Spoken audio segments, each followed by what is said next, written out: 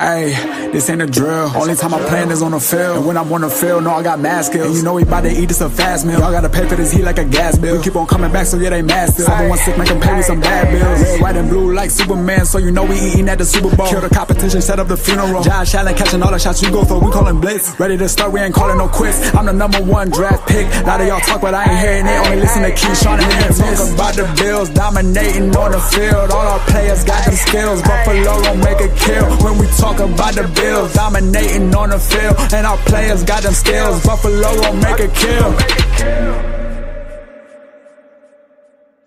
What's going on? Welcome back to another live episode of the Post Podium Podcast Draft Day 2 edition. I am your co-host, Aramis. And it's 40 Keys. What's up? What's up? What down? How was everything yesterday for y'all? Before we go into the show, I want to get to some serious business and then we'll move on. Not very good at this, so I wrote it out. So just stay with me here. Stay with me. Oh, wrong one. I'm fine. I'm sorry. Still catching up. Let's go. All right. So yesterday we learned that we one of our own suffered a loss. Like I said, I'm not good at this. I'm going to read it. I wrote it. My thoughts and prayers are with you and your family. I won't call you out publicly, but those who know, you know. Football can wait. Community matters more, and we are more than just Bills fans. We're people who show up for each other. The Post Podium Podcast family is standing with you today, first and foremost. So, for you, I'll take one of those too. And I'll show you how they're supposed to do it at the Bills.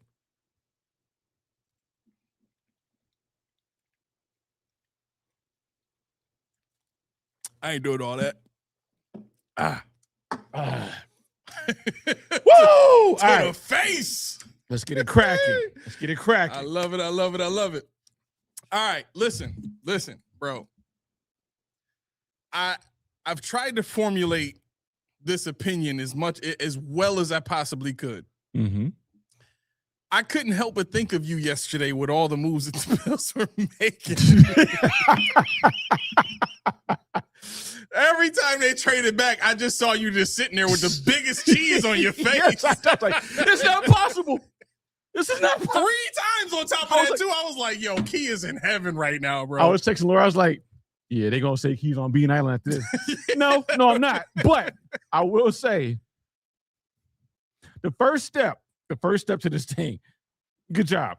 Now, what you do with those picks, that's what we got to figure out during the day and tomorrow. Yeah, that's going to be the challenge. I like the idea of how deep this draft is, bringing a little bit of additional value to these picks. Mm-hmm. However, I guess I still land on my same point of what did this team really need this offseason to get over the hump? And excuse me, beer's making me burp. It's gonna make him burp. It's gonna make me have to go to the bathroom a couple of times, but it's all right. Okay. I'll cover you. Don't worry. I got this. Thank you, sir. I'll figure it out. I'll talk to an empty chair. So I keep landing on we need playmakers, right? And let me ask you this. And chat, you can chime in on this if you want to. I'd like to know your thoughts. Are the Bills in a position where getting another solid, high floor, average ceiling guy can maybe tip the scales and unlock other people? Like, do you think this roster is really just one more good player away? Or from a schematic standpoint and with everything that they're trying to do now, do they actually need a individual specific, style playmaker? Yeah, no, I think I like this question. I knew you were going to ask this, even though we didn't talk. We never do. Nope. And I actually made a whole listing of this thing because this year, the reason why I was looking with them moving back is because you have this person, but then person 2 is now 1B. Normally person 2 is a difference. See, when you ask that question, I asked myself, who did I really want in round 1? You guys know who I like in round 1. You guys, there's no secret the names I threw out there. Yeah. But the thing is, 8 of the 10 of them are still there. So Cassius Howell, elite trait. The fastest get off in the draft is an edge. You got your guy, McDonald. Mhm. But then if McDonald would have went, what's the difference between him and Christian Miller? See, Christian Miller is somebody you can definitely keep on the field for 3 rounds. So you have a one tech who's okay. Mhm. He's decent. He's a good run stuffer, but he can also move out to 3. He can be in a 2A. So he can do anything that Jim Leonhard wants him to do. And he adds that pass rushing dimension. Mhm. So he's also, I think he's the same size, really. He's actually 6'3", 325 or something like that, 320. A lot of these guys are Yeah. just about the And same see, size. that's what I'm saying. A lot of the guys are like, it's a name. Like, I like this name because he came from here, but the person behind him is like right there because they can do something that the guy one can't do, or else vice versa. I can point out elite traits. That's what I talked about last year, elite traits. Mhm. You know, when people talk about what you're missing by drafting at 15 to the end of the round, they're saying, you know, you can't get these guys. But there's plenty of guys with elite traits. See, what you got to do is you got to figure out, do we want a pass rusher? Get the best pass rusher. He might not be good at run stuffing, but that's where Jim Leonhard has to figure out, okay, how do we get him to benefit us while we're still in our set, while we're still in our front, while we're still doing what we want to do in our philosophy. And Cassius Howells and who else is there? Let's see. Cassius Howell. I had a list of them here. Our Mason Thomas. We have a couple guys that, you know, even Jack Galladay. These guys are guys that will do things for you that most players can't do. Galladay's a 6'5" linebacker that can cover the slot like a cornerback. He can play the star. It's a mismatch. You know, he also can blitz. He needs help with the blitzing technique, but he has the athleticism to get there if you show him, you know, what to do with the hands and how to read and how to pace yourself. Mm-hmm. And that's somebody that's still sitting here. You have Cassius Howell, who has 31-inch arms, an inch longer than Ruben Bain, who people say he's going to bust out because his arms are short. But you saw what he did in Miami in the ACC. You see what Cassius Howell did in the SEC. It's on tape. These guys are playing against guys that are dudes and guys that will be dudes going forward. You know, I think when we're looking at the draft in the top 4 or 5, people are like, why the freak did they take Jeremiah Love at 3? Because if you've seen Jeremiah Love play, a running back at 3 is crazy, but he's that guy. Yeah. So that brings me to this thought. Yeah. The Jeremiah Love pick, the Ty Simpson pick. Oh, I was like, huh? Right. But here's where it makes true sense for me, right? When you think about the system and the offensive mind that's going to be governing Ty Simpson, right? I think it's safe to say we can trust McVay with pretty much any quarterback. He took Jared Goff to a Super Bowl. Matt Stafford won one under him. And now Ty Simpson has a chance to go in and just basically study under Stafford for a year and not have to do anything, and then come into year 2 fully prepared, right? From that perspective, and even with the Jeremiah Love move from the Cardinals, he steps in right away. You can give him the ball a million times. He absolutely helps that offense stay steady. They have a major a major receiving weapon in Trey McBride. They've invested what they've invested in Marvin Harrison Jr. and their number 2 Michael Wilson is not half bad, right? So they're not in dire need of wide receiver. Are they going to add some? Probably, for depth, because they don't have a ton of depth there. But I'm saying all this to say the Jeremiah Love move, the Ty Simpson move. There was one more move in the draft that I thought kind of surprised people. Even the Chiefs moving up and getting their guy at corner, right? People look at that as like a move of desperation. I look at it from this perspective. I think if you're a team that has identified a player that you have a plan for, that you have a strategy for, that when he comes in the building, we absolutely have it locked in how this guy is going to contribute and help us, and we know it's going to be possible, and we know it's going to happen. If you have that much confidence in the player, then it shouldn't really matter where you take them. And looking at it from that perspective, I think that kind of blows the idea of draft value out of the water, because for a team like the Rams, Ty Simpson is going to be ready next year, right? And if something happens to Stafford, you best believe he'll be able to do something this year. in a major way from the quarterback position. So I'm saying all that to say, what these moves back tell me is the Bills have not identified a guy that they have a specific plan for, that they've identified that they plan on bringing in that's going to contribute right away, that's going to be a guy that they rely upon for this season. Mm-hmm. When you move back like that and you rely on players that, let's face it, rounds 4 through 7 and even sometimes 3 are more developmental guys. Mm-hmm. That first and second round pick are your guys that are have a higher probability of coming in and being immediate contributors, right?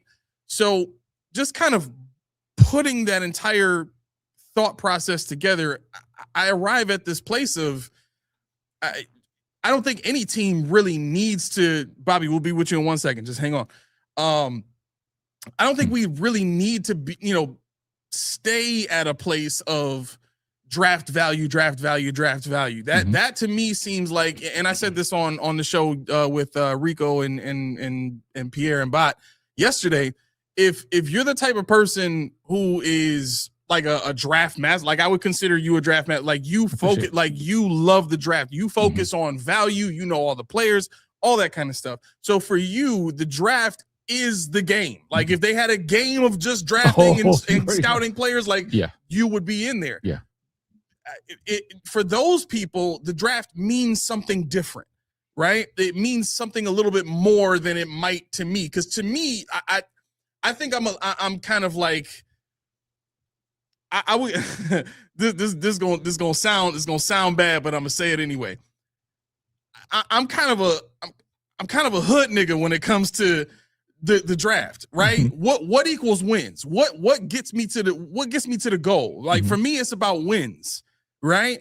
And I think from that perspective, if I'm just focused on the goal alone, well, who are these players is going to help me achieve that goal right now? You know what I'm saying? I think that's where the blurred line comes in. Let's do the super chat real quick. And I'll get back to your point. All right. Super chat is from Y-Town's King. Ain't Where heard from you in a while, bro. Where you been? Where you been at? Appreciate that. Says, what do y'all think about Kilgore, the free safety, strong safety from SC? When I heard Kilgore was moving to safety or possible safety, I was excited because I watched his college tape and and this is watching games upon games of him playing, not highlights. And I'm like, this guy's got a nasty streak. This guy likes contact. He's physical. This guy he plays with a certain moxie to him that we haven't seen in Buffalo. Like we're talking about CJ GJ, and I'm like, okay. Even if he get beat, he jawing or he's in his grill. He lets him know I'm here. Yeah. So when you're talking about a guy like this coming to Buffalo to learn how to play safety in Buffalo and possibly playing behind CJ GJ, oh, sign me up. I mean, it'd be a tough sell at 35, but I definitely if he think was, he would be there in the third. I don't know. I don't have a good read on him as a cornerback. Yeah. I don't know if people see a high value with him in safety, but yeah, he's somebody I would bring in a heartbeat and be like, go cover somebody. Because he could even move into the star role if he really wanted to. That's how good he is to be. Okay. All right, let's get to Bobby. Bobby, what's going on? What's on your mind? Bobby. Hey, guys. How you doing? What's Good, going man. on? How you? Not too bad. I think these guys are going to pick, or you mind if I put a prediction in there? All right, yeah, come on. I think our boy Caden McDonald. I see it going. And, I think fans, we're going to take it one of two ways. Like my mom always said, you put a finger in your butt, you're either going to love it or hate it, That's true. That's very true. That's all the way right, man. Thank you. Thank you. Caden McDonald is my guy. Look, I might even be tempted to go with Lee Hunter if you wanted to have the conversation about versatility. And I think the reason I'm more focused on those two guys is they're better than. Oh, this is from yesterday. Yes, okay. I'm like, wait a second, we already got started. No. From a skill set standpoint, they might be a little more polished as run stuffers, and maybe even a little bit better as run stuffers than the rest of the crew in the draft, right? And if you had to add versatility in there with that, then I think I would probably lean more Lee Hunter, but I'll put it like this. And again, I those of you who saw me on Buffalo Fanatics yesterday, you've heard this already. What the Bills need right now is not versatility from a defensive tackle. It's just not, right? I think the Bills have enough weapons at the middle linebacker spot, the edge rusher spot, and what would be the end spot, or that for both really the end spot and the 4-eye on that, surrounding that line of scrimmage, to be able to attack from many different areas where you wouldn't need your nose guard to create pressure in a sense. You know what I'm saying? Just have enough power, have enough strength to, bull rush or move past one guy, put yourself in a position as a nose tackle to always need two guys to block you. I think if you can get to that point, Deion Walker's going to take up two blockers. He's going to be extremely dominant at that defensive end position. Yeah, right? Don't know where he is. Right. Yes. So bad. that frees up three guys now. If Deion Walker can do his job and take up two blockers because he's jumping around guys too quick, too strong, too big, and then you got your nose tackle taking up two guys. Now you got three guys with two blockers.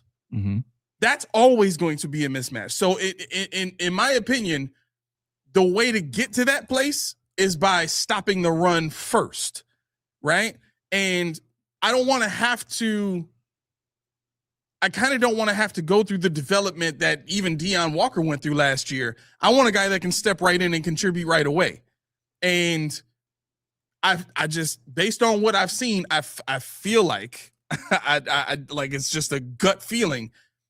I think your boy McDonald and Lee Hunter are just the best options for that right now. I'll say this: if the goal, because we don't know this, if the goal is to try and mimic what they're doing in Denver and have the lighter defensive linemen, the more agile guys, the guys that are more, pass rush than run stuff, and you want to focus on gap control, which is a lot more of what they did there in that system in run defense anyway. I could see going with some of these other guys that have, some more athleticism, maybe some more pass rush moves, and may not be as stalwart as a Lee Hunter or a Caden McDonald. I could see that, but we have to see what they want. We'd have to know what they want in order to definitively say. Yes, that's why I put in Christian Miller there. Okay. But I really didn't appreciate what he did, so I really looked into what he did. And I didn't realize he was as big as he is. You really watch what he does. He mimics Lee Hunter a lot. Or not Lee Hunter, McDonald a lot in terms of how he stacks against the run. He lines up in the one a lot. That's really what he is. He's not a zero, but he's a one. Yeah. But his athleticism profile and his moves will move him out if you need him to. You could, if we'll say Deion Walker goes down or something like that, he could replace him very easily. But I think at the one, with the way he plays, his pad level is excellent. I think he really grew on me.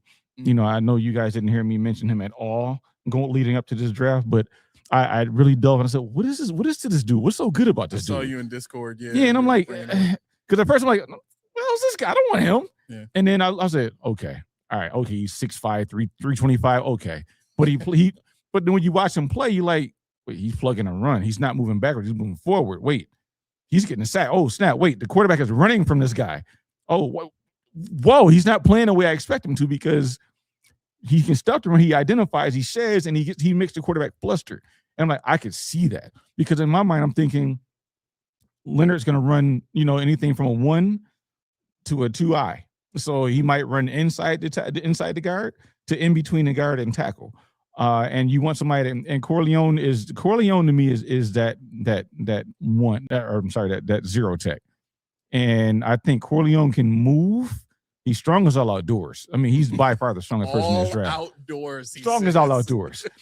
By far. But I think for me, now that I'm looking at what we really have, Christian Miller will be the one that will offer the most. As long as it's not Peter Woods, I'm good. Because I don't want any part of Peter Wood. Mm. You know, he's a 3-tech. I don't want any part of him. Well, he you talking about the guy the Chiefs drafted from Clemson? Yeah. I didn't want any part of that. So I remember you saying that early on too, when you were scouting. I hate because they're like, oh, I'm like, nah.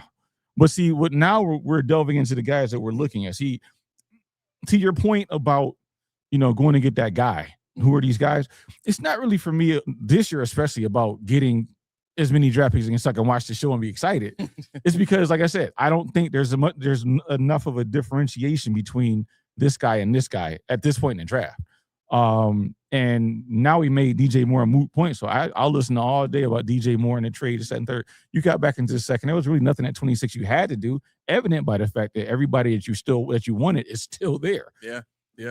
Real quick comment from Dank says the linebackers we got is not that good at stopping the run.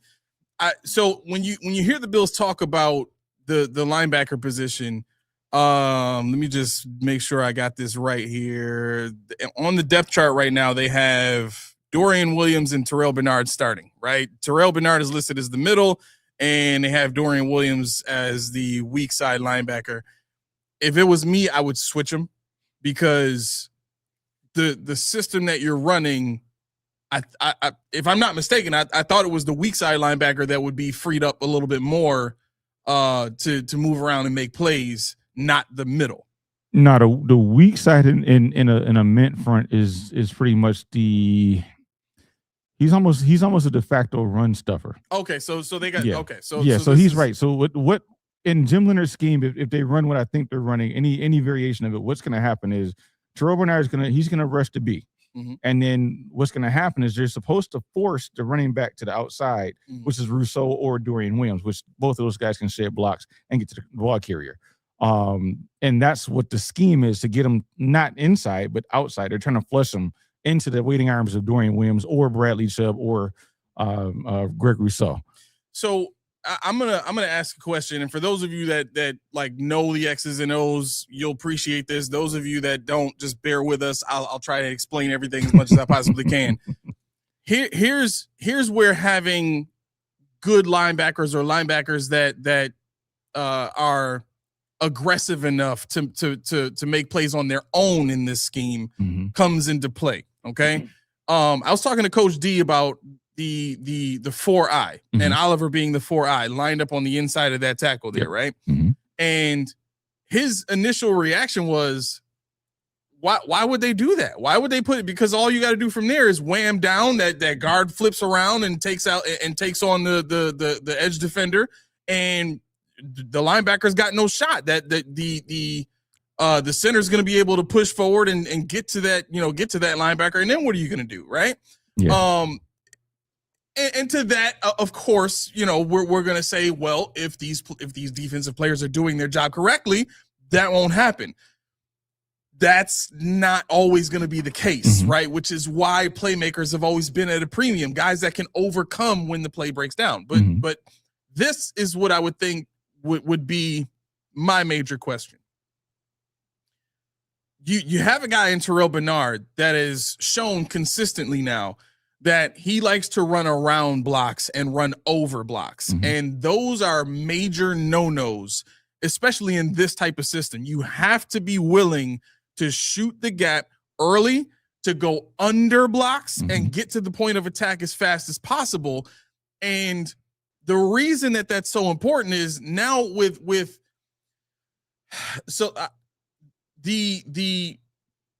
in a 4-3, you have more linebackers behind the line of scrimmage, right? And the responsibility of the defensive line is to stop the offensive linemen from getting to that second level and getting to the linebackers, right? So you've got 4 defensive linemen to stop that from happening. In this formation, one of these guys, one of these linebackers is going to be out of position at all points in time. Whoever's on that backside of the run is going to just flat out be out of the play. Period. I don't see, like, the okay, let's say a team is running a stretch to the left. Mhm. Like, so that would be around their left tackle to the C gap, Mhm. right? And they're running that pin and pull. So they pin with that tackle, the guard flips around, the center crashes down, to that second level, right? In that formation, Rousseau doesn't have the kind of speed that's going to allow him to just crash down and catch that running back in the backfield. Where's he on the right side? Yeah. Okay. Well, he's on the left side. He's left, on. Okay. right. So if So he's on the he's away from the play. exactly. Okay. That so and really neither outside backer has that kind of speed to crash down on the run from the backside, Mhm. right? So what's that going to do to both of the middle guys? Right? That's the thing about the defense. See, we don't run. You're not, in theory, you're not running a 4-eye 0-4-eye. You're running a 2-eye 1 and then a 4-eye. So you have somebody in between the guard, you have somebody in between the guard and tackle, and you have somebody outside of the tackle. The point of this deal is for Rousseau to clean up the backside. So the running back tries to come back, Rousseau is standing there. But what you want to do is your defensive three are supposed to take up they're supposed to cause calamity, we'll say. Mhm. And so if you have that twist, that stunt, yep, you're making that guard think for a half a second, because what happens is by design, you're not running head up. Ed Oliver and Deion Walker are supposed to be crashing the B gap. They're not ever going to be running the C gap. That's not their responsibility. Their responsibility is to flush. So if they get to the outside, that's where you want them to be.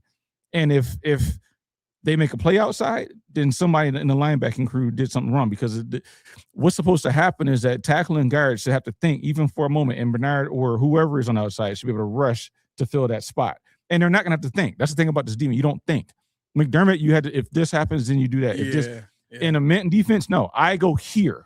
The only thing you're thinking about is if it's the green dog, which the green dog blitz is if I'm guarding, if you're a tight end and I'm on you, if you go out in a pass formation, I cover you. If you stay home and block, I'm blitzing. Right. Or a creeper. A creeper is I'm going to come up on the line, and either I'm going to drop back or I'm going to come to you. But they're telling me what I'm doing.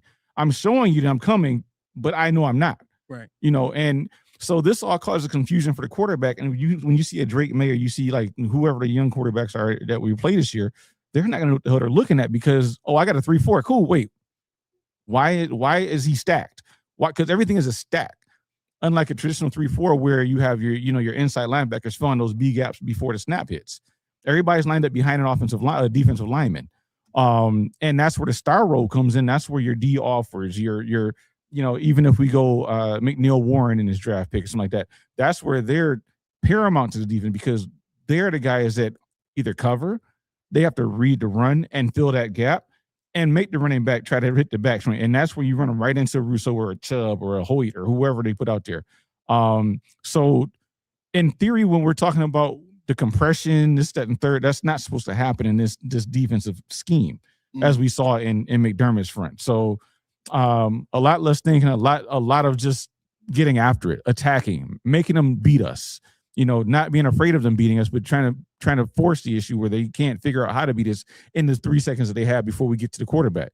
Now that's where Cassius Howell, to me, a TJ Parker, somebody like that can get to the quarterback, comes into play. Okay. Wait, before you get to that. Yeah, so for those of you that kind of just like fell asleep during the whole X's I and am O's talk. boring. No, No. I'm really just talking about like us explaining how every position moves in a specific every time way. I talk, I think about my mom. She's like, right. So basically what we were trying to point out is the vulnerabilities if something defensively breaks down and an offensive lineman is able to get to the second level or get to a position that would cause Terrell Bernard to have to run over the play, right? Because according to the block, according to the block and the scheme of the offensive play, he just wouldn't be able to make it to the point of attack fast enough. Now, as you pointed out, this is a see and go defense. This is I know where I'm supposed to be. So as soon as the ball is snapped, see, read, and react, right? Yeah. And I have a strong appreciation for that. Yeah. What I think helps that is the thought that came to my mind when you said that was, okay, disguise. Love it. Right? We've kind of cried for that for many years in some of the defenses that we saw during the latter years of the drought. Like right before Sean McDermott came on. Even in some of Rex Ryan's defenses, you know, he would just kind of be a little bit more arrogant with his, you know, with his looks on defense, and it didn't really hide as much here as he had in other places. But the other part that you need as a defense in order to make that work is you need to not be playing the best quarterbacks in the NFL that would be able to watch enough tape and see what you've done and be able to see through the disguise, right? Yeah. So to that, I'm going to put this stat out, which I think works really well in the Bills' favor. We only play 6 quarterbacks this season that would pose that kind of threat. It's a 17-game season. All right. So that means we've got 11 games where just based off of who we're playing against, the quarterback, I mean, we should have a heavy advantage, not just with disguise, but with the play calls, with the caliber of players. This defense should, for all intents and purposes, still be top half of the league. Yeah. Oh yeah, if they're not top half, then something's wrong. We need to really reinvent the wheel here. I'm thinking about people like Dorothy's favorite, Lamar Jackson. This defense against Lamar Jackson, if it works, because what's supposed to happen is Ed Oliver. If you look at how teams that run, especially zone rushes, what do? They always pass you off. But in the time that I'm passing Ed Oliver off to you, Terrell Bernard is hitting the vacated gap, and that's what's supposed to happen. And even if Terrell Bernard doesn't get home, especially on a run, he's supposed to force the play into the waiting arms of his comrade over here on the side. And that's, I think, for me, that is the most intriguing thing with this defense, because it's not just, you know, head up, I'll rush this gap and you cover this guy and you drop into this soft zone. No, this is, I'm lined up. It's almost like Dayball's Earnhardt Perkins, if you will. Yeah. You know what that is for you guys who don't know Earnhardt. If I line up, here we go, the same way, right? Mom was like, just talk about my grandson. If I line up the same formation every play of the drive, I can run a million different variants of this same formation, and you'll never know what I'm doing. And that's what Jim Leonard's defense is. You know, when you go out there and you see, well, why the hell do we have 2 defensive linemen in the 3-point stands? This is bad. No, because guess what? That's why they have Bradley Chubb and Rousseau, because they're not really the guys that are tasked with getting to the quarterback. See, that's the thing. They're not tasked with that. See, what people don't understand is in 3-4, you're like, oh, your outside linebacker is supposed to go right to the quarterback. No, in this defense, they're kind of just like stand-up defensive ends in the McDermott defense. And what the difference between McDermott's defense and Leonard's defense is, McDermott's defense said linebackers drop back. And Leonard's defense is, one of you linebackers drop back. I'm going to bring the star, which was Taron Johnson last year. I'm going to bring Terrell Bernard, which is, you know, Terrell Bernard last year was dropping back with a bum ankle. But the pushback I have for people that say Terrell Bernard is going to be horrible is like, no, because he shouldn't be having to fight as many blocks as he did last year. Right. That's the beautiful thing about it. Go watch this Baylor tape. Go watch this Baylor highlights. And this is I got to tell you guys right now, the beard did nothing. The TV's right there. So every time I turn on, I'm looking at the TV. Oh, the camera's right there, because I keep looking up at it. But anyway, you know, when you look at Dorian Williams, he can't drop in coverage. Don't need to, right? Because now what you saw at Tulane is what you're going to see in Buffalo, a Scud missile. I mean, it's perfectly fitting. And this is what I said when we were talking about McDermott and having to go to second, third. If McDermott was the kind of guy to say, you know what, I can't do it. Leonard, fine. McDermott's players are fitting Leonard's defense. That's the thing about it. His players, minus CJ, which he would never have done, will fit this defense perfectly. Which is something that we kind of, you know, stomped our feet on, crying for Sean to use these players in the way that they should be used, so that they can perform better, right? We got Bodega Cat on the line. What's going on, man? Oh yeah. Hey man, what's going on, fellas? How you feeling? Man, I don't know. I'm kind of 50-50 in the middle of stressed out and I'm relieved. I Basically we seen in real time that Brandon Beane is nothing close to Howie Roseman. Howie Roseman already put his bid in for Executive of the Year. No matter what they got going on, he still got a top 20 pick. He still put everything. He didn't put all his eggs in the basket. No matter what's going to go on with Philadelphia, with the A.J. Brown situation, he has insurance. This is something that Brandon Beane just seems to not be able to get. I hear people saying, "Oh, it's a lot of pundits saying, Buffalo had the best draft just because Brandon Beane was able to, accumulate a whole bunch of more picks." But 3 picks in the 4th round, that doesn't impress me like that. That's not impressive to me. Yep. The pick going up, getting the 2nd round pick back from the DJ Moore trade, okay, cool. Keeping the 3rd round pick, okay, cool. Moving up in the 3rd round, cool. But that's not what we need. I'm just being honest. That's really not what we need. We actually need blue chip players. Yeah. And I just don't know if we ever going to get that in the Brandon Beane regime. We're not going to get blue chip players. We're going to continue to accumulate depth players. And then we're going to put it all on the coaches to develop these players into, can't even say superstars, just borderline Pro Bowl players. Yeah. That's what we're counting on. So I'm glad that we actually didn't get a pick so the fans could actually see the difference between our GM and other GMs out there and other teams out there who are just more aggressive, who have had more success than us. And you don't hear their fans talking about the salary cap. What is the Eagles? They have been in the same position as us, either going farther. You don't think their salary cap is in shambles, just like ours? But Howie Roseman doesn't care.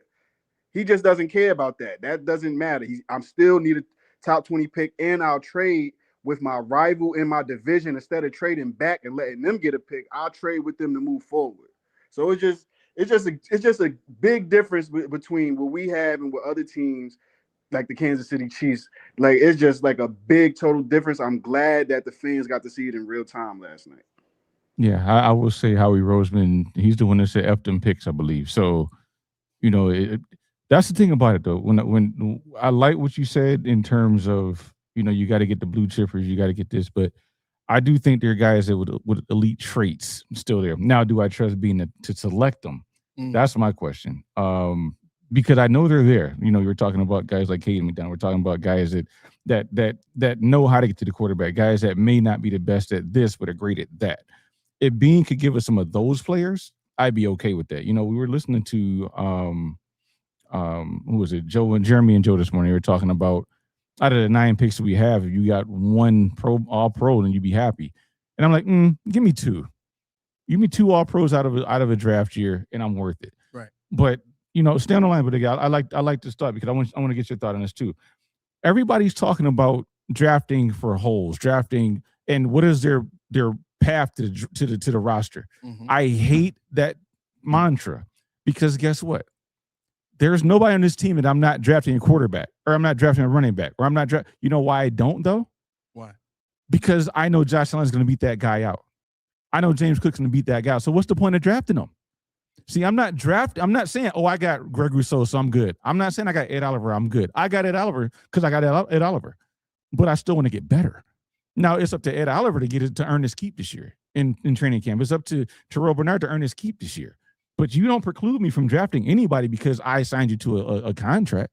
Because what happens if you cut Maxwell Harrison in his 3rd year? After this year, it just doesn't work out. Breen won't do it, but guess what? You have to pay $4 million in dead cap. What are we paying to Joey Bosa? What are we paying to all these other guys that we cut? What are we paying for Curtis Samuel that did nothing in 3 years before we cut him and he's still under the contract? The point is, bring him in, swing for the fences. Yep. Elite traits. If it fits, you got a player. If it doesn't, rinse and repeat. But see, they keep Kyer Elaming us. Just let him run it out. Man, a whole term. Yeah, I know. But he's a special teamer. He's this. I don't need that. Yeah. Because we have Tyler Bass, we have Wisniewski, we have whoever who kicks the ball through the end zone because would you rather have a dynamic offense and defense or a dynamic special teams unit? I don't give a damn who's on special teams because the people that couldn't make the 20, 22 on on the offense and defense, now they're the ones that have to fly out for the special team, or you don't get a jersey. Yeah. Keon Coleman, people like that. Mikael Hardman. It's a mind state to this thing. How they draft, how they do free agency. Like Bodega said, you won't get the elite blue chip player, but you'll get that trait if you really want it, if you know how to identify it, and you can use it if you have a mind. What do you think about the Bodega? I think that's been the philosophy for the past 6 years with the front office, and it just hasn't worked though. So it's like we're practicing insanity, because we've been doing that since the beginning of Sean McDermott's head coaching opportunity, but we have never hit on anybody that you could say besides Josh Allen that is someone that we could hold our hat on, someone we could put it on a trade block and get a first round pick, maybe two first round picks for. We have drafted nobody like that. So it's just like, what are we doing? If we're going to keep practicing the same thing, Brandon Beane needs to go. We need to try something else, because the Jets are coming. Like whether we believe it or not, they're coming. They had a good draft. If they have another one like that next year and they draft a quarterback, who's to say that they won't leap over us? Who's to say Miami won't get better? It's just like we're just doing the same thing over. See, that's the only thing I push back on with regards to what you said. I don't think they drafted anybody with an elite trait. I don't think in the first round they were taking. I mean, Kyrie Elam did not have an elite trait. Keon Coleman did not have an elite trait. Right. Dalton Kincaid did not have an elite trait. Greg Rousseau did not have an elite trait. So it's like you're spending this premium capital on guys that are just guys. They were just guys in college. They were good, but they weren't elite trait guys. Like I'm not looking for the whole spectrum, but what is the one thing that they did better than anybody else you've seen that we've had? And I mean, Greg Rousseau, you're an elite run defender. Cool. We could have got that later. Dalton Kincaid, you're a pass catcher. Cool. But you're not Travis Kelce. You never were. Right. But see, Buffalo wants to make you that guy because we have to justify why we took you. So when Bodega says that's what we've done before, like if that's what they thought they were doing, they did it wrong. And this year I think is a year where you won't get that well-rounded, all-around player that we're looking for, because of it's just not there. But at the same time, I think there's guys that can benefit more than most people we've had this year, or most people we've had in the last whatever, because we're resting on our laurels with Josh Allen. We did Josh Allen. We did Tremaine. We did James Cook. Are you crazy? More. Yeah. More. And that's all I'm asking for. Just give me some more. And that's what I'm interested in. And I'm hoping that this draft will be the one, because we see now McDermott was the one that was holding Beane back from willing and dealing. We never made three trades in the first round before. I mean, maybe it depends. Again, no, it was a joke. It was just a joke. No, I know. It really depends on who he gets. We got a bunch of super chats we got to get to real quick. I got super chats. I got comments I want to get to. My guy Rich, coolest cat in the frizz, post podium after dark. Pretty much, we gonna be here all night. Yep. We got another one from Trigg, says Howell has that speed to play that Rousseau role. Listen, let's hope that the Bills want to start bringing in guys like Javon Solomon, like Howell, who have that, that bend, that speed, that can run a play down from the backside. That would be nice. Mm-hmm. That would be very nice. And look, even if they don't hold up as well as Rousseau would in the run game, I honestly don't care. No. I value so much the speed that it takes, the bend that it takes to get around that edge and get to the quarterback. We just have it, like, based on what you're saying, bro, we are yet again entering into another, style of defense where we're not going to see bendy, fast edge rushers.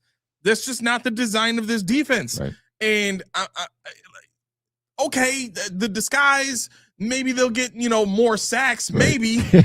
you know what I mean? Right. Maybe, yep. But I want to see players on the field that when I see those numbers and I see those names, I'm like, that's him. Oh, we getting this quarterback down. That's him. Like that's what I want. I think Javon Solomon, believe it or not, in this defense actually might be able to do that. Let's man. You're right. Billy D, go away. Stonehouse at 35. Book it. 30 35th pick, the punter from Syracuse. Stonehouse. Book it. Why not? Listen, if he's the next punt god, why not? At this point, I don't care. Just get somebody else besides Josh Allen that's elite on this team so that I can cheer for them and wear their jersey. All right. So here was the next thought that I had from there. The defense is what it is right now. Mm-hmm. And we know that defensive tackle is going to be the thing that kind of, and nose tackle namely, is going to be the thing that kind of unlocks this defense and allows everybody to kind of play their role the way that they need to, right? Offensively, though, I made this point yesterday, and I wanted your thought on this because I don't know how much of I didn't get much at all. Honestly. Okay, yeah. all right. So I said on the show with Rico and the fellas yesterday. It's a very interesting conversation about wide receiver in this draft because I was listening to, I think it was Joe Biscaglia on YouTube. There was a clip that I came across where he mentioned how Brandon Beane talked about the Stephon Diggs trade as them addressing wide receiver in the draft, essentially, because they used the first round pick to get him. Mm-hmm. And he kind of talked about how he could see the same thing happening this season with giving up the second round pick for DJ Moore. And of course, that premise is surrounded around if we don't get a receiver in general, right? What I found interesting in my thought from yesterday was I don't even think that has to be the justification for why they don't take wide receiver. I think if you look at where the Bills are right now and their wide receiver room, if they are truly being honest about their desire to develop Keon Coleman and give him an opportunity to really develop and grow, I think what helps that is a change in scheme, because we really don't know all of the different things that Brady is going to do with this offense.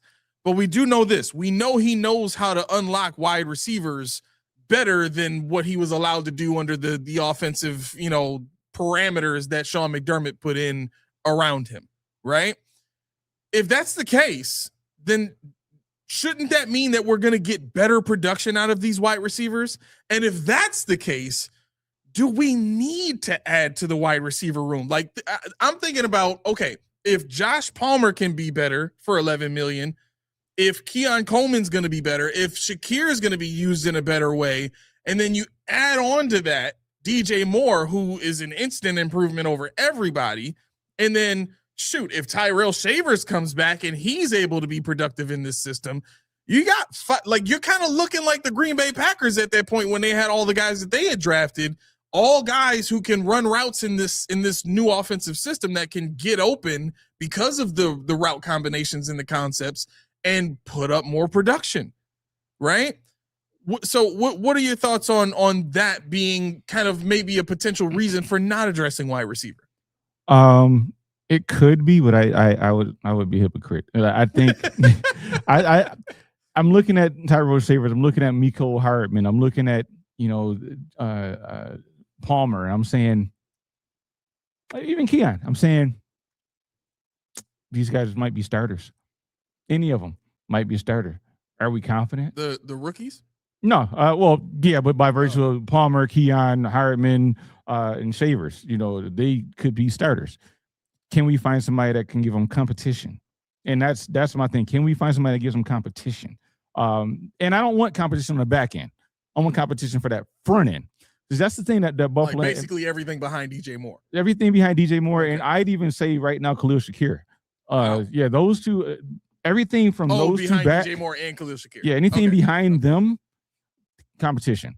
Because Shakir, I mean, me and Sankey went back and forth about Khalil Shakir a while ago, but no, I mean, I get the point about the limitations of size or whatever, but he's proven with Josh Allen, he could easily give you.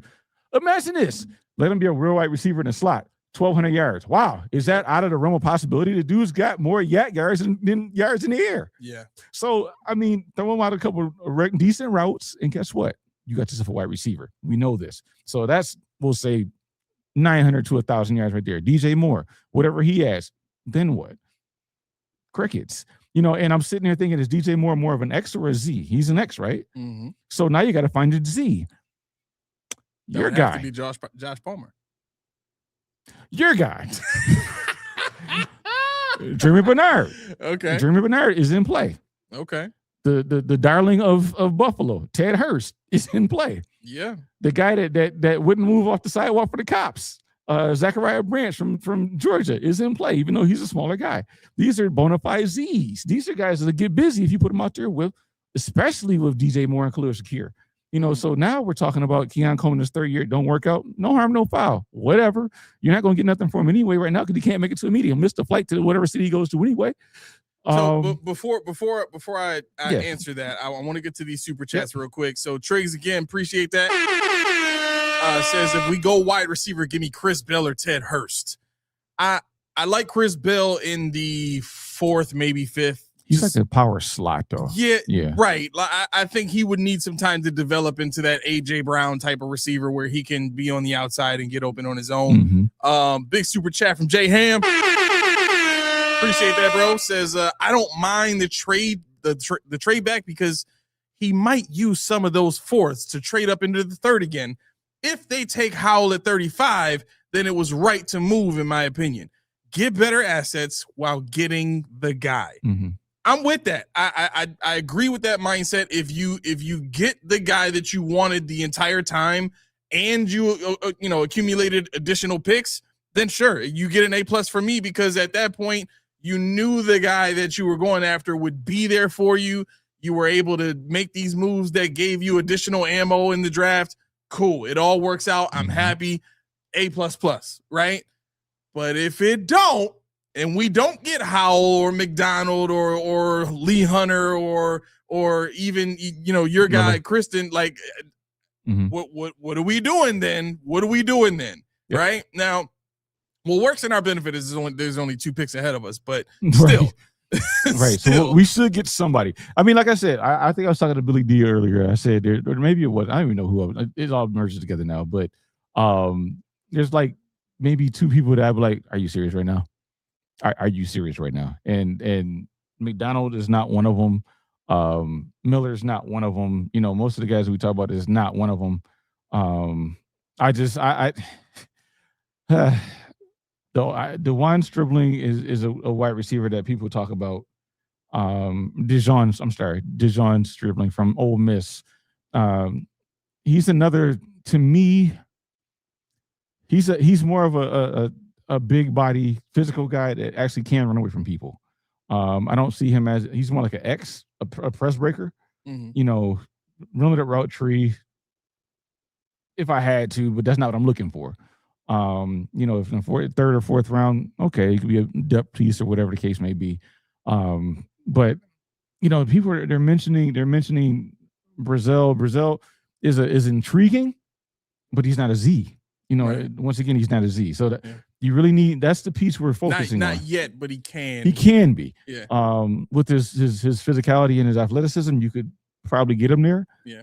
But then you have guys like I said, Jeremy Bernard, Ted Hurst. Those are guys that right now are 6'4" or 6'2", what the case may be, and they play that role at a high level.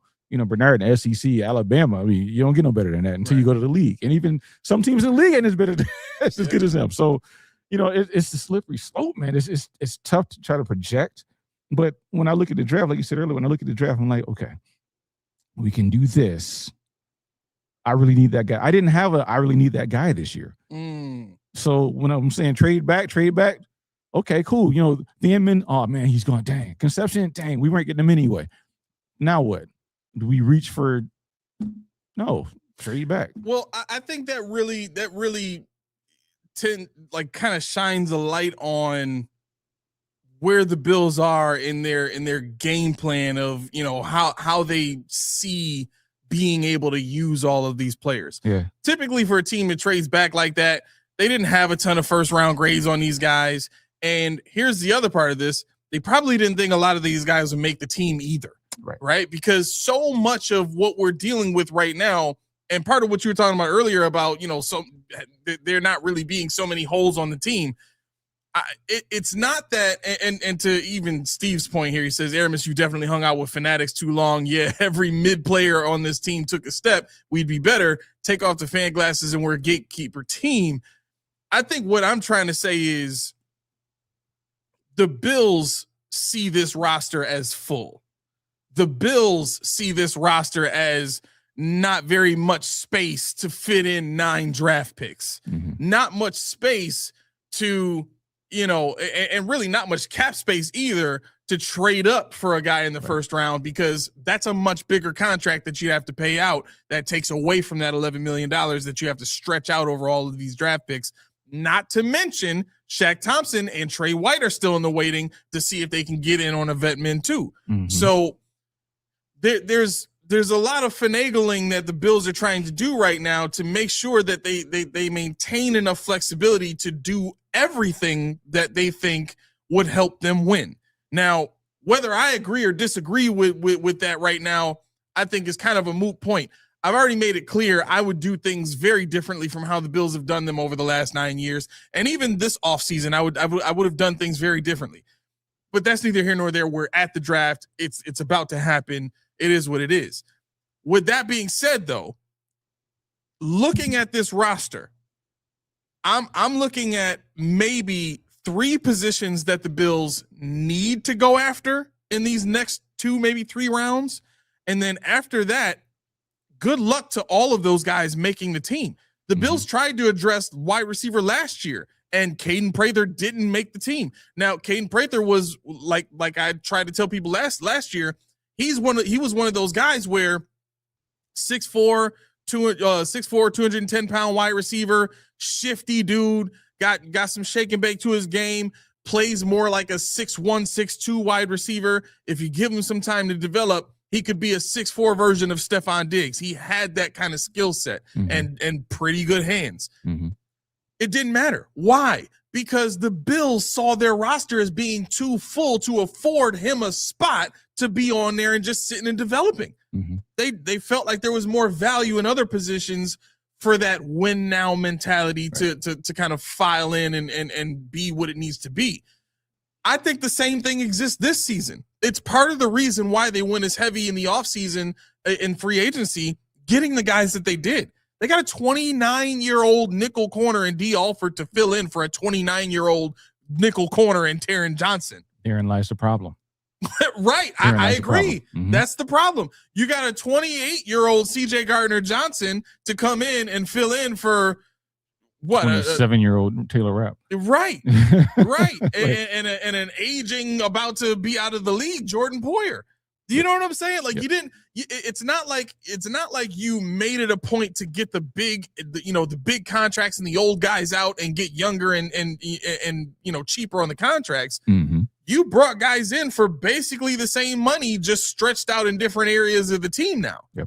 You know what I'm saying? So from that perspective, it's like, okay, I appreciate the trade backs, but 9 picks are not going to make the team. No, the way I look at it is we have 2 picks today as we stand right now. I'm thinking we're going to get 3 today. And I'm thinking, tomorrow we have the first pick of the draft tomorrow. And I'm thinking maybe another 2 more picks after that. And that should be about it. Somebody here said we're talking about Terrell Bernard like he's a top 10. I never said anywhere near top 10. No, I just said in his defense. The idea should be if he is what he's supposed to be in this defense, he could be. Could be. But even if he's not, he'd be better. I mean, is he the most pressing need right now to replace? To me, the answer is no. The answer is in this defense. Oh, No Bones said we got to set up the draft and start. We know No Bones. I'm looking at it right here. I'll turn the volume up here just a little bit. Nah, but yeah, no, and that's the thing. We have to mitigate what do we really need to replace versus what do we have that's out of place. And when I'm thinking about Zim Leonard and his defense of what he does, it would be really telling if he comes in and if we don't take a lot of defensive players. It'd be really telling if we took an offensive lineman, we took a tight end or a wide receiver, something like that, and maybe 2 or 3 defensive players. Because that means Jim Leonard's like, we got talent here, but they just ain't playing the right way. And that's what I want to see.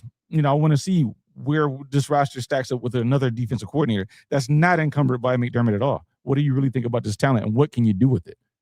Yeah. Man, Steve is going ham today. Right. I think I've reached the place where I don't need to be fighting with people. Mm-mm. You know what I mean? Like and Laura knows. I talked to her about this, and I talked to you about this a lot too. I was at a place last year where, and really, the last year and a half, where I was like really stressed out over what the Bills were doing, and really stressed out at how much people were like really loving this stuff and eating it up, because in my mind, it's like, how can you not see what's really happening? How can you not, but at the end of the day, people are going to fan how they want to fan, and I got to respect that. Yeah, it's not all bad. I mean, we started the show and we talked about you're breaking out the big boys. Yeah, boy, the game started now. So that means I'll be departing every once in a while. But no, just like I'm at home. But yeah, no, when you look at the defense and you look at the team in general, we point out, like you said, if this team sucks, see, that's an indictment on us. If the team suck, we'd be nicer to them. But they don't suck. They're like 2 or 3 pieces away. And whatever 2 pieces, I'll leave that up to you. But the thing is, this team doesn't need a complete rebuild. This could be McDermott, this could be Bean, it could be anything with Josh Allen, James Cook, Khalil Shakir. It could be anything you want to pick. Right. Ed Oliver, fan that way. Because that's how I want to break this thing down and rebuild it. I don't mean I need to cut everybody, but I mean, agree. Does that mean Terrell Bernard is not an outside linebacker? Does that mean that Greg Rousseau is not a 5 tech? Does that mean he has to play in a 2-point stand? I want to know. And that's what this is. That's why I'm excited about this. That's why I tinker with this thing. It's not to say these guys don't belong in the NFL. I never would say that, unless you're somebody. I don't know. But the point is, when we're negative about this team, it's coming from a place of, we know they can ball. We know if you put me against them or you against them, chances are they're going to win. We know that. You'll never hear me say, I could do that. No. But the point is, when I'm looking at, even not even top tier guys, it's like, why don't we have that? You have Nick Herbig or somebody like that, Leo Chenal. Like, why don't we have that? We couldn't find that. What is our, and I used to always say, you guys have been around, what I used to say, what is our philosophy? What is our identity? Yeah. And I couldn't figure it out. I never could. Like, when I scouted for offense, I'm like, what is our identity? Because Joe Brady's been here, but he said he's not doing that, but he's still doing that. Right. How much did McDermott really influence it? And that's what we know. We don't know. It may not be 12 tunnel screens, just maybe 6. Maybe 6. And even then, you're like, does he like 12? Does he like the 11? Does he like Earnhardt Perkins? Does he want Eric Corio? What does he want to do? And we don't know until we see it, because he's been here. So you think you know what he wants to run, but you really don't. You might be what you saw last year, and then people will be pissed because of, oh man, I got to go back on what I said about McDermott. It wasn't him. It was Joe Brady. This is what he wanted. Yeah. But the defense is fun to me because, one, that's the side I'm most familiar with, and that's the side that we're getting the biggest change in. So I can really tell you, this person shouldn't be there. They should be there. Or we might not need this. We might need that. And I told people, and I don't know if you guys have seen this. You probably heard it here first. We were one of the first shows that I know of that said it's an odd front. It's not a 3-4. Mm-hmm. Been saying it till my eyes turned red, popped out my head, all this stuff. Now, what are you saying now? Well, it's an odd front. It's not a 3-4 because we're running 4-eye. We said that already. And I've been building this thing in my mind that way. So we're already ahead of the curve, in my opinion, because we did the research and said, okay, Jim Leonhard does not run a 3-4, even though he doesn't run 4 downs. He runs a nose tackle sometimes. He runs a base 3-4 32% of the snaps. I don't need to invest that much into a 3-4 base defense when he ain't running it. Give me the speed guys. Give me, the pesos. Give me the stars. Give me these guys that people like, why do you need a nickel? Because that's the 4th linebacker in this defense. Yeah. That's his 3-4, that linebacker. That could be a justification for putting Deion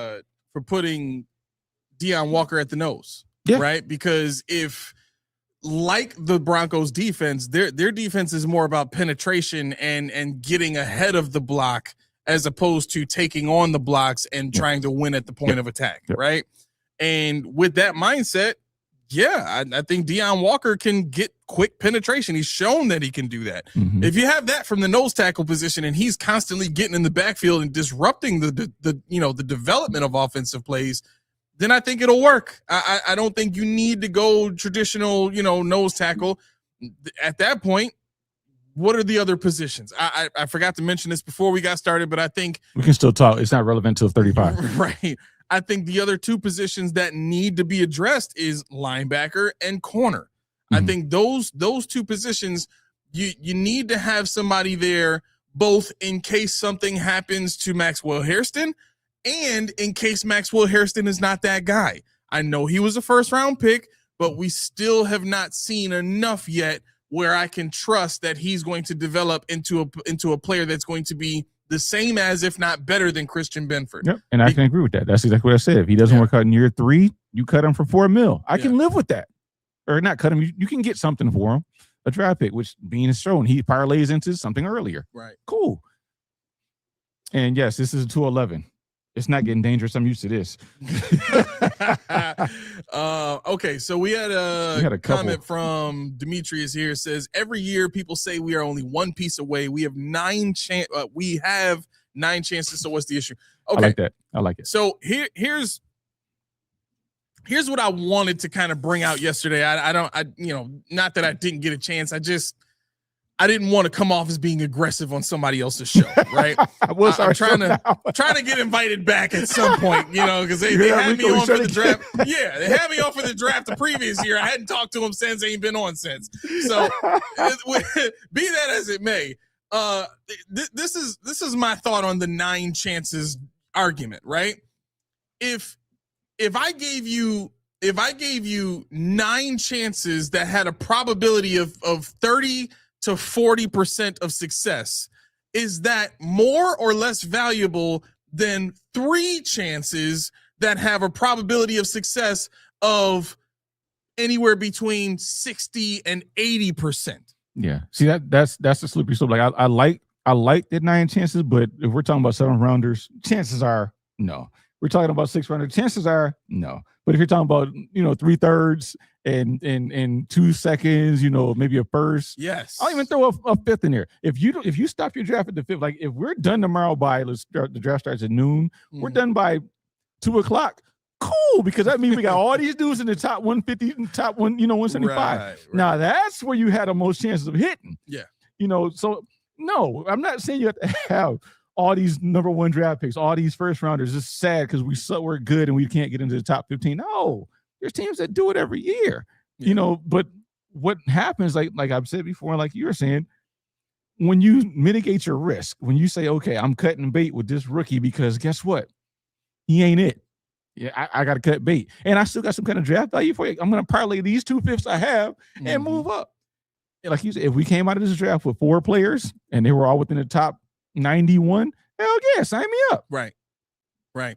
Yeah, I mean, again, the name of the game for the draft is not to win the draft. It's to add talent to your team that can make an impact and help you win. At the end of the day, all of this comes down to winning. And I think that's why I kind of take the approach and the mindset that I take, because whatever the team does, whether it's draft picks, free agency, undrafted free agents, whatever they do schematically, whether, it's running 12 or 11 and you're running odd front, even front, whatever you're doing on defense, all of that comes down to how does it equal winning championships? You know what's funny about that? While you were talking, I was thinking about Dorothy.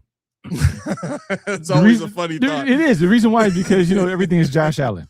Now, this is where she's going to put in the Discord later. So if you guys want to see it, $2, you'll see her slam me later. Yeah. She gets it. She's heavy-handed. Heavy-handed with the smackdown. Now, wouldn't it be great? Now, hear me out. Think about it. Wouldn't it be great if Josh Allen had to do some outlandish stuff to win MVP ever again? Now, think about this. Why do I ask that? Why did he win it last time? What did they say? Who did he do it with? Right? Why did McDermott never win Coach of the Year? And this is not me saying McDermott should be back, but why not? Because he had Josh Allen. Then he had James Cook. Then he had Steph Diggs. It was autopilot. Imagine having an offense where Josh Allen's on autopilot. Where he has the luxury of doing it. All right, selection is in. Who's this jobber? No. They got Andy Lee reading off the pick. Andy Lee was a Is good he punter. 6'6" or something like that? Yeah, I think he was kind of tall. Yeah. He might have been 6'4". I don't Okay, think he was 6'6". He's a shorty then. Let me see. If he was 6'5", he'd be He's straight. a But shorty 6'4", then, yeah. he says. 6'4", yeah. 6'5", all right, cool. Andy Lee. No, he's 6'2". No, I don't think that's the right guy. Let me see. Hold on. DeJon Stribling. He fits. He fits. A wide receiver. Yeah, he fits. I could see him there. 6'2", 207. Okay. Now, what did you see from him that you think fits with the 49ers like? They seem to like that short game. He's got a yak ability. You know, he's a guy that can catch it short and go long. He breaks tackles. He doesn't run a full route tree, but he has a pull away speed that you won't see on film. But it actually, if you're playing against him, as you can see, everything he does here is catch short, go long, and beat his man. Strong hands, big body.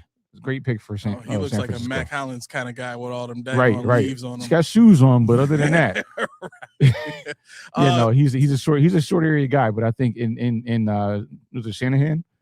Yeah. In his scheme, yeah, I think he'll thrive. Him and Ricky Pearsall will be a nice little combination. Yeah.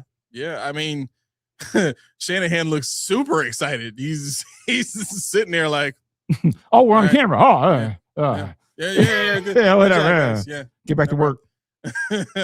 Oh man, 40. Okay, so 49ers, Mike Evans and Stribling is being penciled in as the number 2 receiver in that system. Yep, I can see that. Okay. Yeah.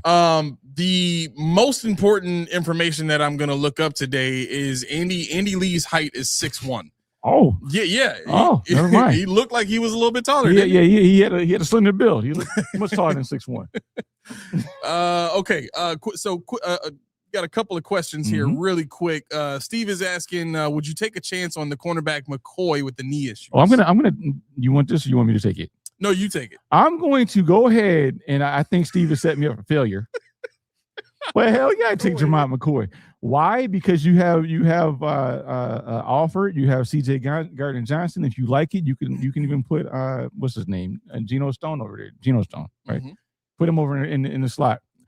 Jermont McCoy is the elite star role guy, elite. You know, but his thing is he tore his ACL last year, and then in the other knee they found some kind of issue where he's gonna go in there and fix it. Okay. His talent is through the roof. His talent, had he not been injured, he would have been gone well before right now. Oh wow! I mean, you're talking about top 15. You know, with who is his counterpart? I think is Hood, I believe, from Tennessee. And Hood has all the shine, but Jermont McCoy didn't play because he tore his ACL.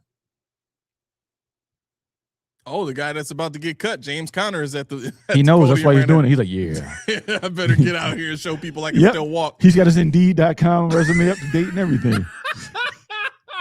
He's moving his LinkedIn on his phone as he walks up to the podium. All sorts of hashtags. All right, guard Chase Bisonitis or Bisontis. Look at the third tick. Battle Ruben Bain. That tells you all you need to know. Yeah. 6'5", 315.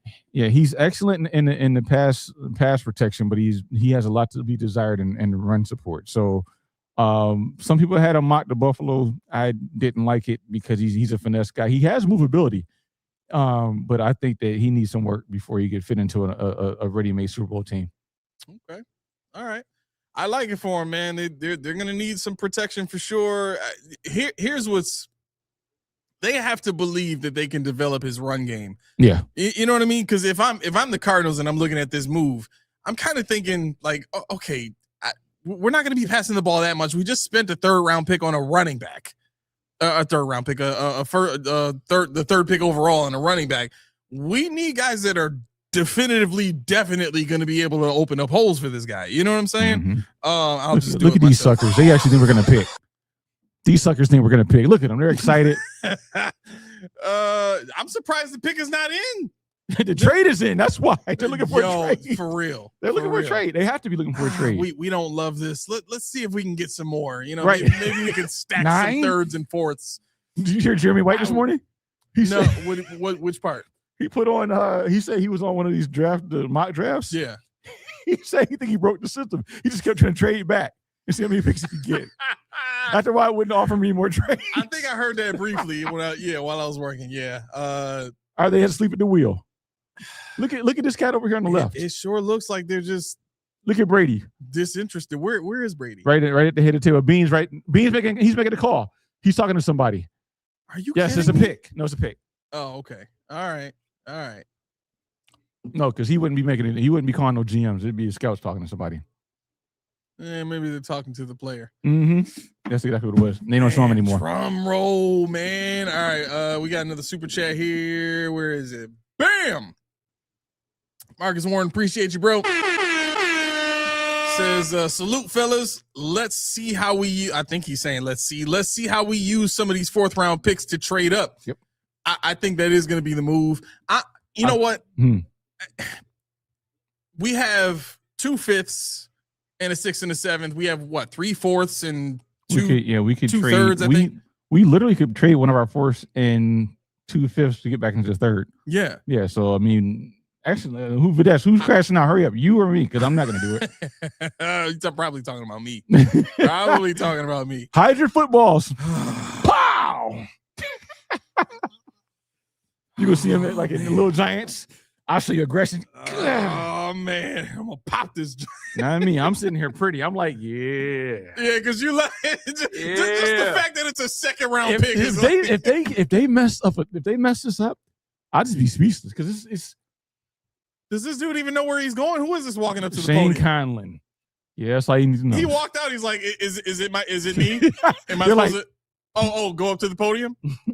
All right, here we go. Turn it up. I get drafted again.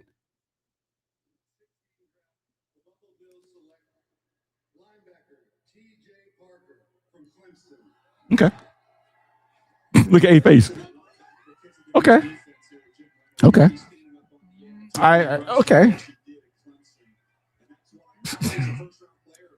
All right. He's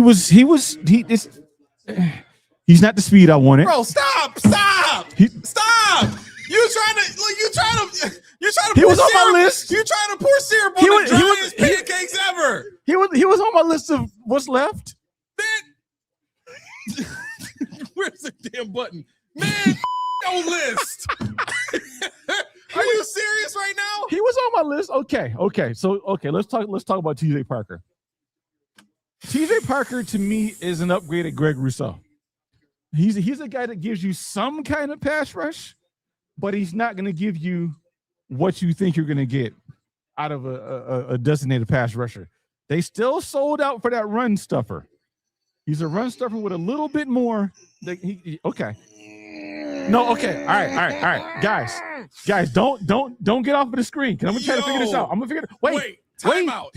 They just showed that. Turn this down. No, wait. No. Don't tell me to wait. Damn it. They just showed this man catching a pass and running for a touchdown. Why do all of our players have to be guys that are so good at doing what they're not supposed to be doing on the field? He's not a damn wide receiver. He's not. Why are you showing this film to national TV? No, look at this. Look at how athletic he is. He can catch a football and run for 60 yards. Who gives a flying frick? Are you kidding me, bro? Are you kidding me? He's supposed to be an upgraded Greg Rousseau. We already have one. We are 20 minutes into the draft. Okay. Oh my God, what are these guys doing? For those 157 still watching, I appreciate it. Please hit the thumb because he's gonna crash out on me when this camera goes off. Bro, are you like how many other guys were worth it there? A bunch. But this right here is one of the deals where I look at see, I'm trying to keep it together. I'm going back to the first show we ever did, and I'm like, Dead Space, because I can't get my thoughts together. I'm gonna be positive. Okay, TJ Parker is a guy that I liked at first. Then I realized how raw he was with his pass rush moves. He has the athleticism. Okay. He has the athleticism. Now, what this does for me is I want to know why we got Bradley Chubb. That's what this does. Why do we have Bradley Chubb? He reminds me of Bradley Chubb more so than Greg Rousseau. Yeah. Oh my God. So see, this is why. Who said that? Who said? I saw it coming. Honestly, I saw a couple mocks where it happened. But no, TJ Parker is not a bad player. TJ Parker actually is a good player, but he's not what we were looking for when we thought about envisioning what the defense was. Yeah, Billy D, that crash out was real. And he's still doing it. He's trying to let me talk, but we got a long way for our next pick. Demetrius, yo, that's messed up. He said, well, I bet you would have accepted a wide receiver. No, D. Okay, D, you think you're getting Caden, but I heard you guys are going to sign DJ Reader, so I don't know if you're getting Caden or not. But why would I care about Caden when you guys already took Arvell Reese? You got Arvell Reese and Tremaine Edmonds together. For real. Why would I care about Caden? I don't care what you do in the middle because you got those two dudes. And I was praying that guy that said that Sonny Styles was a second-round draft pick was not on the work. And I'm like, you know what?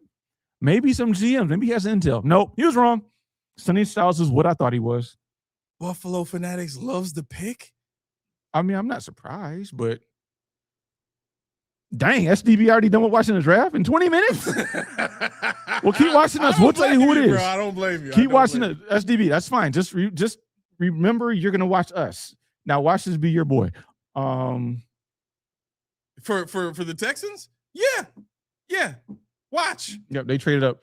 They're going to add this guy to their defense. We still got to go through the dude. They are active. Unbelievable, bro. Nah, I'm not gonna crash out about it because he does have talent. Where would I slot him in terms of our draft pick? He'd be somewhere around draft pick wise. Yeah, I think he would have to be around like Rousseau.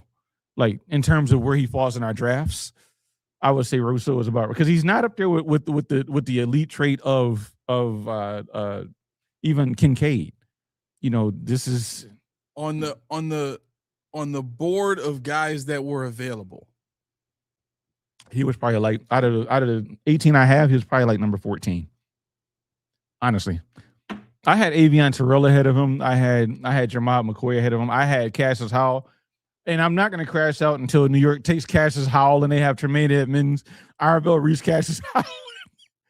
I'm just so tired of being disappointed. This McDermott. This McDermott, he was there. Oh, Dot's in the chat? Dot, where's she at? Oh, there she goes. Oh, she laughing. There's Caden McDonald. Yep. There's Caden McDonald. I bet he swore he was going to the Bills too. I bet a bunch of them did. Maybe not as bad as Mekhi Lemon. You heard about that? You hear that story? Oh, he's on the phone with Pittsburgh. Well, yeah, Philly. We got you, boy. Agent comes up. Yo, hey, Philly's on the phone. Right, he's like, why is my other phone ringing? Right. Hello? Wait, can I take this? No. Oh, man. No, I honestly, Videsh said Bean's the problem. I can't comment on that because I promised I would sit here and relax. Okay. Now, let me get a profile on this guy. What's his name? Oh, you want me to? I can tell you what I got on him. Yeah. Yeah. Boy. Okay, hold on. TJ. What's his name? TJ what? TJ Parker. Okay. Now, TJ Parker is wow. Wow. Just because. Wait, was you on my list? You gotta be on my list. All right. Look.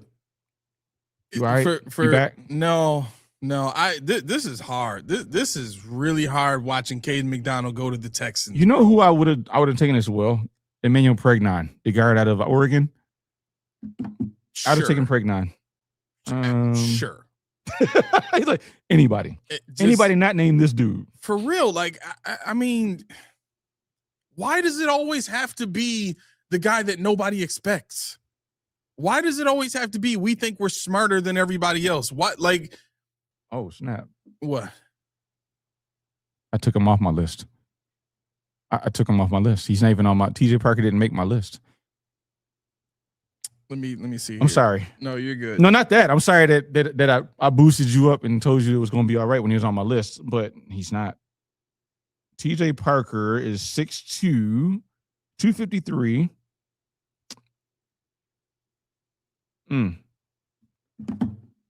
right. I got to scramble now because I wasn't prepared for that one at all. I won't even lie to you. I wouldn't even. TJ Parker.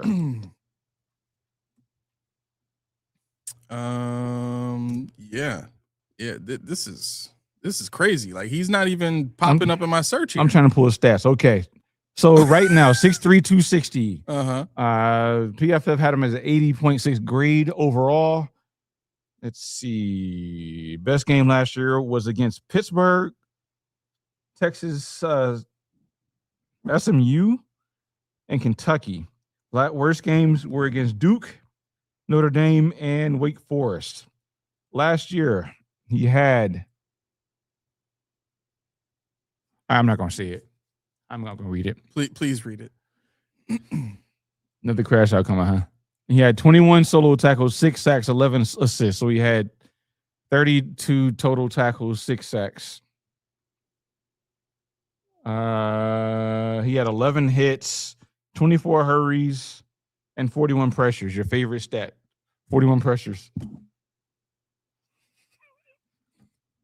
Salud. Why are you doing this?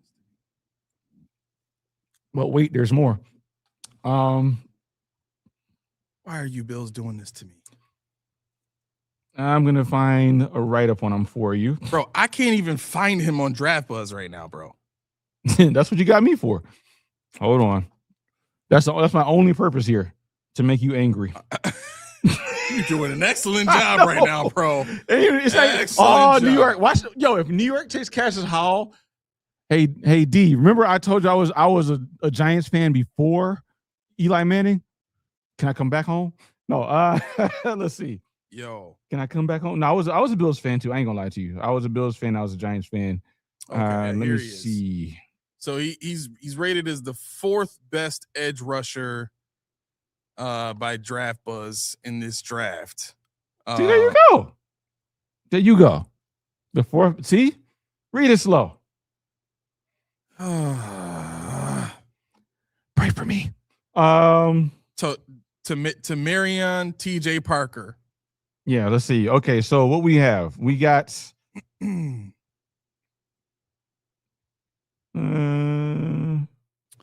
all right, so we'll start with his strengths.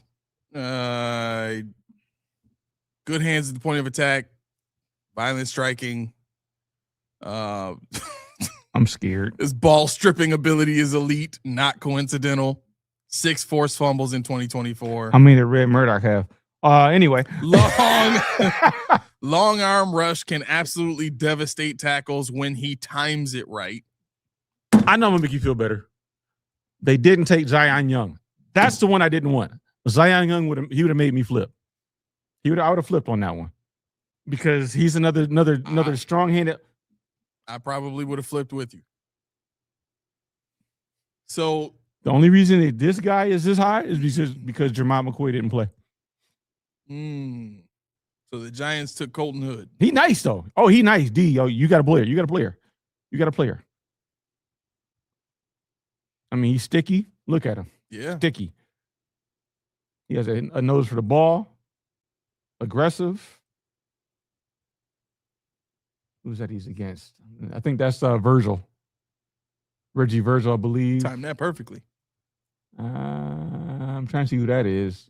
I'm not sure who that one was, but no, and he went to Colorado under Deion Sanders, so that tells you all you need to know. He played, under probably the best to ever do it in the backfield. The Giants are not. That's the thing about the Jets and the Giants. The Jets draft so far has been exquisite, but I rest my head knowing that they're going to F it up still.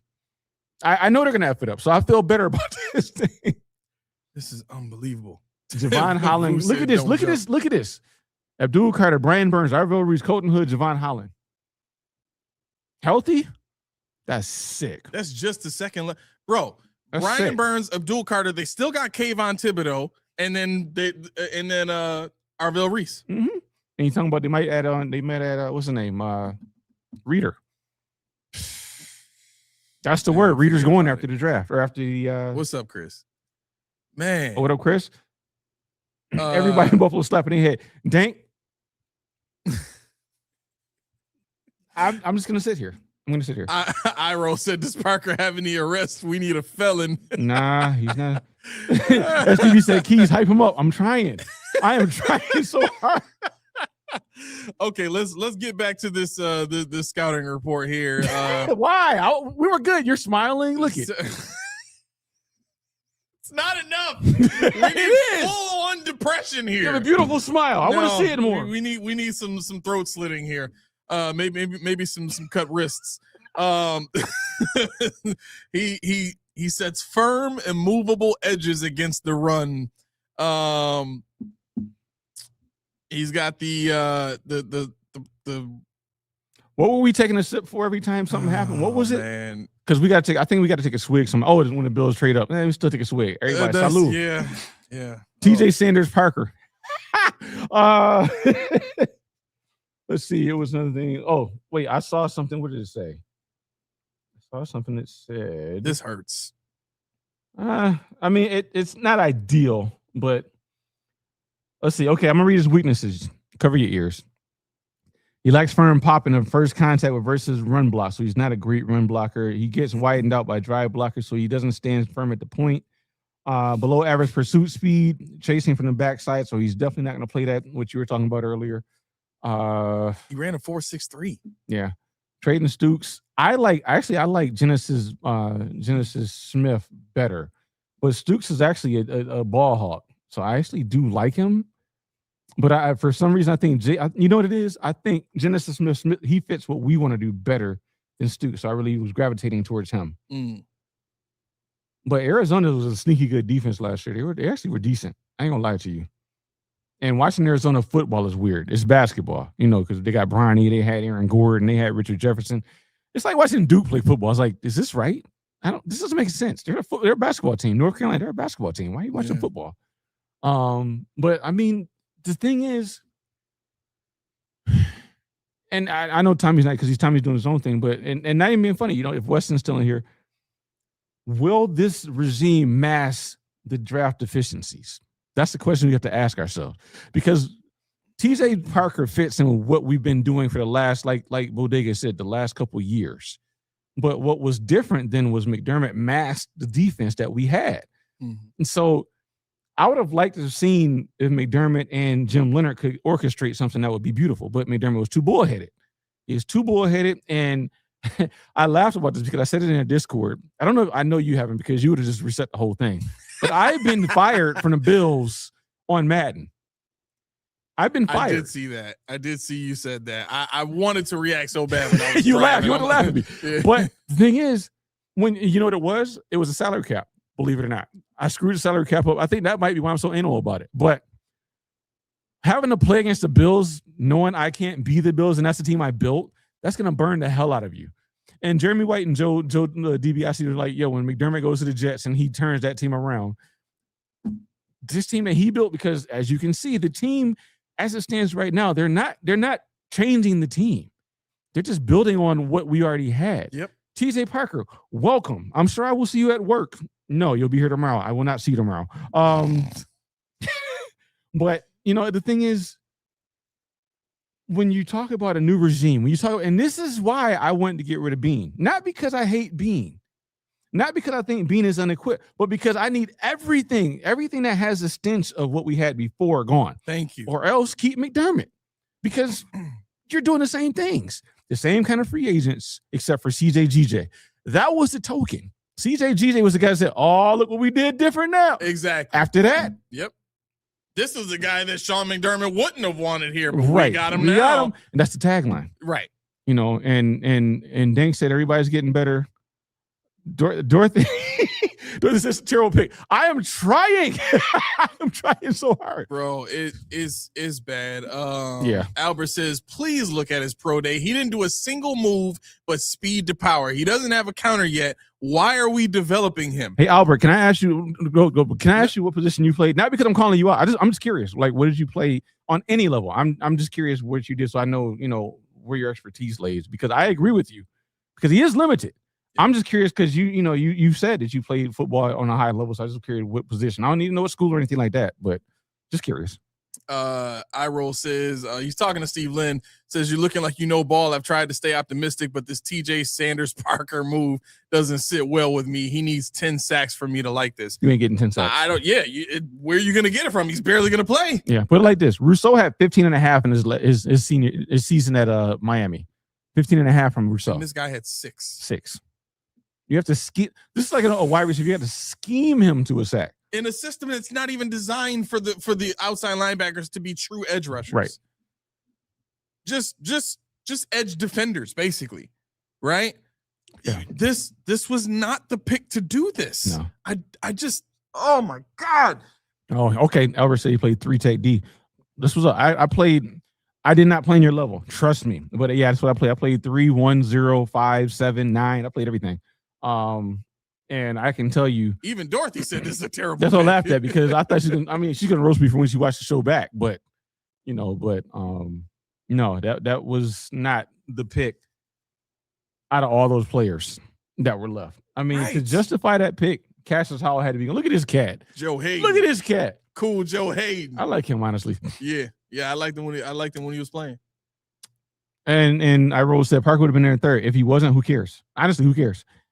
If he was gone at 36, would you care? Not me. Are we setting DW? Are we setting him for disaster? I you know what? Black Saint says, bro, Bean did all that just to pick the same type of player we already have. Yep. All that moving back. They took Denzel Boston. And didn't they take Carnell Tate? No. They took who they taking in the first round? Tate went to Tennessee. They took let me pull it up. At any rate, I have maintained. He's not garbage. He doesn't suck. But when you look at what you want our wide receivers to do, what I thought our wide receivers were supposed to do. KC. They took KC Conception. Now they got Denzel Boston. Yep. What the freak? Yeah. Why? So, I mean, this is what you think Keon Coleman's going to do.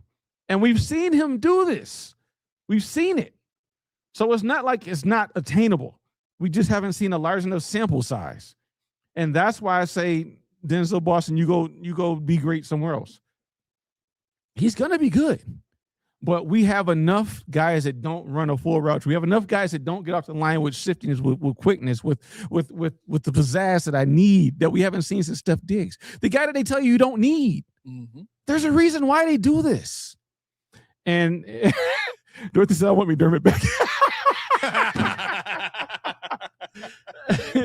TJ Epinesa. Yeah, man, this is bad. And that's the thing. Get Epinesa back. For that, just get him back. Like, look at this. So, according to Demetrius, ESPN says TJ was slated to be a first rounder. Says he's elite in stripping the ball. True. Who cares? True. And see, that's another. Okay, who is it? Demetrius. Yeah. That's another Denzel Boston call. That's like we have 9 of these guys. This is another one. Where who was it last year? Who was it? Damn it. When I said, who was it? When I said it. Oh, Landon Jackson. Mm-hmm. I said, he's Rousseau. If you don't have Rousseau, you're good. But we have Rousseau. Now we have Bradley Chubb and Rousseau. Now we have TJ Parker, Rousseau, and Bradley Chubb.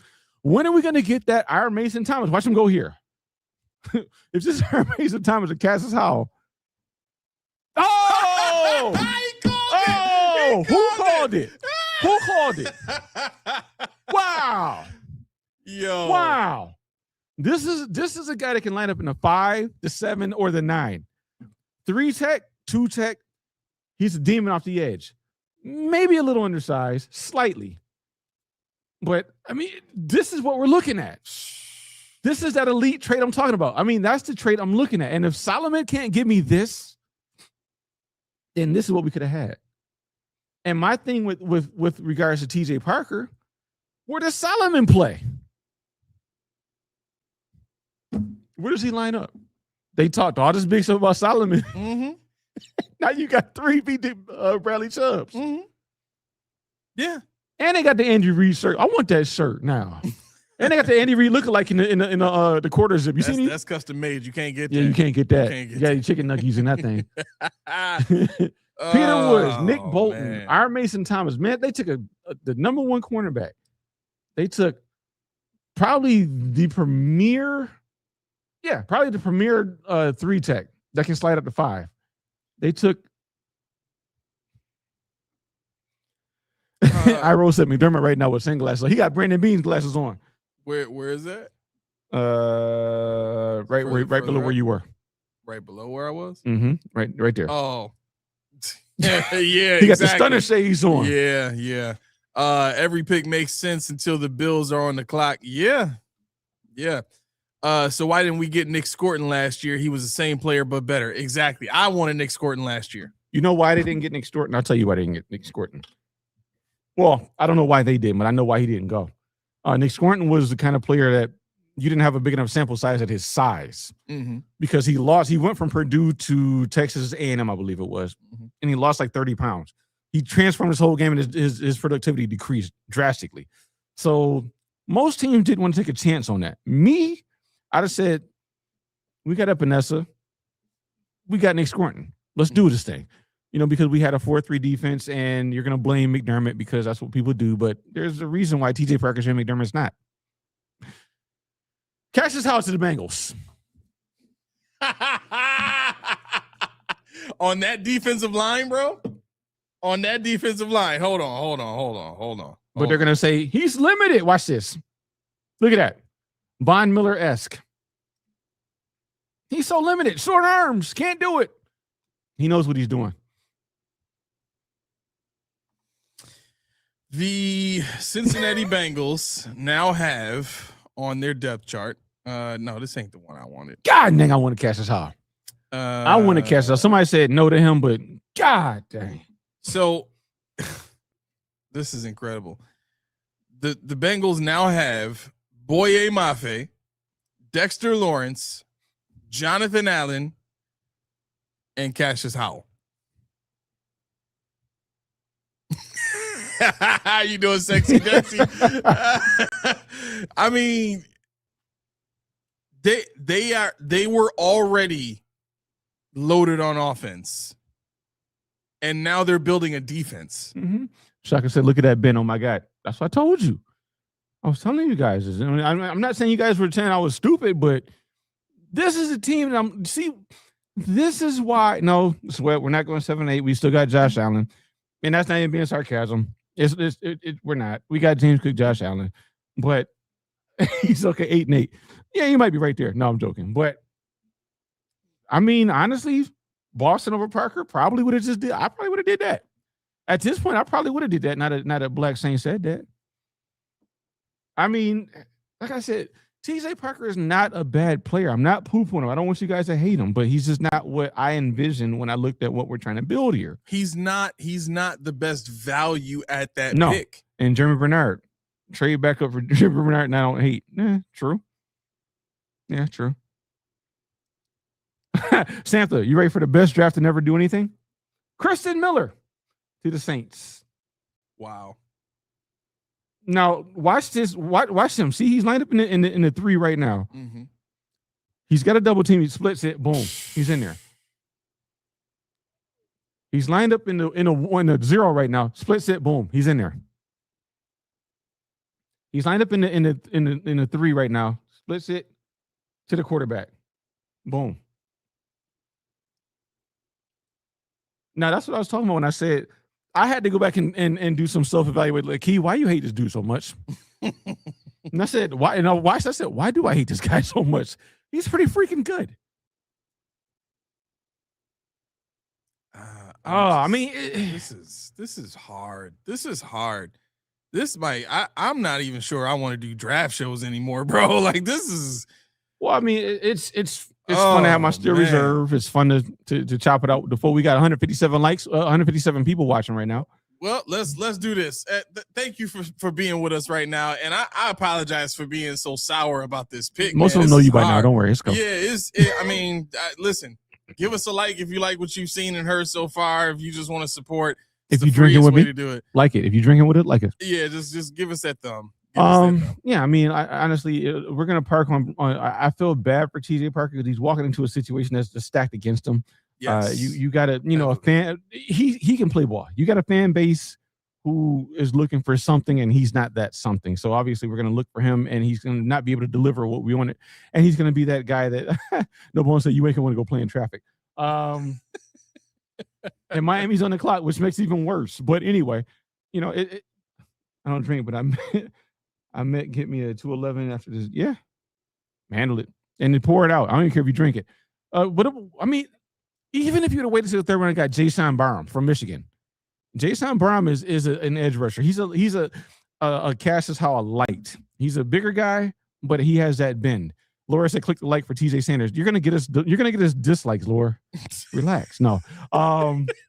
People gonna start giving us thumbs down. Right. We went from 164 to 3. Like, what did we do? It wasn't y'all.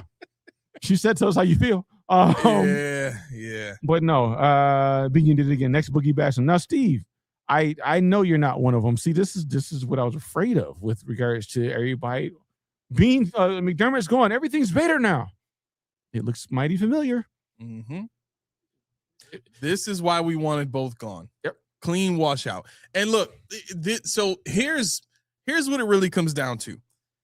It's not even we wanted Sean McDermott and Brandon Beane gone for just the sake of the whatever we perceive as the culture of the Bills right now. It's mostly to force something to happen with the decision making of the owner, right? Mm-hmm. Because a large part of what we're seeing right now still has to do with the comfort level of the owner. Right? The reason you retain a guy like Brandon Beane is you don't want to have to fire your head coach and your GM so close to free agency in the draft after you were just in the playoffs, right? So you're closer to the you're closer to free agency in the draft, and you don't want to have to do a full overhaul, because then what happens from there is you as an owner have to actually make some very impactful decisions. You're going to be responsible for picking the next regime, the next front office. Right. And if you don't get it right, guess where the pressure falls? On you as the owner. Yeah. It won't go any lower than you as the owner. You pick the GM, you pick the head coach. And by firing Sean McDermott, there's a bit of a buffer now between us and the owner. And that buffer is Brandon Beane right now. Mm-hmm. Brandon Beane's going to take the heat. The season is going to start. We're going to become, for lack of, better terminology, we're going to become rah-rah fans again, because we want to see wins. We want to be hopeful. We want to be optimistic. We want to, go for a Super Bowl, of course. We love our team. I mean, honestly, we love our team. Yeah, right. Yeah. But what all of that does is that delays the gratification of a full overhaul back another year again. We've gone through 7 of the last 9 years have been in the playoffs. Mm-hmm. And 7 of the last 9 years. So with that being the case, or 8 of the last 9 years. Right. With that being the case, there can't be this big of a margin for error. Yeah. You know what I mean? Just from an owner standpoint. And that delves into what we talked about before the draft. I said why I like trading back, because there's so many players that we could have had. Mm-hmm. When I look at my list, I said, he's not even on my list anymore. I took him off my list for not obvious reason, but for reasons of which I could go into great depth on for you guys, but I don't feel like it. It's safe for them. It's safe for them. Yep. And at this point in time, I'm like, Terry Gray, what the hell are you doing? No, what they take? Somebody that I wanted to. Let's see. Steve said the Dolphins got McCoy. Oh man. Mm-hmm. Oh wow. I'm okay with that. I'm okay with that. Now I know he was a fan favorite. I know he was, a playmaker. He did things, but I don't think he's the kind of linebacker that we needed. He's a little undersized for what I think they're looking to ask for. He's Terrell Bernard, just with better instincts. Yeah, he's Terrell Bernard, but he played that Dorian Williams role, that weak side. He's got a nose for a ball. He's a ball hawk. Great player. And I would love to have him. And if you're talking about TJ Parker, see, these are the kind of picks that really make it look bad. Because all the guys, see, if all the guys that we had on our list, all the guys that the mock draft guys said, all the guys that Adam Schefter's and all the, if they weren't there, fine. Now McDermott would have drafted him. You know why? Right there. Yeah. Military, his wife is a helicopter pilot. Yep. He would have been a Bill. Yep. Guarantee it. Immediately. Anybody, if you dispute me, put it in the comment. Tell me that he wouldn't have had him. Listen, the call line is still open, folks. If you want to get in here and let us know your thoughts on the pick and rant and whatever the case may be. We got 151 people with us right now. I bet money that's his brother on the left side. Behind him? Well, on the left side, that was sitting down. He had the same mustache. Oh, the Lions just traded up. And that's the only pick in the first round I didn't know anything about. The Lions pick? Blake Miller. Yeah, their pick. I was like, who? Like the tackle they took. I'm like, who? Blake. He looks solid, but I was like, why didn't they take Freeling? Right. Now, is not McDermott, is Brady gonna take Jennings what's his name? So what did they give up? Jennings Dunker? Huh? I don't know. Put that back a second. Calvin Johnson. Coming out to read the pick. Mm-hmm. So they gave up their second and a fourth. Yeah, they moved up 6 spots and gave up a fourth. Not bad. All right. So Calvin Johnson's reading the pick now. It's gonna be a skill player. You think so? Probably. I think they need O-line. Yep. Oh, they went Derek Moore. Well, I counted the skills. Yeah, edge rush. Okay. Opposite what's his name? Opposite see, this is my lack of knowledge of other teams coming through. Who's the guy they have now? Who, the Lions? Yeah. Aiden Hutchinson. Him and Hutchinson as bookends, yeah, I can see it. Yeah, they were already teammates. Mm-hmm. Man. And they had Hutchinson playing the left side, I think. Left side, yeah, in that defense. So, yeah, it fits. He fits that right end spot in the defense they play. I mean, it just look. Here's what makes doing what we do hard. When you focus on the integrity of what you say versus what you do as much as we do, it becomes very evident over time. Oh, did you leave that up there? I just put it up there. Right. Oh, okay. It becomes very, very evident that the Bills are more about their comfort of their atmosphere, their work environment, them doing what they like, as opposed to doing what directly equals wins. Yeah. Dorothy, you ready? Go ahead. Go ahead. Dorothy, okay. You ready? Because it's the Ravens. Oh, I was wondering why you're saying that. It's like Jeremy Bernard or something like that. Watch. What's about to happen? Oh no. Why should be like Jeremy Bernard or something like that? Yeah, but I mean, I just it's tough. Like that for me has been the focus the entire time we've been doing this show. You know what I mean? You cannot get into the NFL as an owner and tell us that you're about winning Super Bowls and then pretty much allow everything that's happened after 2021 to occur. You know what I mean? Like, I just you saw the Chiefs in 2020, you had them in 2021, your coach completely botched everything, and you just let it go. Mm-hmm.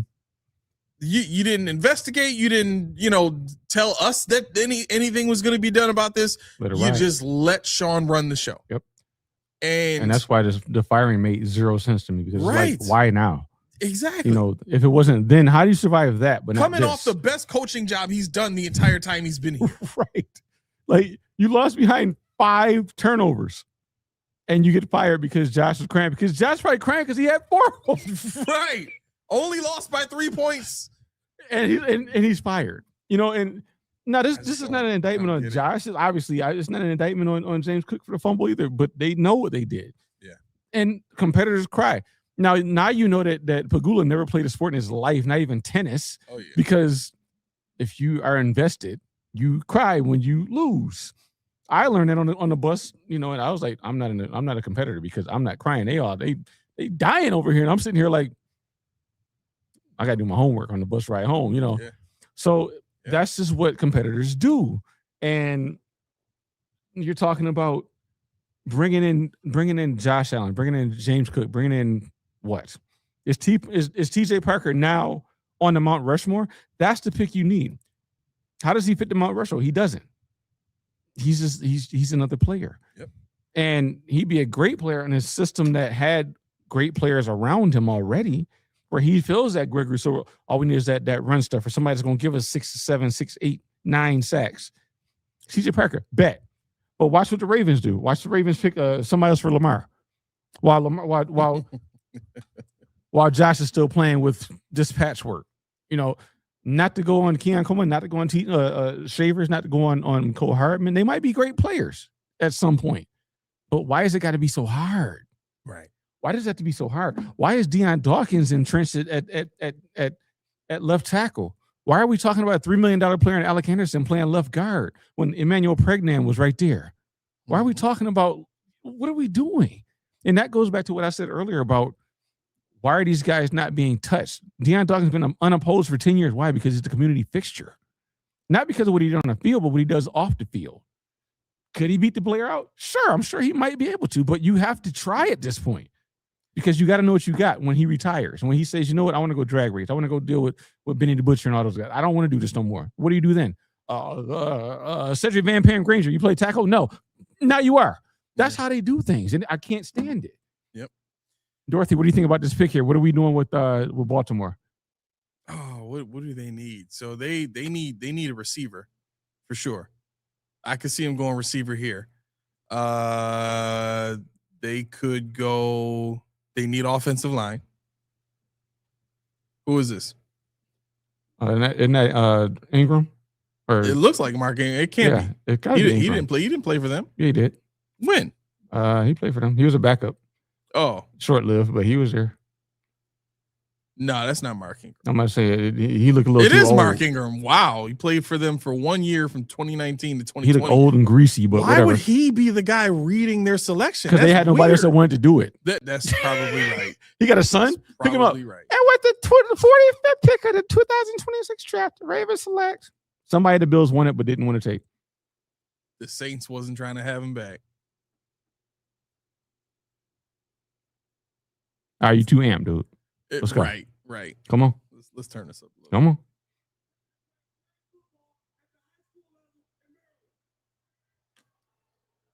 All right. Yep. You getting them booed too. Right.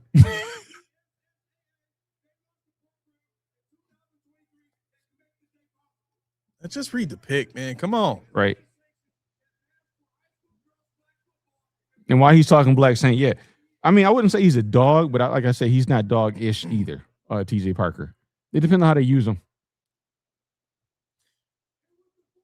Okay, here it comes. About time. Right. Zion. I'm good with that. Young. I'm good with that. I'm good with that. He's a power guy. Now, that's maybe a better Greg Rousseau. Because he doesn't really have pass rush moves. He doesn't have bend. He's just got power. He's got speed to power. He's going to attack the tackle through his chest and try to get to the quarterback. Mm-hmm. Okay. So Coach D's asking, so what do they draft next? You tell me, because I'm lost. We didn't think that edge was going to be as much of a necessity with, what we talked about, or, during the pre-draft portion of this show. I mean, they just kind of blew everything we thought made sense out of the water with this. Yeah, with, I didn't think with the that TJ age. Parker pick. Yeah, that's So- not the age I would have taken. That's all. I want to ask this question. Who this overswole dude in a sweater? He's swole as hell, but his shirt don't touch his pants. Get a bigger size. Anyway, go ahead. You cannot draft him. Yeah.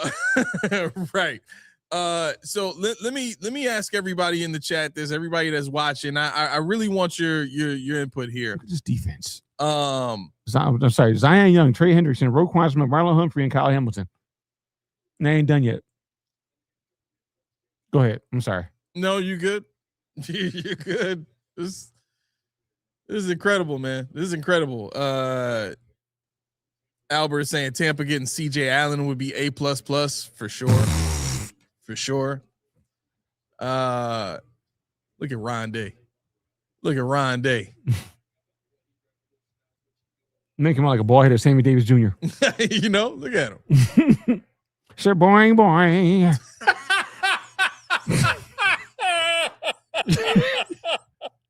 He looked like he just said that too.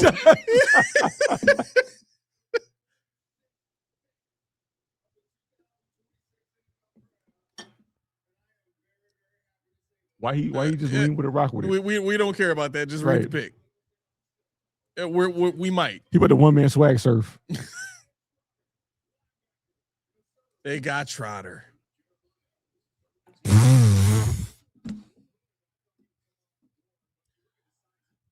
I want my restitution. Brandon Bean, I want my restitution. Yo, for real. For real. Okay, so let me ask everybody in the chat this. Everybody is watching right now. We got 156 people with us. How many likes do we got right now? I'm about to go check up on y'all. I'm about to go check up on y'all. How many likes do we got right now? 5? 5. What are we doing? What are we doing? Come on. Come on. Help you. Help me help you. That up. We gotta get that up. What, like 3 of y'all just left. Like y'all didn't want to get checked up on. Did I like Come on die? Now. Like dang. Right.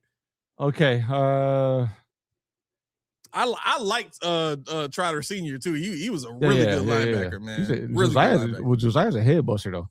Yeah, for sure. I that's the guy that I really wanted here because he's aggressive and taking on blocks. And he's not afraid to stick his nose in there. You know what I'm saying? Like that's what you need, especially in this kind of system. If you want to be able to make plays, it's really not about punching out balls. It's really not about creating fumbles. It's about like, dude, just do all of the regular stuff at an elite level and the other stuff will come. You know what I'm saying?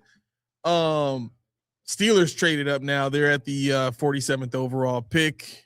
We'll get to that pick in a second. Okay, so here's what I wanted to ask. Hurry up. I know. I'm Focus. I lost my train of thought now. Damn it. I was about to Post-Putting podcast after dark. Yeah, that's what happens. No, I'm just playing. Like he is for real. He's crazy. Yeah, I know. A little bit. This is some of the key y'all don't get to see. I'm not gonna say the words I use on a regular basis, but I might. This doesn't go the way I need it to. I might. Man, what did I want to ask? I don't know. It was something about appreciate that. Really appreciate that. Thank you to everybody that gave us a like. Yes. Let's keep that going. We look, honestly, think about your thought, but we look, it's a delay when we look, so it might have been 5 when we looked and then it popped in. I don't know. Okay, maybe. Yeah, it still shows 5 on 9 because we're like that's weird. 20 minutes ago on the thing here. It's not that far back. I know. It's not that far back. I know. Lee Hunter's gonna be the pick here. Demetrius is saying at what 91 or 66. I could see that. I could definitely see that. At this point, you know it's not going to happen. Why? Why not? Because it's not the Bills, so it's probably going to make sense. Oh, he's talking about here. I thought you were talking about our pick. Yeah, okay. No, yeah. That sounds like okay. Oh wow! They got my guy. Okay. All right. Rodgers has got some weapons. 6'1", 206, 4.48 speed. Listen, this is not he's for all intents and purposes, he's Casey Concepcion with the size to play outside. The size and the route running ability to play outside. I think this is going to be that chain moving type of receiver for the Steelers. DK Metcalf is going to be the big play guy, and this is going to be your chain mover in that offense. I like the pick for him. I really do.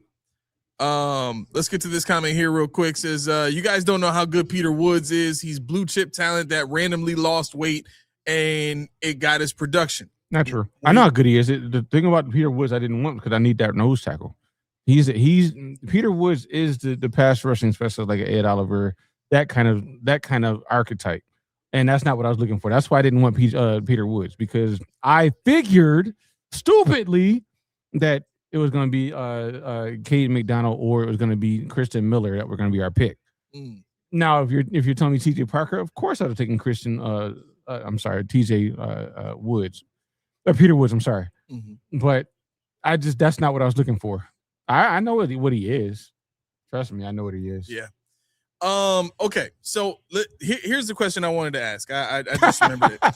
Turn the TV off so you can focus. Yeah. Let's go ahead and turn this. Where's the mute button on this thing? I don't know. Pick us in. Let's go. Bam.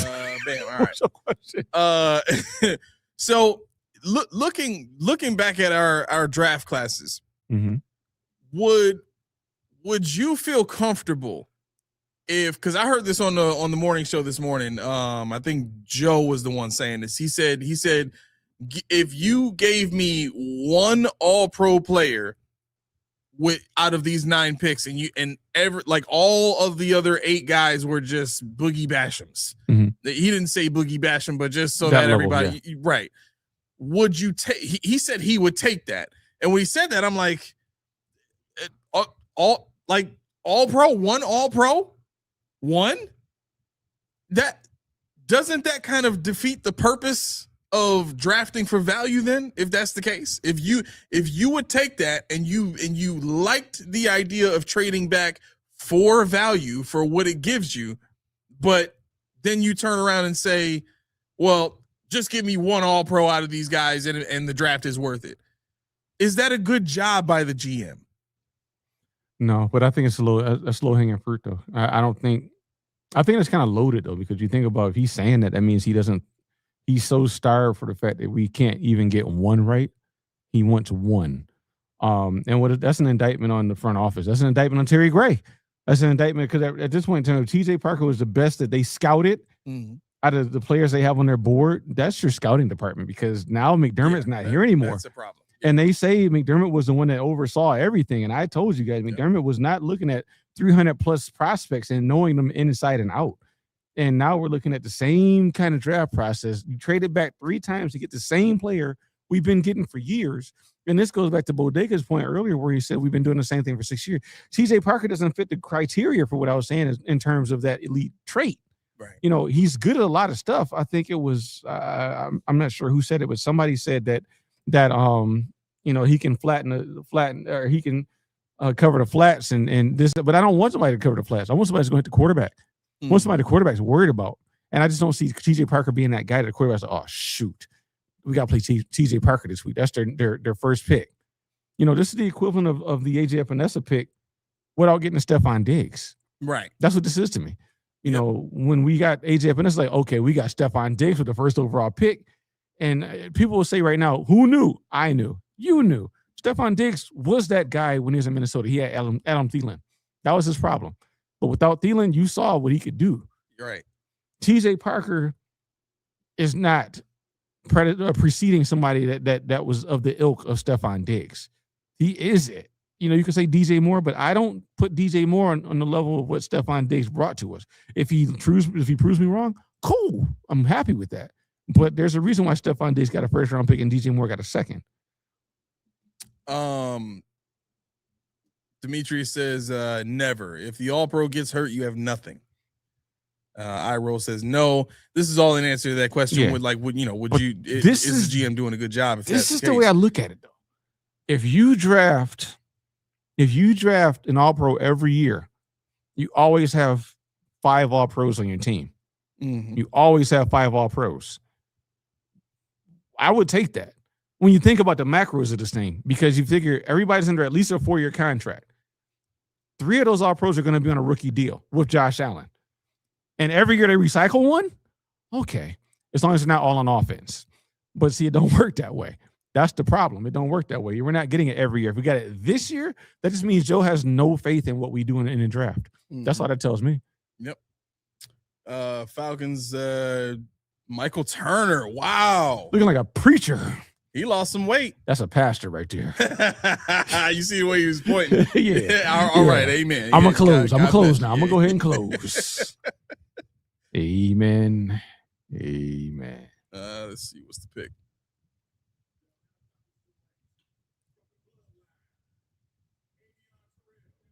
Avion Terrell gets to go and play with his bro. No, you know what he does? He fulfills Wow. that need that when they got rid of D. Alford. Yep. He's gonna play that nickel right where D. Yep. Alford was, and he's gonna play it better.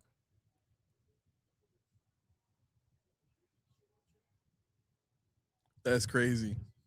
He gets to go and play with his brother. He man look like Michael Beasley over there.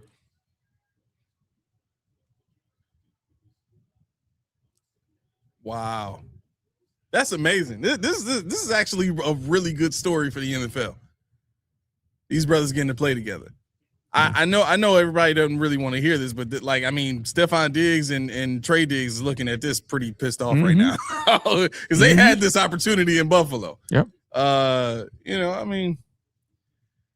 So.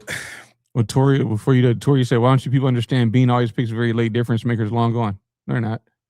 They're not. Yeah, this definitely was not the time for you to jump in here with Bill's couch GMs on fire. I mean, I didn't even see that, but yeah, no, they're really not. Here's what you got to understand. If it's the Bills making these moves, Tory loves it. If it's the Dolphins making these moves, he's laughing at them. Why would you pick a guy that only has 6 sacks? And this is what I think creates this line of division between people who like our content and people who like other content. There's this thought process that, because I had somebody comment on one of our videos last night. So we finished up on Buffalo Fanatics at about 11 o'clock at night. Mm-hmm. And I was actually a little dehydrated. I got out of there kind of quick because I had a headache the whole entire time. That's part of the reason I was a little quiet, because my head was pounding. So by the end of the night, I shut everything off. I go get into bed and I see we've already got, I already had a notification on YouTube. So I'm like, oh, okay, well, let me check and see what's going on there. Somebody made it a point to message that my takes are trash because I'm saying that the Bills need playmakers and this and that. Then he goes on, and the first player he lists on his list of great players that the Bills have drafted is, that Brandon Beane has drafted, is Matt Milano. Mm-hmm. Okay, so you don't even really know what you're talking about at that point if you're putting Milano on a list of guys, and Trey White. He even put Trey White on there on the list of guys, and Deion Dawkins for that matter, of guys that Brandon Beane drafted that are good. You don't even know what you're talking about at that point. Right. And this is not me trying to take an opportunity to clap back at somebody. My point is, when you look at the way that we craft our thoughts, our opinions, and the assertions that we make on the team, it's all built around the stat that I gave to Pierre and Rico yesterday, which was the Super Bowl winning stat that I came out with a few episodes ago, where since 1965, there's only been 17 teams that have won all of the Super Bowls up till now. Only 17. And of those 17 teams, 14 of them have won more than one. Mm-hmm. Obviously, they would have to, right? Because there's 32 teams in the NFL. Right. Did we miss a pick? No, it's right now. Okay. And Tori, I don't think anybody's coming at you, man. Honestly, I don't think it's anybody coming at you. No, not at all. I mean, if anything, I'm just trying to, make sure that people There's Lee understand. Hunter, Carolina. That defense just got better. And they already had dogs on their team. I'm curious about what David Bailey, Romello Height, Torian York brought to Lee Hunter. He also had a D tackle that was next to him that was a beast as well. I think Look he's at coming out that next boy year. move, man. Look at this boy. Yeah. Look at him. I was watching David Bailey and I said, who's this fat boy coming off the, who is this dude? And it was Lee Hunter. I said, okay, all right. Okay. See, for me though, with Lee Hunter, I worry about his ability to stack up and open up the gap because he's a penetrator. He is a penetrator. And I worry about his vacation of the assignment to get to that quarterback, which is his natural talent. Well, we ain't got to worry about that. No. No. Yeah, it's going to be a whole different defense. What part is hard? Well, here's what's hard. Your first draft pick after moving back 3 times is a guy that's really designed to, if you think about it, like if you're trying to process this logically, the TJ Parker pick makes sense if you're trying to protect against what typically has happened with the guy that you signed in free agency in Bradley Chubb. Right. He gets injured often. He's up there in age. He's 30 years old this season. He turns 30 this season, and he's been oft injured during his career. So you go out and you get a guy who is basically another younger Bradley Chubb. And that's the first guy you go and get. For you to say trust the GM, he has the job, he knows what he's doing, there would have to be some level of proof that he is in that hierarchy of top GMs in the NFL. To that, I would ask, how are we measuring that? Right. Because the top GMs in the NFL are guys that have won Super Bowls. That's the first thing you have to judge teams by. You have to judge coaches by that. You have to judge GMs by that. You can judge owners by that. Right. If you're going to create a hierarchy, what is the primary goal? I was talking to Coach D about this even today, and even talking about the needs on this team. How does it equal championships? That's what it comes down to. It's like the 4th time I've said that during this entire show today. How do all of these moves equal championships? Right. And for a guy like this that's coming in, expected to contribute as a second rounder, and his primary role is gonna be to be there in case Bradley Chubb gets hurt, and then maybe sprinkle him in here and there to show his skill set and cheer for him a little bit. How much of an impact is that gonna make towards winning a championship? Not much. I would have preferred they drafted a wide receiver instead of this guy. Yeah, I probably would. At this point, I would have taken anybody that was still. Yeah. He. I'm not gonna. I'm not gonna pile on the guy. I think it was Thomas who said, "What's the bright side of this pick?" I honestly, with all jokes aside, I don't know what the bright side of this pick is. Depth, and that's the thing when you take your first, and this flies in the face of me having a conversation with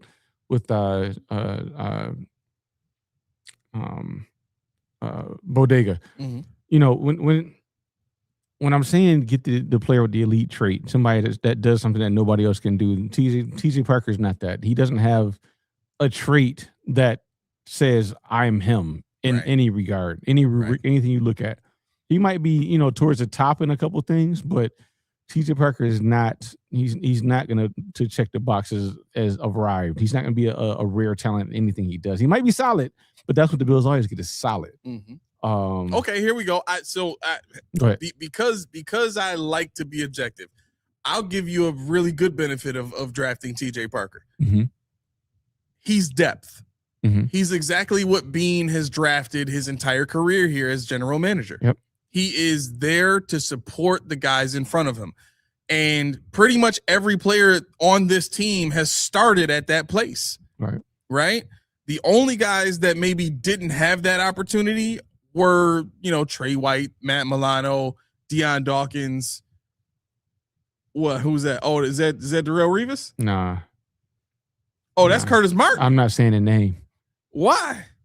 You don't like? He always played great against the Bills. He did. He did. They sucked. But he always showed up when we had to play him.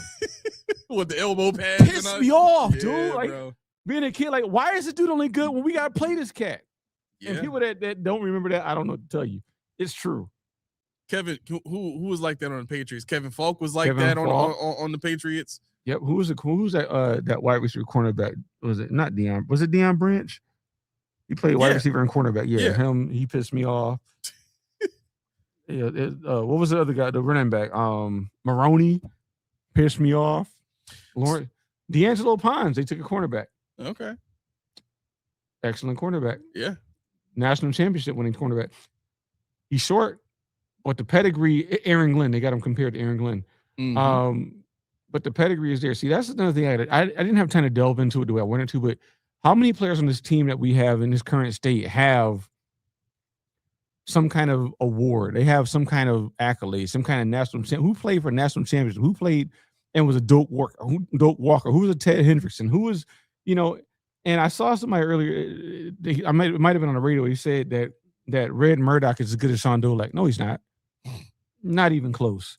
Not even close. He's above Joe Andreessen. Sorry, Andreessen family, if I offended you, but Red Murdoch was a better productive player. And what the hell's going on here? Just for no reason with a rucksack on, he gonna lock him down. Okay, and I don't see where Murdoch gets drafted anywhere before the 6th round. The Jets have been drafting extremely well. They usually do. Yeah, they just don't have a quarterback there. Right? Dermot like coaching. Yeah. He's like, yeah, I'm gonna lead these men. Because I almost want it to happen. I really we got to consider this. We have to consider this, right? I brought out this stat earlier in this show. The Bills are only going to face 6 quarterbacks that are worthy or that are good enough to kind of see through some of the disguise stuff that we're going to do, right? Let me see if I can pull up that list of our 2026 opponents. Where is that? That is that's the draft. Here it is. Okay. So the Bills 2026 opponents.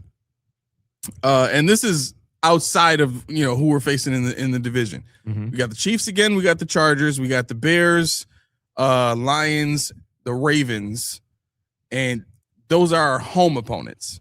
Okay, our away opponents, aside from the division, Broncos, Raiders, Packers, Vikings, Texans, Rams.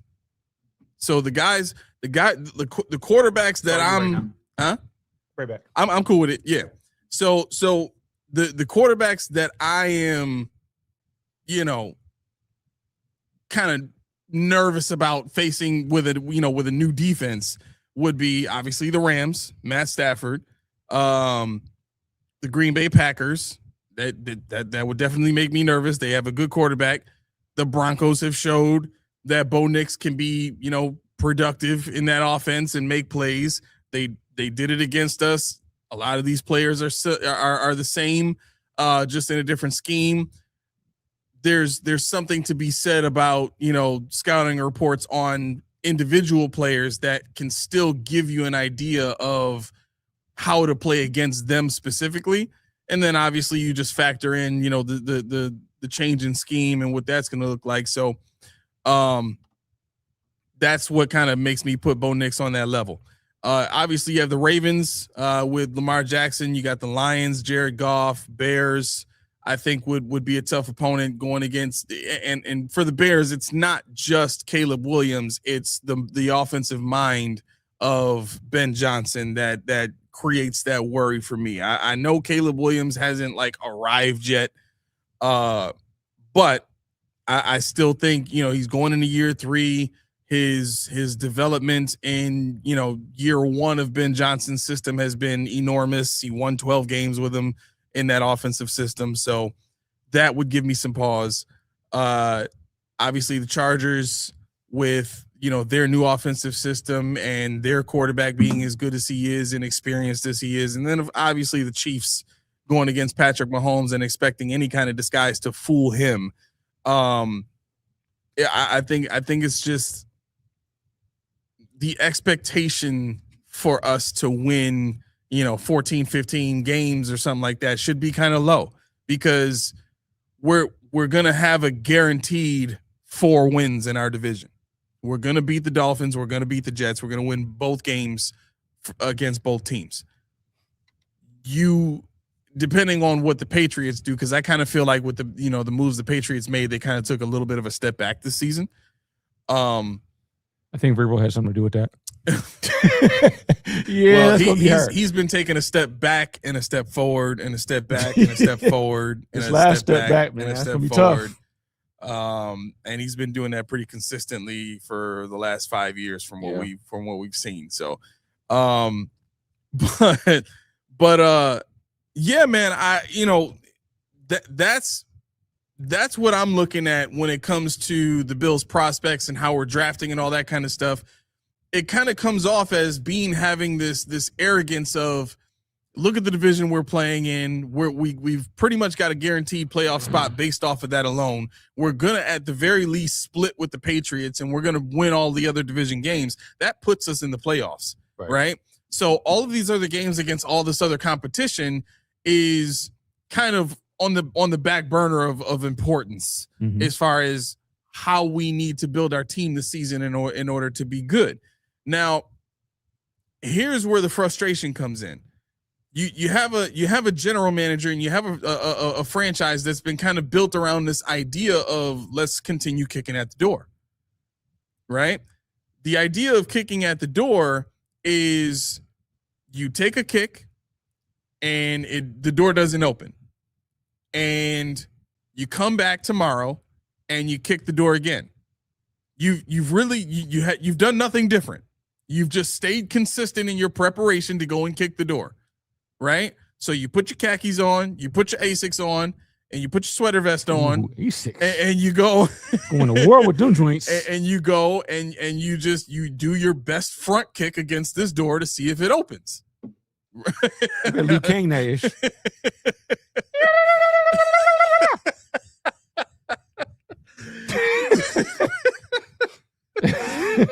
and when it doesn't open, you don't fuss, you don't fret.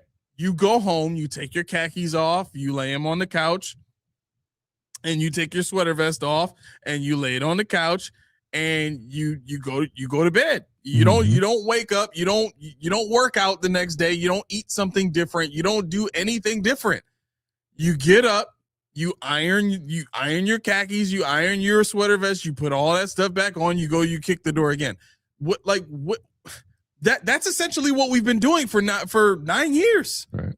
And the reason there's nothing wrong with that to the Bills is because their mentality is not we need to do whatever it takes to win a Super Bowl. It's we want to win a Super Bowl. Yep. And those are two very, very, very different trains of thought. They're different mindsets. Having the thought process of doing what it takes to win a Super Bowl, whatever it takes, it's a very assertive. It's a very, who is that? I don't know. John Kuhn, the fullback. Okay. Yeah. This is the Packers pick.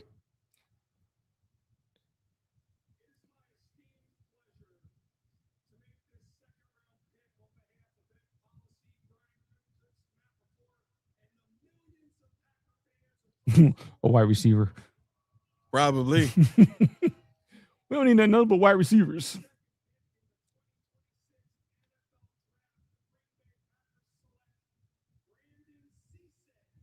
Cornerback. I had him on my list. Okay. That's how bad it went. I went to cornerbacks. I went to defensive tackle. I went to offensive guards. I was like, what do we have here? What could we do? And I literally had a list of 19 people, and none of the people that the one person we draft was not on my list. I thought I'm not mad about it, but I thought I had it this year. I was like, I got it. I finally figured it out. And somebody said he's a big man with a small bladder. Yeah, I mean, when you drink as much fluids as this I drink drinks. A lot of water. Yeah. A lot of freaking water. So I've already been a gallon down in water, and I'm what? About 40 ounces down right now. Right. Yeah. Dorothy said, Aramis, what happened to the optimistic from yesterday? They hadn't made any picks yesterday. It's easy to be optimistic when they haven't done anything yet. I mean, that's really the bottom line on that. But yeah, so to finish my thought really quick, the difference in mindset of, doing whatever it takes to win, you're considering all options. You're open and flexible to doing things differently than how you've done it, because you're trying to figure out how to accomplish the task as soon as possible, right? But if you're on this This guy. You Go know, ahead. this wave. Mhm. Who is this? Stay with me now, Pat McAfee. Stay with me now. Oh, is it really? Yeah, stay with me now. What's the point? Go, make a point. Make a point. Stay with me now. If you're on this process of, you know, we want to keep kicking at the door, of course there's not going to be a sense of urgency. There can't be, because if you're trying to be as you know, even keel and not take any risks and just make sure that the process, you know, works for you, Mm-hmm. this is what it has to be, right? And this is what we end up with. Yep. Here's the Colts pick. Where's Brandon Bean? Brandon Bean should be up there with him, shouldn't he? Probably with a golf club. Right. And Joe Brady.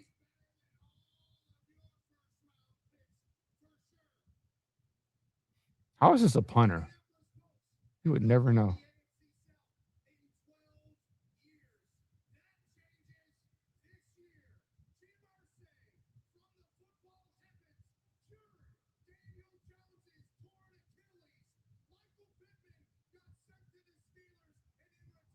He's long-winded. This dude was talking about football gods and Yeah. A punter. Stonehouse. That'd be crazy. The wide receiver. It's got to be. Yep. Linebacker. There he goes. There you go, Bodega. He out of here. That's your who did he replace? I think it's Zaire Franklin. Yep. Yeah. See, this is why I have a problem with people that say you couldn't find talent late in the draft. We're at pick 53 right now. Yep. And you're drafting starters. Will TJ Parker be a starter? Nope. Well, CJ Allen will. CJ Allen definitely will. Look at this. Lee Hunter will. CJ Allen called the defense. Lee Hunter will. Cade McDonald will. Look at that. He's just Instincts. pushing past guards. Instincts.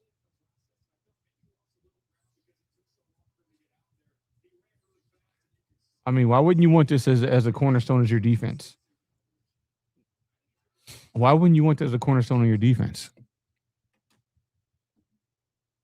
This is incredible. Now what's going to happen is somebody's going to watch this show and they're going to run this back. You guys said it doesn't matter. You guys takes are trash. Yeah, you guys suck because you said he was going to be good and he's not. Well, it doesn't matter. The point is you tried something that you don't have already. That's the point. Shada said, Okay. sorry, go ahead. No. Shada says, I just don't understand this guy's logic. It's almost like he does this on purpose. To F us out of a champion. To F us out of a championship. Yep. Mhm. And I think it was John Bartona. I got a free ball this one. Yeah. Pause. Anyway, Dorothy said, we play bad against terrible teams. We rise up to level competition. Yep. I don't want to be that team. Like, No. can we just get pound some them in the consistency? sand. Yeah. And this team will. But no, John Bartona, before we get to the next pick, he mentioned something about, Josh Allen's about to be 30 years old. It's F the cap. That's the problem. Brandon Bean F's the cap. He doesn't get anything out of the cap. The cap is what it is. And it's a lot of money. You get a lot of talent out of it. You see other teams do it every year. Mm-hmm. But the Bills want to push stuff off. This is why I preach what I preach about restructures, because restructures build dead cap. They build void years. If you want to restructure Deion Dawkins, just resign them. Just extend them, because now you have them at a lower cap hit, and you still can get. I don't know. I'm good. Thank God. Eli Stowers. Thank God. The jumbo slot receiver. Yeah, that's why. You know what? That's why I didn't do it, because when I looked at the Titans, I was looking at movers. I was looking at vertical threats, receivers, because we just drafted Jackson Hawes, and I said, you know what? I want a guy that can move. Just catching the ball and kind of doing something with it is not enough. I want somebody that can catch the ball and turn upfield and be a threat, and he wasn't one of them for me. So he's like who was the guy? Who's the guy that shot and killed somebody from the Patriots? Gonzalez. Yeah, he's that Gonzalez, that compact type of, because he's bigger than Evan Ingram. Mm-hmm.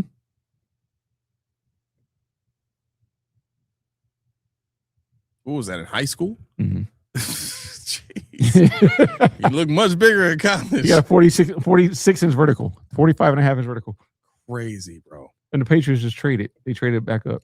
What are they going to do? This is what we're talking about, Charles. This is exactly what we're saying. I love how On the everyone point. is drafting starters, and we got someone to compete with our backups. On the point. And that's what I opened the show. I don't know if you watched the beginning of the show, but I said, why is it that we're not drafting quarterbacks and running backs? Not because we have James Cook, because we're like, it's a waste. Yep. Because, Aaron Hernandez. Aaron It's Hernandez, a waste to try to put some competition with Josh Allen and James Cook. It's a waste. We'll do it. But why would we waste a pick when we already know what we have? He's the top 3 in the league. This guy was a rushing champ. This guy had 16 touchdowns, 1,000-yard receiver rusher. Mm-hmm. Why bother? Because we'll give you competition. You're going to win. Yep. 1-1. But then you look at these other positions that we're talking about needs. These aren't needs. These are guys you can improve upon. There's a difference between a need and improve upon. A need is a hole, like a physical hole where there's nobody there. The Z receiver in Buffalo. The guy that we're talking about, who are we talking about? Joshua Palmer, and we're talking about what, McCole Hardman, I guess, or who else? Who cares? Mm-hmm. Because Shaver's fact of the matter is not playing in the beginning of the season. He had an ACL tear, even though he doesn't look like it. He tore his ACL. He's got to rehab it. Who's comp for Palmer? Realistic comp for Palmer. McCole Hardman? No, not at all. Keon Coleman's not even his comp. He's over there with DJ Moore. Right. That's who was it? It was I don't remember who it was. I'm sorry, I want to say his name. Charles Santora. Yeah, this is what we're talking about. This is what I meant. When people say you can't get talent at 26, you can't get talent at whatever you're picking at. That's why I say BS. Because even if you can't get that all-around great player, you can get somebody with a trait that will elevate what you already have. Mm-hmm. Sometimes you don't need somebody that's going to take over everything. You need somebody that's going to just do one thing that embellishes everybody else's skill. But we don't do that. We get TJ Parker because we want competition. We want to put the ball down. We want to make sure that everybody loves you. How does he fit in the locker room? What is the culture? Like somebody said earlier, does he have how many arrests does he have? It's funny, but it's true. We need a felon. How many? It's funny, but it's true. You know, the preacher, as people call him, is gone. Why is it we're still getting choir boys? Yep. There's a video I'm looking for right now. I forgot about him. Who? No, go. Albert said, "Please stay from EMW." At this point, who cares? At this point, who cares? We can't get them, and they passed on them. At this point, everything is fair.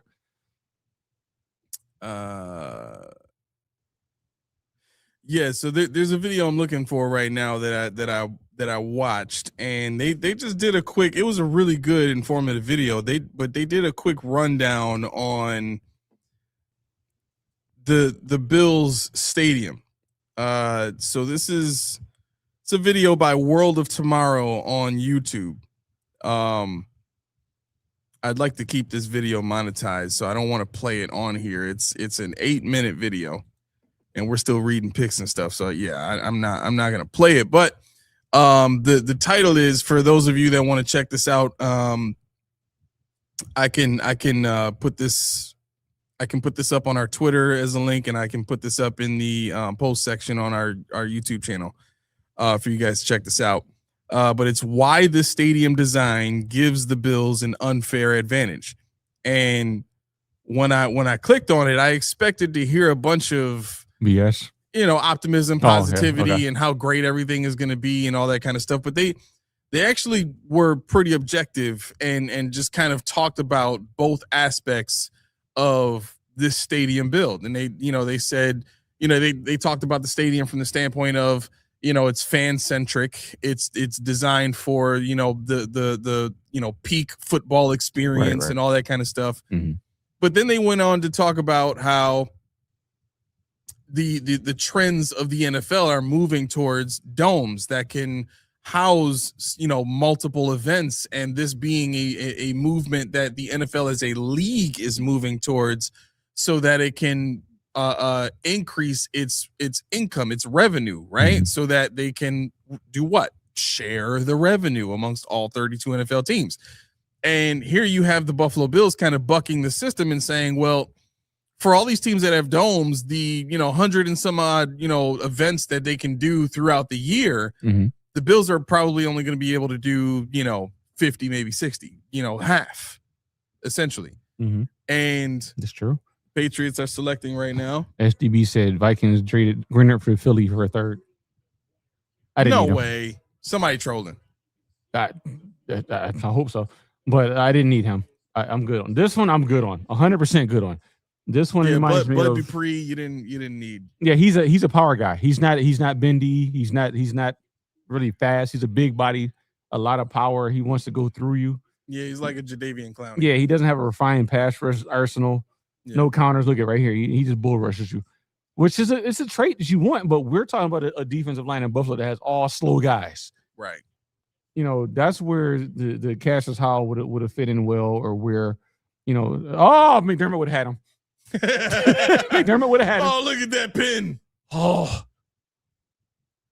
he'd have been like, Cosme smile. Jello pudding pop. Oh. But anyway, yeah. So this stadium thing. Looking at how many events the stadium is going to be able to have here versus some of these other dome stadiums Jaguars pick is in. It really happened. It really happened. Yep. Holy cow! But Brandon Bean Island. This is what we're doing. Believe in Bean Island, huh? What was the moving and shaking? Would they give up a 3rd round pick? What they say? Let me yeah, Greenert to Philly for a 3rd. Yep.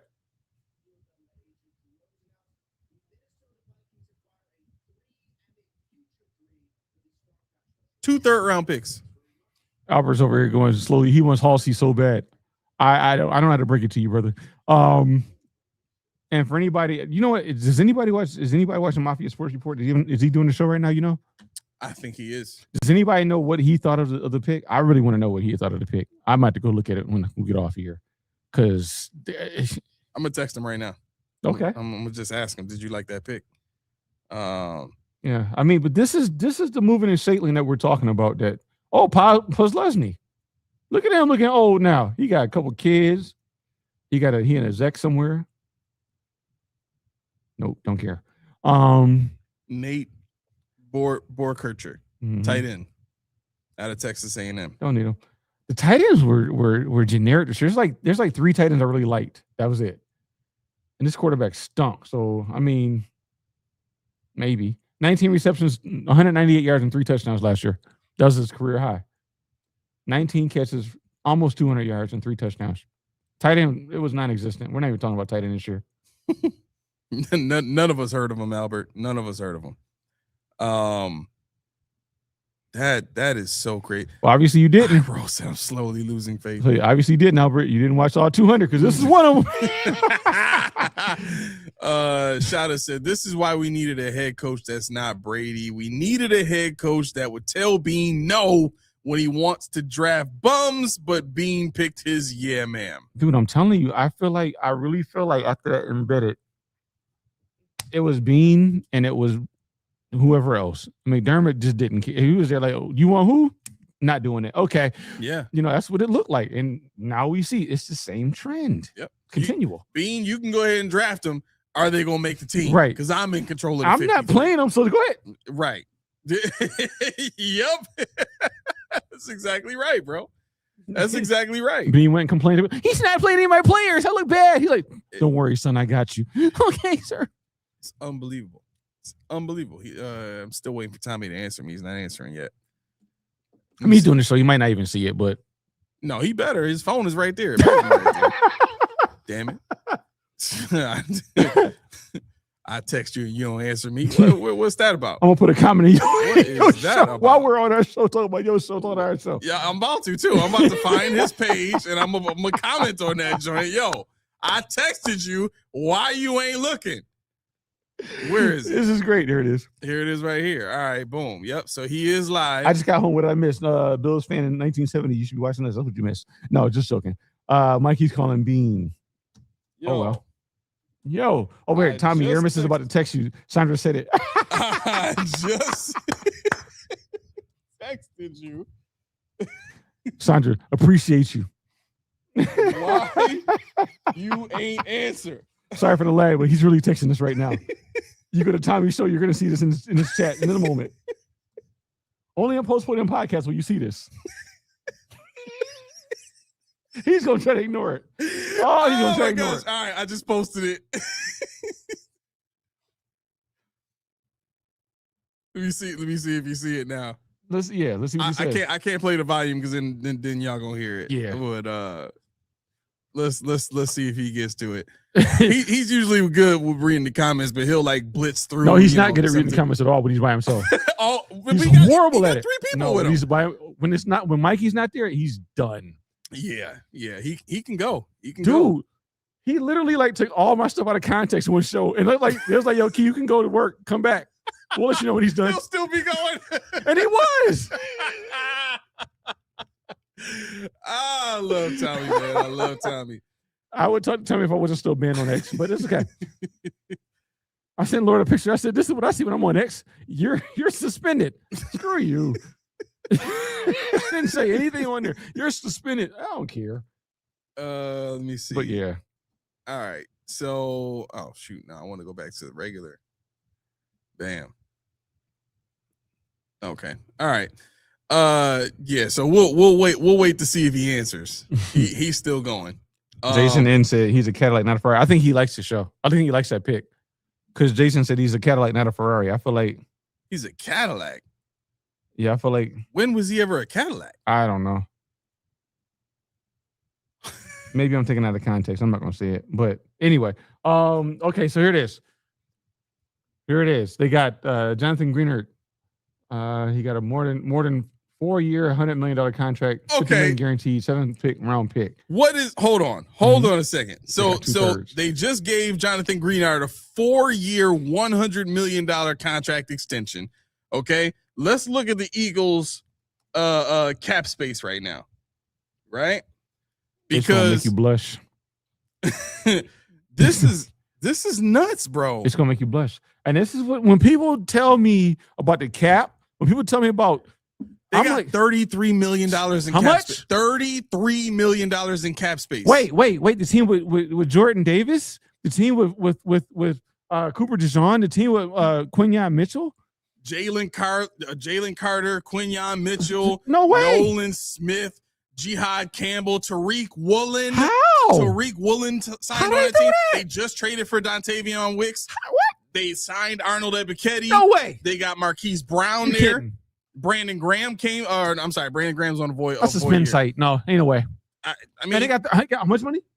$33 million. Saquon Barkley, Landon Dickerson is still there. AJ Brown is still there. So basically, Jalen Hurts is making $51 million. I'm sorry, his cap number is 31 this basically year. 58 to 65% of their Super Bowl roster is still sitting there with 33 million.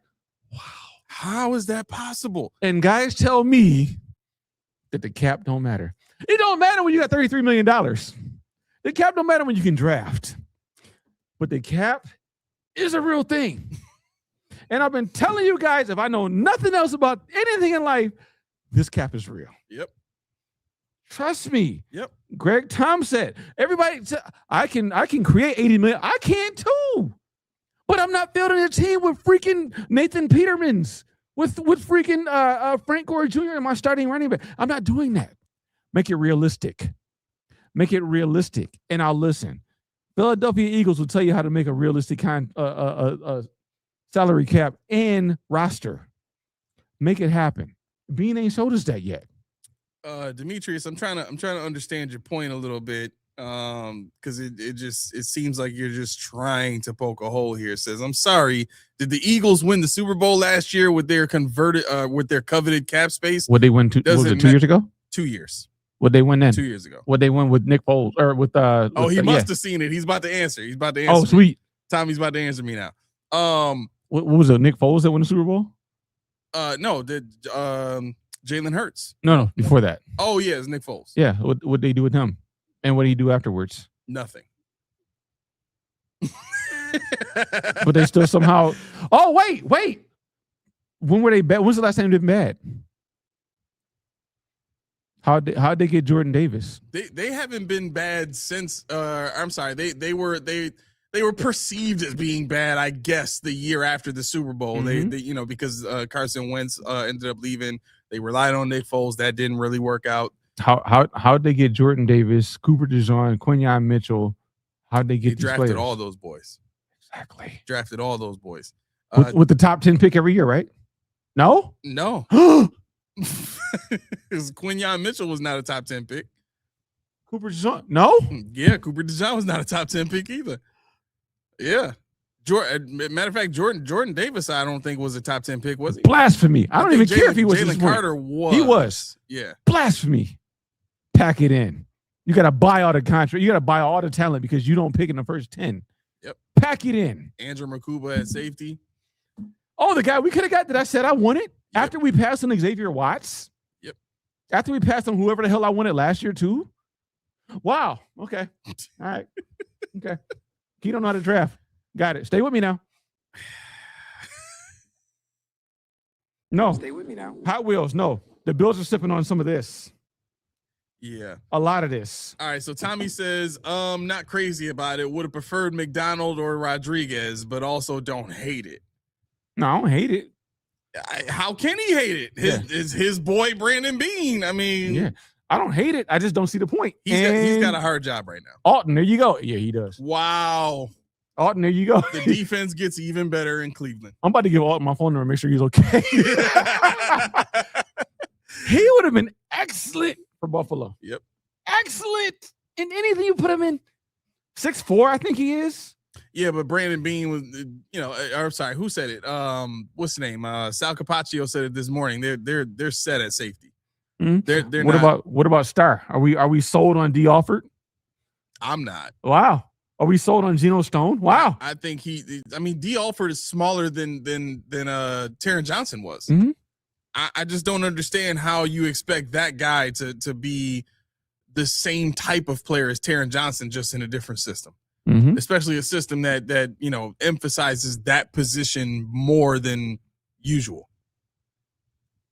Texans pick is in. So the Browns gave up their 3rd round pick and their 4th round pick, 70th and 107th. It feels like Houston had like To move up to 95 picks 58. since we've had one. Who? It seems like Houston had like 95 picks since the beginning of this draft. Yeah. They've just been drafting and drafting and drafting and drafting and drafting. Wow. The good news is we made it through all of that stuff, and the Bills are 7 picks away? 1, 2, Yeah. 3, 4, 5, Yep, 6, 7. 7. Unless No, don't you say it. No. I don't even have a football to slap off here. So the next thing that's going is this cell phone, and then I'm really in trouble. next time I'll go to the bathroom, I'll get you a football back. So you can throw it in. I appreciate that. I All remember right, him. here we go. Billy Miller to announce the pick. I need that hat, That dude is all cheeks. right? I would be too if I had Houston's draft picks.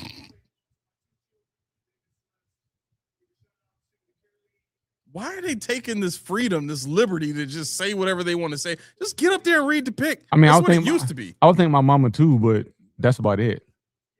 Can I love you? And then Right. with the pick of Mama, 2026. thank you. I love you. All Right. right. With the All right. 59th overall pick. Okay, moving on. Right. Another tight end. Yeah, like I said, the tight end class, it didn't do it for me. It really didn't. He's a project. This is a guy that, he grew up in Germany. I think he learned football late. He's an athlete, but he's still learning the game. So they're seeing upside in him. Yeah. That's what it is. They see upside. I mean, he can play, but he's got a lot to learn in terms of blocking, in terms of schemes, in terms of, the intricacies of the NFL. Yep. And if you guys like what you see, please make sure you guys subscribe. Make sure you subscribe. Make sure you guys like the video. Even if you don't really care to subscribe for us, just like it so other people can make their way over to us too. It helps us out a lot. Iro said we need that Chappelle. Wrap it up. Right? Click the button. Wrap it up, B. Yo, wrap it up. Tennessee trades up. Wrap it up, B. Yo, why? The Titans are all over the place in this draft Dude, right now. why can't we get active Why can't we get active? They did all this work to accumulate all these picks, and Just stay where they are. They're just staying where they are now. I think that was Bean's goal, was to get that second and third round pick, and then that's it. Yeah, that's all he cares about. I'm happy. I'm pleased. It's not about anything else but getting those picks back. All right.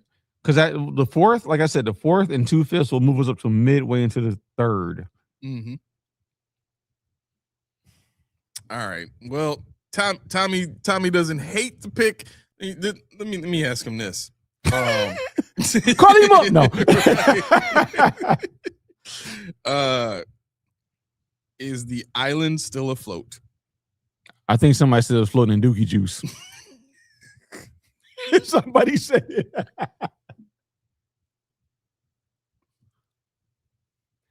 Like I said, he's gonna keep it afloat. He don't want to swim under it, holding it up. It's on his back. No, that's Weston. Weston is holding it up. No, Weston's a Chiefs fan. Weston is only Tommy's friend. Weston's like, you know what? He needs a friend. I got to jump on his side. Like Post William Pocket, they're newer, but they coming for Tommy pretty hard here. Yeah. I just realized I didn't eat today. I didn't eat food. Anyway, do you want to order something? Because I haven't eaten either. Like, you didn't eat either? I'm what is wrong with it? You gotta take your walk too. I hold it down while you take your walk. No, I'm not gonna get a chance to do that today. That's over with. Nah. We're not gonna be done here till what, 11 o'clock? 11. If it goes anything over the draft, yeah. No, honestly, this week has been, full disclosure, this week has been tough. It's been real tough. Yeah. And I will tell you guys, I almost told, hey, you know what? Go back on Bills Fanatics tomorrow, because I'm going to go to bed. But people were like, are you doing this show? Are you doing this? Or you know what? Suck it up, Key. Get in there. So I'm here. I'm telling you, it was bad last night. Like I said, I was dehydrated last night. I got in bed and I started to feel like I was going to throw up. So I sat up. Yo, me too. I thought I was going to puke too. Yeah. Luckily, I had drunk a glass of water before I laid down. So, I sat up and I started to get up and go to, put some sea salt in my water. Mm-hmm. And as I'm doing that, I started to feel like a little dizzy, but then, I started to feel better. You know what I'm saying? So at that point, I was like, all right, cool. I think I'm gonna make it. Right. But then I really started to question, like, damn, we gotta do the draft again tomorrow night. We're gonna be up late tomorrow night, and I gotta be back up for work mad early on Saturday morning. I don't know. Yeah. You know what I'm saying? Yeah. Like, so I think what I will probably try and do for next year is just make sure that I got these 3 days off. Yeah, I think that's what it was. Because remember on Monday I said I couldn't come until 7 because I thought I had to work late at the first job until 7. But on Wednesday I log in. I'm like, "What's up, y'all?" They're like, "Aren't you late?" I'm like, "I don't think so." Like, well, goodbye. I'm like, "Shit, okay." So last night I texted like 2 a.m. I said, "Yo, I knew you was asleep." I was like, "You want to do this show at 6?" And I woke up. Thumbs up. The yellow thumbs up of death. I'm like, oh God. I forgot about that. But I literally looked at the text. Like, I sat up and looked at the text. I'm like, all right, we can do that. That's it. I mean, honestly, 149 people watching right now, and literally, I'm not saying this to get pity. I'm not trying to get this up, but literally, I came here because I like who watches the show. Yeah. Whether you watch it on live, whether you watch it later, I like who watches the show. Like, you really do have a piece of me. So I feel like I owed it to you guys to get in here and suck it up and do what I'm supposed to do. Oh, my man is in the chat. Tobonius Lex. Oh, it was Steve that said Dookie Juice. I'm going to say it again. What? Anthony Hill? He gone. Titans traded up to get him.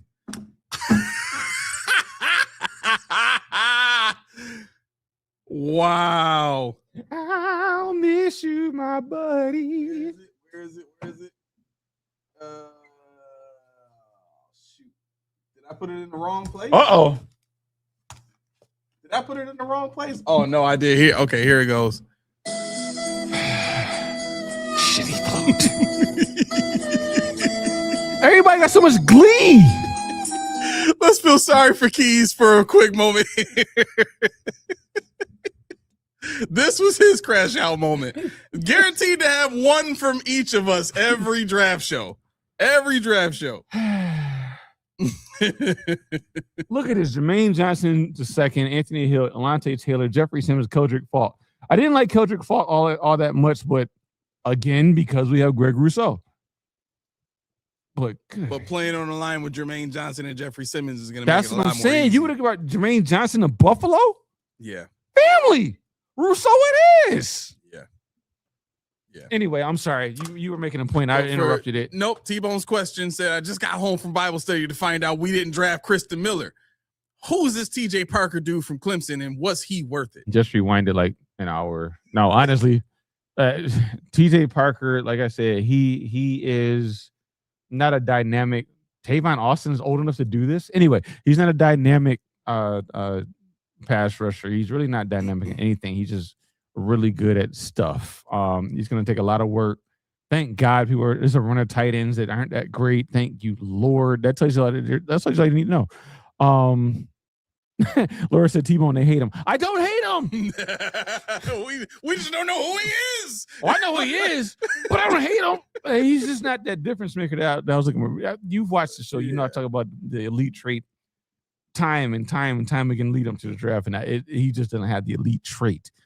He's a complementary piece to somebody with like you put him with a Micah Parsons, you put him with a TJ Watt, you put him with somebody like that. Yeah, this was good. This is very good, but I don't think we have one of those. My man texted me, I think yesterday, like, man, we might as well go ahead and get Bosa back for this. I'm like, no, we still shouldn't.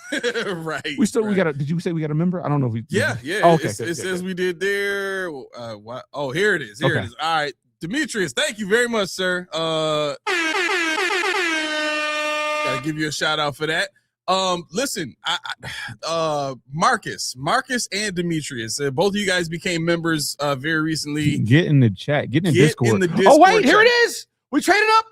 Whoa! Get in Discord. Hit me up on Facebook or Instagram. Hit A up on Twitter because Twitter likes him and not me. Yeah. So hit me up on Twitter or Instagram wherever you feel comfortable. Or if you want to email us, our email is in the description of this video here.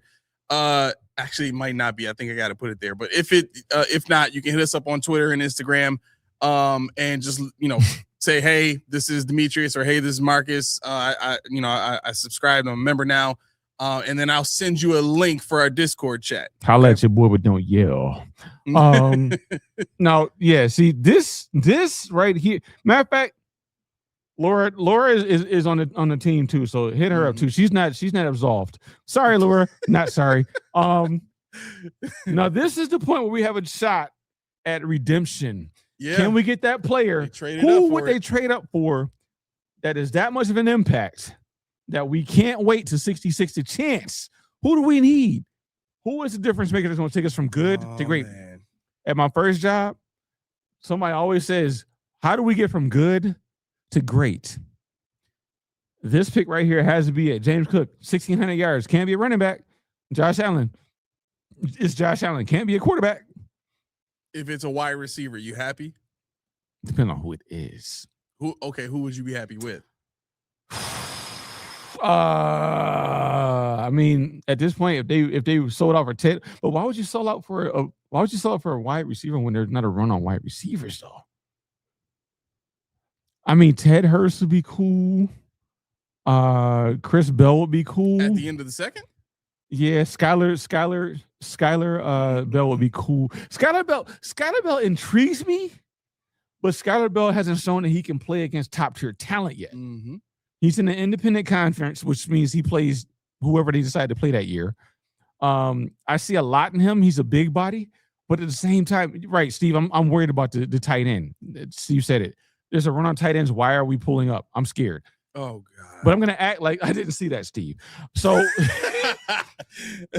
Skylar Bell, Chris Bell, I can see some allure there.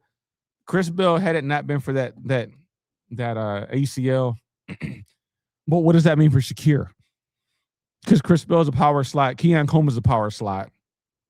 I don't think Keon Coleman's on the move, regardless of whether it's a wide receiver or not. I just don't, because be that as it may, Keon Coleman had three returns for touchdowns, I believe, in his career at Florida State. So he can return the ball. He does have special teams value. I don't know what people think when it comes to him. They talk about what, a gunner. Yeah, I roll up another bubble screen guy. We took a corner. Who though? Who? What corner? Ohio? No. Was it Alexander? Now? We're obviously behind. McCoy. Do not tell me we took McCoy. Tennessee, please say we took McCoy. Please say it. Please say it. No, they watch. If they look online, they can see it too. So you don't. Really? Yeah, my man was telling me all the intel before. I'm like, how does he know this? No, Albert, it's fine. It's fine, Albert. It's fine. I'll allow it this time. Please don't be wrong. Please don't be wrong. Let me see. Second round here. Jamad McCoy. Jamad McCoy. Jamad McCoy. Jamad McCoy. Jamad McCoy. Yeah, that's who you want? If it's a corner, that's the only one that makes sense. Albert did this to me, so if not, he's got to give me his phone number so I can call him. I think I would be happy. Oh, what? Posluszny and Conlon. Posluszny and Conlon. You can't read for two. What kind of backwards BS is this? Because Conlon can't read. See,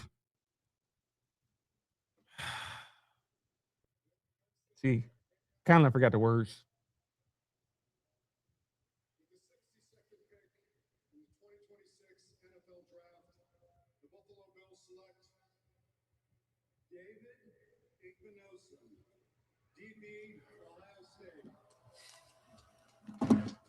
Davison Igbinosun. This is a freaking interesting one. This is an interesting one. That's what they say. I am trying my hardest right now.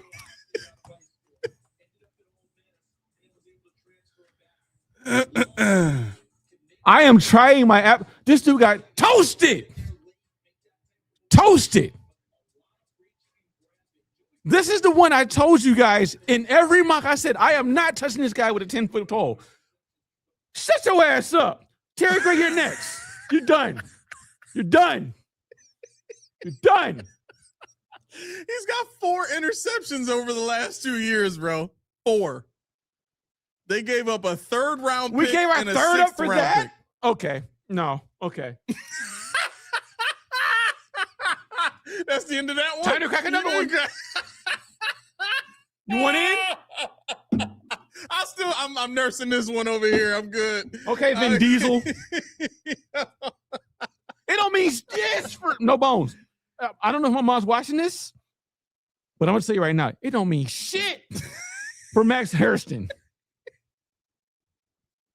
Don't mean a thing for me. This is Dane Jackson on steroids. Wow. This dude got tossed up. And now we got no more draft picks. And we want to blame McDermott. No nose tackle, no edge rusher, no wide receiver. And you give me this dude? I challenge anybody to tell me anything about Brandon Beane right now. I challenge them to tell me anything about Brandon Beane. Steve, he's not even a slot receiver. Or a slot cornerback. He's not. I just texted Tommy, your GM is trash, bro. I challenge you to put my name on it. Stamp it. Keyshawn, you're wrong. Do it. We traded back 3 times for this. I'm sorry for yelling in y'all ears. It needs to be said, bro. My optimism is gone. It's over with. Yeah. My optimism is gone. Yeah.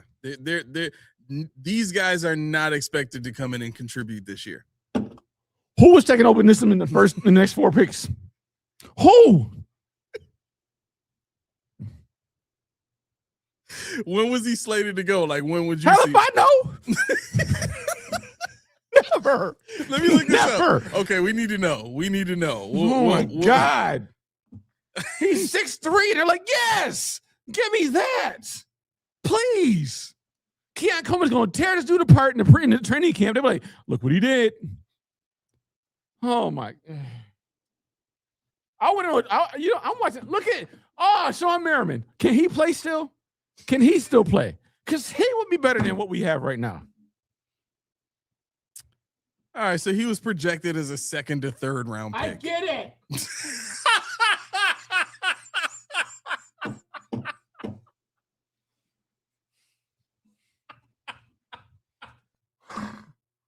We got fleas. Yo, who did we trade with to get that? No. Who did we trade with to get that? Was it Vegas? No, I think what was it? The Browns? Who did we trade with to get that? Where? Demetrius said, "Where's Pagula? Where the hell is your owner at? Why is nobody overseeing Denver?" Thank you, ATL. Broncos. Shaka said Broncos. So and they're gonna take somebody I wanted. Watch. Even when I come into a draft to say you can't mess this up, you freaking still do. Denver was like, "Hello, oh yeah, what's up, Brandon? Oh, you want to get up here? Who you trying to take? All right, bet we'll take it." This dude's an idiot. He's taking it. He's taking it. Davidson. Listen to this cat. He gonna really do it. He was like, "Oh, okay. Hang on one second. I'm getting bad reception here. Put him on speaker. I'm sorry. Who did you want, Bean?" like no, you're like this. I ain't gonna lie, J-Ham, I gotta take the credit for this. I was on Bean's ass before A was. I was on Bean's ass before J was. I was on Bean's ass when everybody was still on McDermott. I was on Bean's ass. I'm the one that said he can't. I'm gloating. I'm patting myself on the back. I'm sorry. I have to right now. I have to, because the coach that was screwing the team up is long gone. And you kept the OC that did nothing with this team. What did he do? Dorothy, keep me in check. You told me we're going to be optimistic. Keep me in check. I think Dorothy bailed already, didn't she? Maybe. We might be a little too negative for her right now. No, because she said the first pick sucked. So I think she bailed. But thank you very much for that, J-Ham. Listen. It was me. It is Bean. It was me. I told you guys. McDermott ain't having it on the field, but everything else. You know what? Pierre was trying to catch me in it too last night. We were talking about Sean McDermott and his appearances and stuff like that. And he answered the question first, and then he kind of slid it off to me like, Aramis, what do you think? You know, like we've heard what your thoughts before on, Sean McDermott, whatever. And I kind of started off with, obviously with new information comes new thought processes and the opportunity to, change what you think. And I just kind of made it clear, like, after everything that we're seeing this year, it does start to make you question, did we fire the wrong guy? Not saying that we had to keep one or the other, but right, we got rid of both.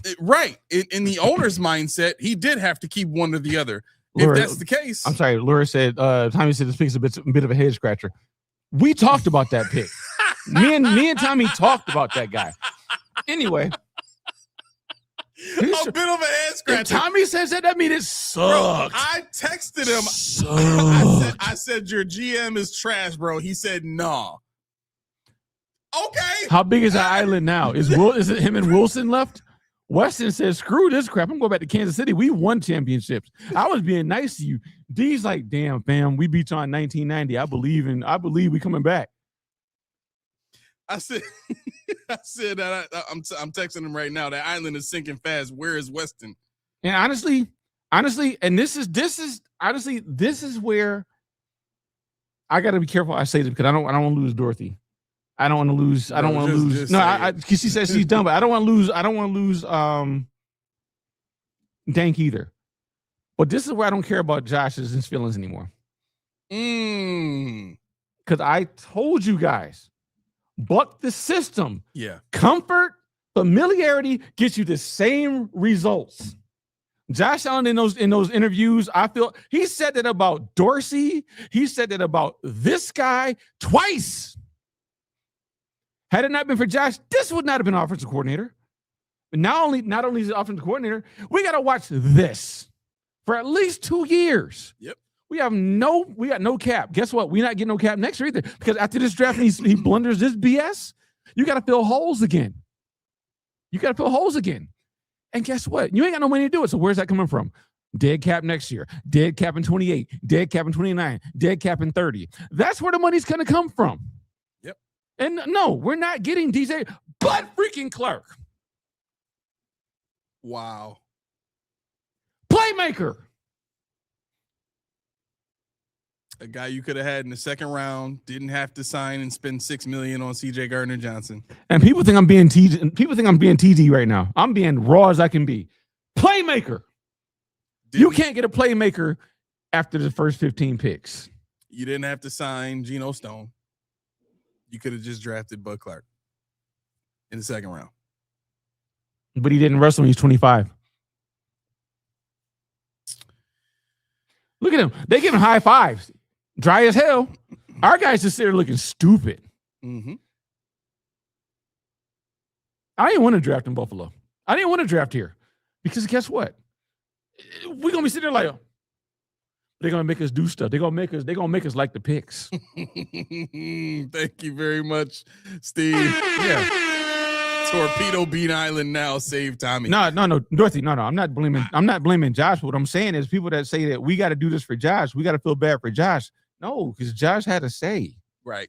No, I'm not blaming Josh. Josh is gonna ball out. That's not what I'm doing at all. Yep.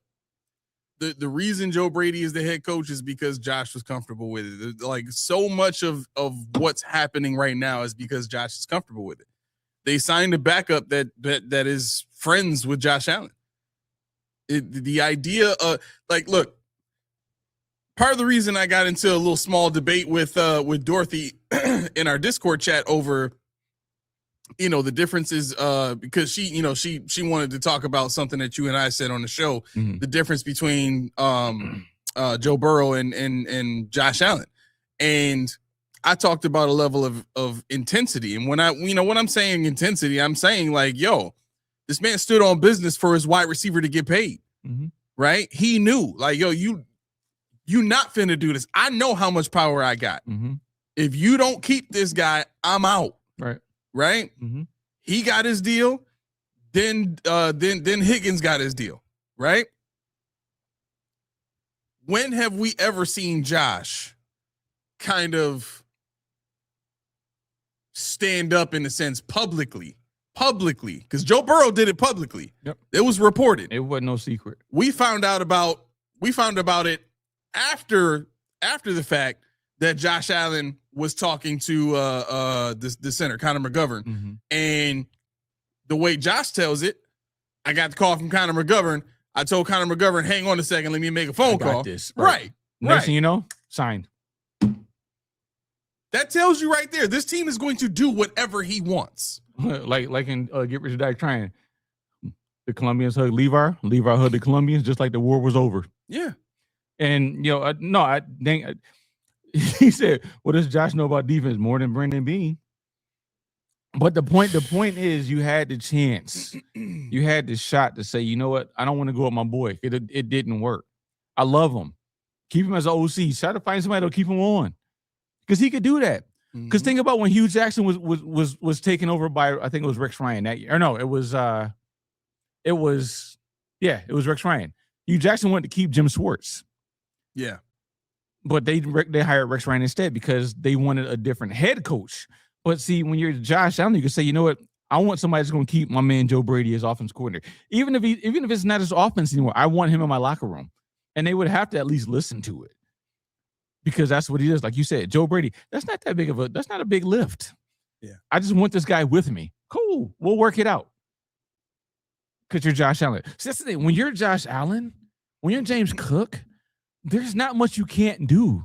And I know everybody's going to make a joke. James Cook can't catch a touchdown. Whatever. When you're those two guys, there's not much you can't do. And there's a lot of stuff you can ask for and be flexible. If I want this guy, just because I'm familiar with him, I still want a lead guy that knows what he's doing. I want a guy that's been there before, a guy that has a different thought process.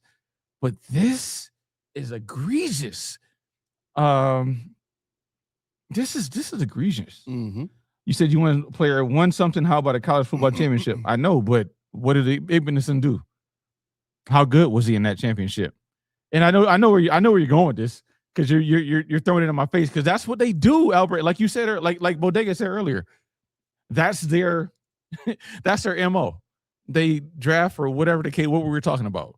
But at the same time, it's not that guy. I can see if we drafted Carnell Tate even, but more so Jeremiah Smith, more so Sonny Styles, more so Caleb Downs, more so Arville Reese, more so even Caden Curry, which I'm sure we're not going to, and he's in the 5th round. Guys that had stats. I know the tape I watched of Davison and Igbenison, it's not good. Not good at all.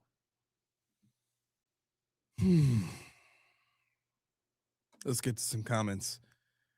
These are Josh picks. Last time Joey made the play. Oh my gosh, Dorothy, we not finna do this. Joey who? Burrow. Oh, who cares? Right. When's the last time he was healthy? Because that's when he did it. That's when he did it. Whenever he was healthy. Albert said you wanted it. That's what I'm talking about. I talked about it. That's what I'm saying. He was throwing it in my face, and I love it. But I mean, he's right. I did say it. But the same way we got these. Who was it? Before McDermott and Bean, it was somebody else that was on the team that did something. No, Albert. No.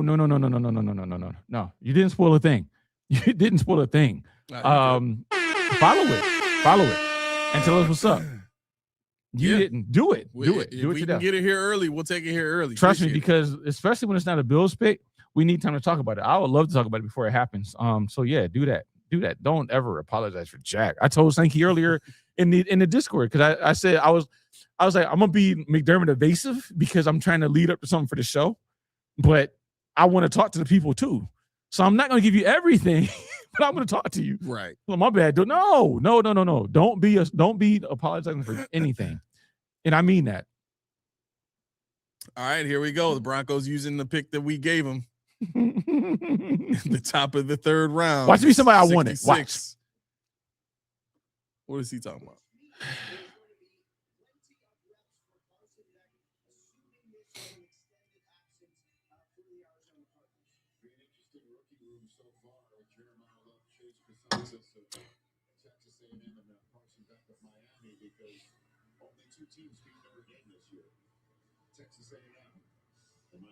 Oh, okay.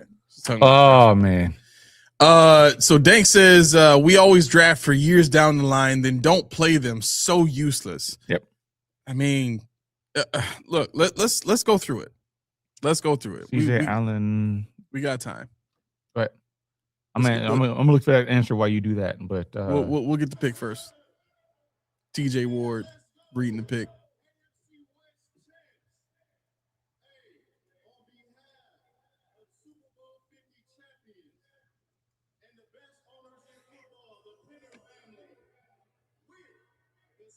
They are some good owners. What, they need a middle linebacker? No, they don't. Want safety? You tackle. That's exactly what they needed. Yep. And he fits too. He's a rusher. Yep. He's a pass rusher. Yep. That's exactly how they play. 6'3", 292. Yeah. Just about everybody on their line is like that. Man. And CJ Allen went to the Colts. He went to the Colts. Yeah, you didn't. No, Dank-ass. Okay. Yeah, so what was I gonna say? Buffalo Buddha, he said you can play safety or cornerback. That's why we draft. He better be a safety. He better be a safety. He can't play cornerback. He can't play cornerback in the league. He better be a safety. Yeah, let's go ahead and go through these draft picks by Brandon Beane year by year, and realistically, what I'm looking for is just somebody tell me who's supposed to be the All-Pro. I want to simulcast with Tommy so bad. Yeah. I want to simulcast with him so bad because it's like, let me see if he'll do it. No. He's got his own. I want to do it only because I want him to defend live action Bean Island. Believe in Bean. Why? Why should I? Why should I? I'm gonna see if he'll do it. I mean, we got time. Yeah, because he has his show. I mean, we stay a little extra after this draft. I don't want to put him on the spot, but I need to know. And I mean, that draft, literally, I don't have to go to the bathroom right now, but I'm going to drink like 2 more beers because of that. Igbenison, dude. I watched this guy and literally said, he sucks. Literally watched him and said, he sucks. Keith wants to ask you about your general manager. Like, I literally wanted to see what he says. It's a Kieran Crawford, a defensive end. They just re-signed Malcolm Kuntz too. We send him an invite. Okay. Like I have to know. Yeah, I have bro. to know Yeah. what it is. Like, it's gonna be a 2-bathroom break show now. I was gonna be good, but I know I'm gonna crack another one. I'm about to do it right now. I need to. I gotta stay level.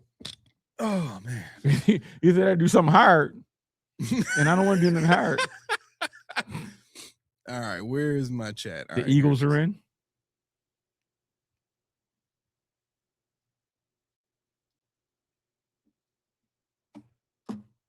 Go ahead and invite this guy here. We could have taken Bud Clark to actually be a safety, but we took Igbenison as a projected cornerback convert To be a safety. to be a safety. Mm-hmm. What we traded up for to be a safety when we could have got Bud Clark at 64.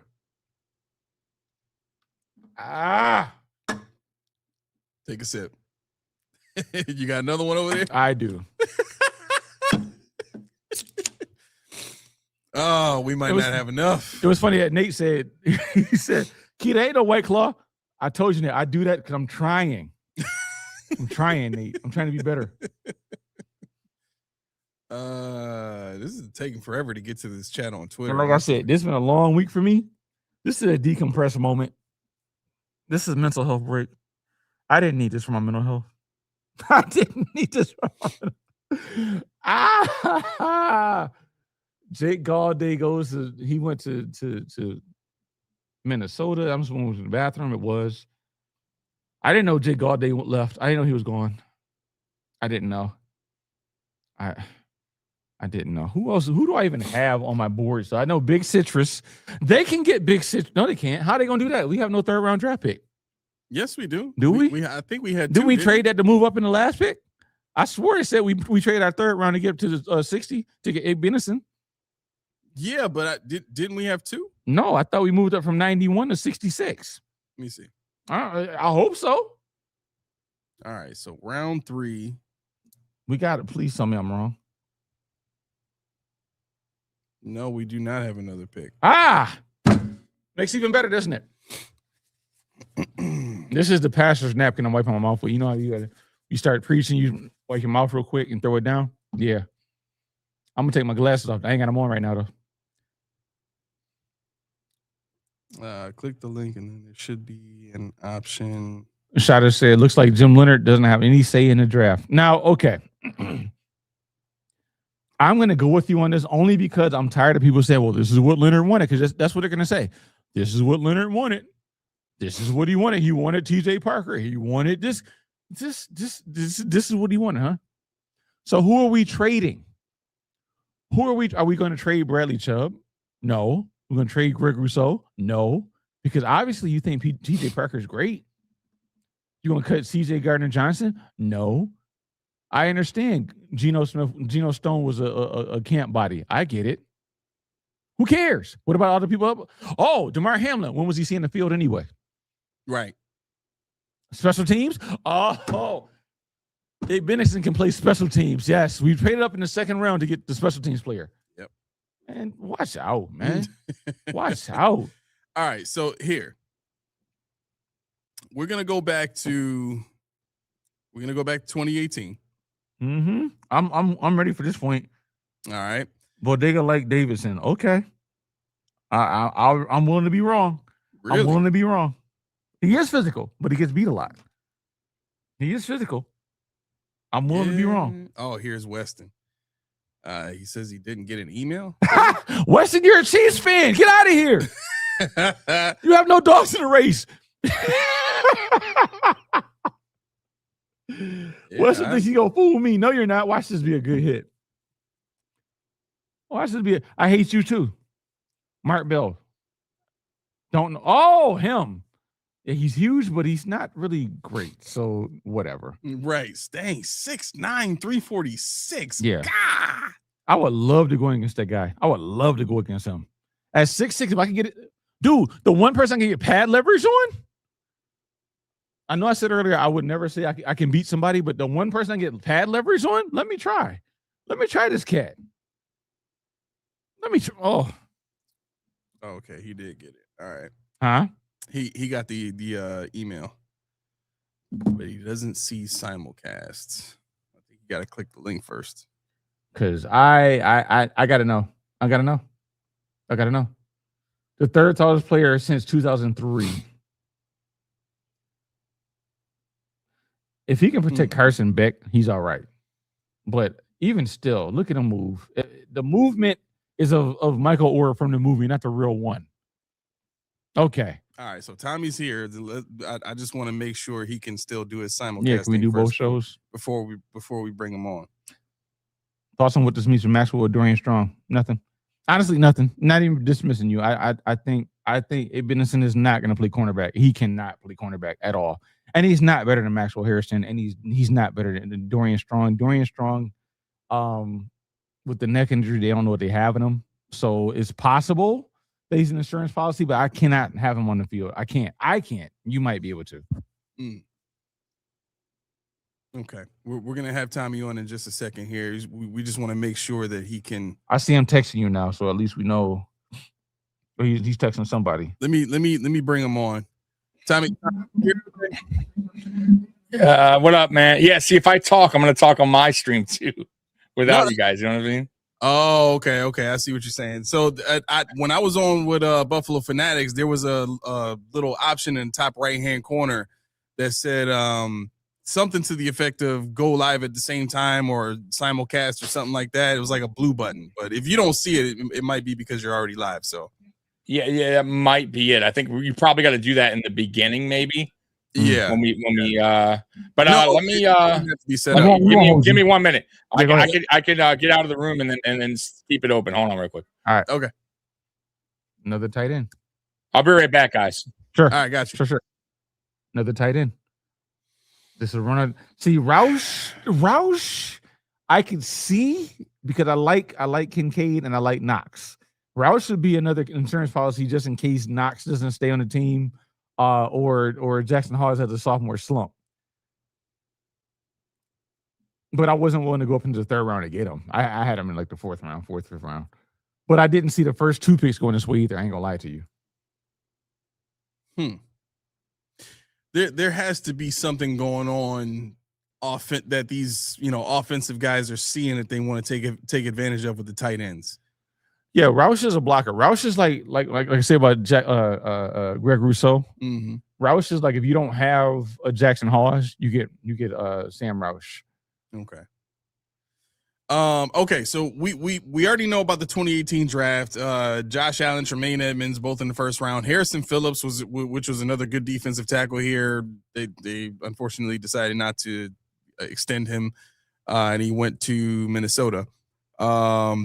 You got Taron Johnson out of that draft. You got Wyatt Teller out of that draft, and that was also your beloved Ray McLeod and Austin Proehl draft picks. Love them. The 6'1" Andy Lee. 6'1" Andy Lee, right? 6 foot 1 inch. He covered his shoulders up this time. He did. Got the Grace Jones shoulder pads. All right. The Ed Oliver draft. Ed Oliver, Cody Ford, Devin Singletary, Dawson Knox, Voshon Joseph, Jaquan Johnson. Height. I'm sorry. Romello Height.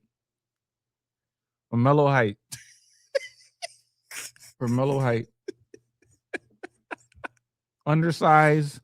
A lot of athleticism. If you can get him free one-on-one, he's going to beat any tackle in the league. One-on-one, he's going to beat him. Oh, look at that. Wow. and he has a closing speed to get to the quarterback. All right, Tommy's ready. You ready, bro? Okay, yeah. Okay. All right, Tommy. What up? What's going on, man? Are we on your What show? up? No. So what I did, I because I think we have to do the simulcast when we probably like schedule it or something like that. I never done it, but I would assume because I'd have to probably put we have to put our links together. But we should definitely try that one day. If you can find out from Fanatics how they done it in the past, and we'll definitely do that. Well, I don't think they did it. I just saw that option because I was on StreamYard on their show. I'll look into it. We're still live, but I left the studio on my end to join you for a little bit, and then I'll go back onto my show. But just so you know, real quick, just find me on Facebook because I'm done with X. They keep screwing with me. So do me a favor. Aramis, send me the Facebook for Keys. Yeah, if you can. Yeah. So guys, so you want my thoughts, right? Yeah. Golly. Okay. So the Parker pick, I don't hate it, but I would have definitely preferred McDonald or Rodriguez there at that selection. To be honest with you, I wouldn't have hated Rodriguez either. Rodriguez probably would have been a guy that was, long-term solution at linebacker. High motor, high IQ, he fit the mold, right? Like, I think he would have been a guy that Bills fans would have been okay with, right, at that selection. And same with McDonald. I think we needed a nose tackle, true nose tackle. We've been needing it. He was there for the taking. He went right after, which is, what kind of was expected in a way. But I don't hate the Parker pick. I want to say that. I think what he does is he's a really good run defender on the edge. So putting him next to or on the other side of Groot helps a lot with that. I understand that, he's going to be rotating a little bit there, probably not a lot of high snap count, but Bradley Chubb's also not going to be here long-term either. So that could be a solution there on the outside. And I also feel like he has upside to him. I feel like that's what, player development's about. So I like the upside. As a matter of fact, in 2024, if we were to draft TJ Parker in 2024, he was one of the best edges in 2024. I don't think anybody would have hated him. He had a down year in 2025, but he still was rated, I think, the fourth best edge coming out of this draft, fourth or fifth best. So not hating that pick. I just would have preferred those two other players. The corner is head scratching. I don't. The only thing I could think of, guys, honestly, is he's a good man defender. Like that's what he does well. I like his height. I like his speed. And the injury history that we have going on with Benford and Harrison early on in his career, I feel like this is a solution for that in case one of those two guys go down. Because Trey White is not the answer. You can't bring back Trey White. He doesn't fit the scheme. He's not a man defender. But you could have addressed that later on in the draft, guys. That's the head scratching part. Like I don't know where they're going with this draft so far. Like I don't. Like you had an option there to pick up a starter in Rodriguez that could have been long-term solution at linebacker, and they passed on him. They had a solution to stop the run down up the gut in McDonald. They chose to pass. Little confusing. I don't get it. I think they're looking at Big Citrus. I hope they're looking at Big Citrus. That would. He's an option. He is. But now, will they trade up? They got 3 fourth-round picks. I mean, I haven't seen them trade yet, right? And there's no updates on them getting out of the fourth round yet. But look, man, I will say this. Bean had an interview prior to the draft. He's pretty much came out and said he wasn't crazy about the draft. Yeah. And if that was the case, for me, if you felt that strongly about it, why then trade some of these picks for next year's draft, which is a better draft class? Why just take players to take players then? Mm-hmm. Or trade up and be super ultra aggressive and go get Ruben Bain if you're not crazy about this. Yeah. I'd have been. You get what I'm saying? So exactly. So I like that's the confusing part for me. If that's what you're going into the draft going, not crazy about it. I guess we'll just take whoever. We'll trade back and just pile up on, and maybe somebody will stick. Like, just, I think that's what Bills Mafia is just confused about right now. It's like, you know what I mean? Like, listen, day one for me, I thought was brilliant. I did. And I know people are torn about it, but he had to respond in day two, and he hasn't.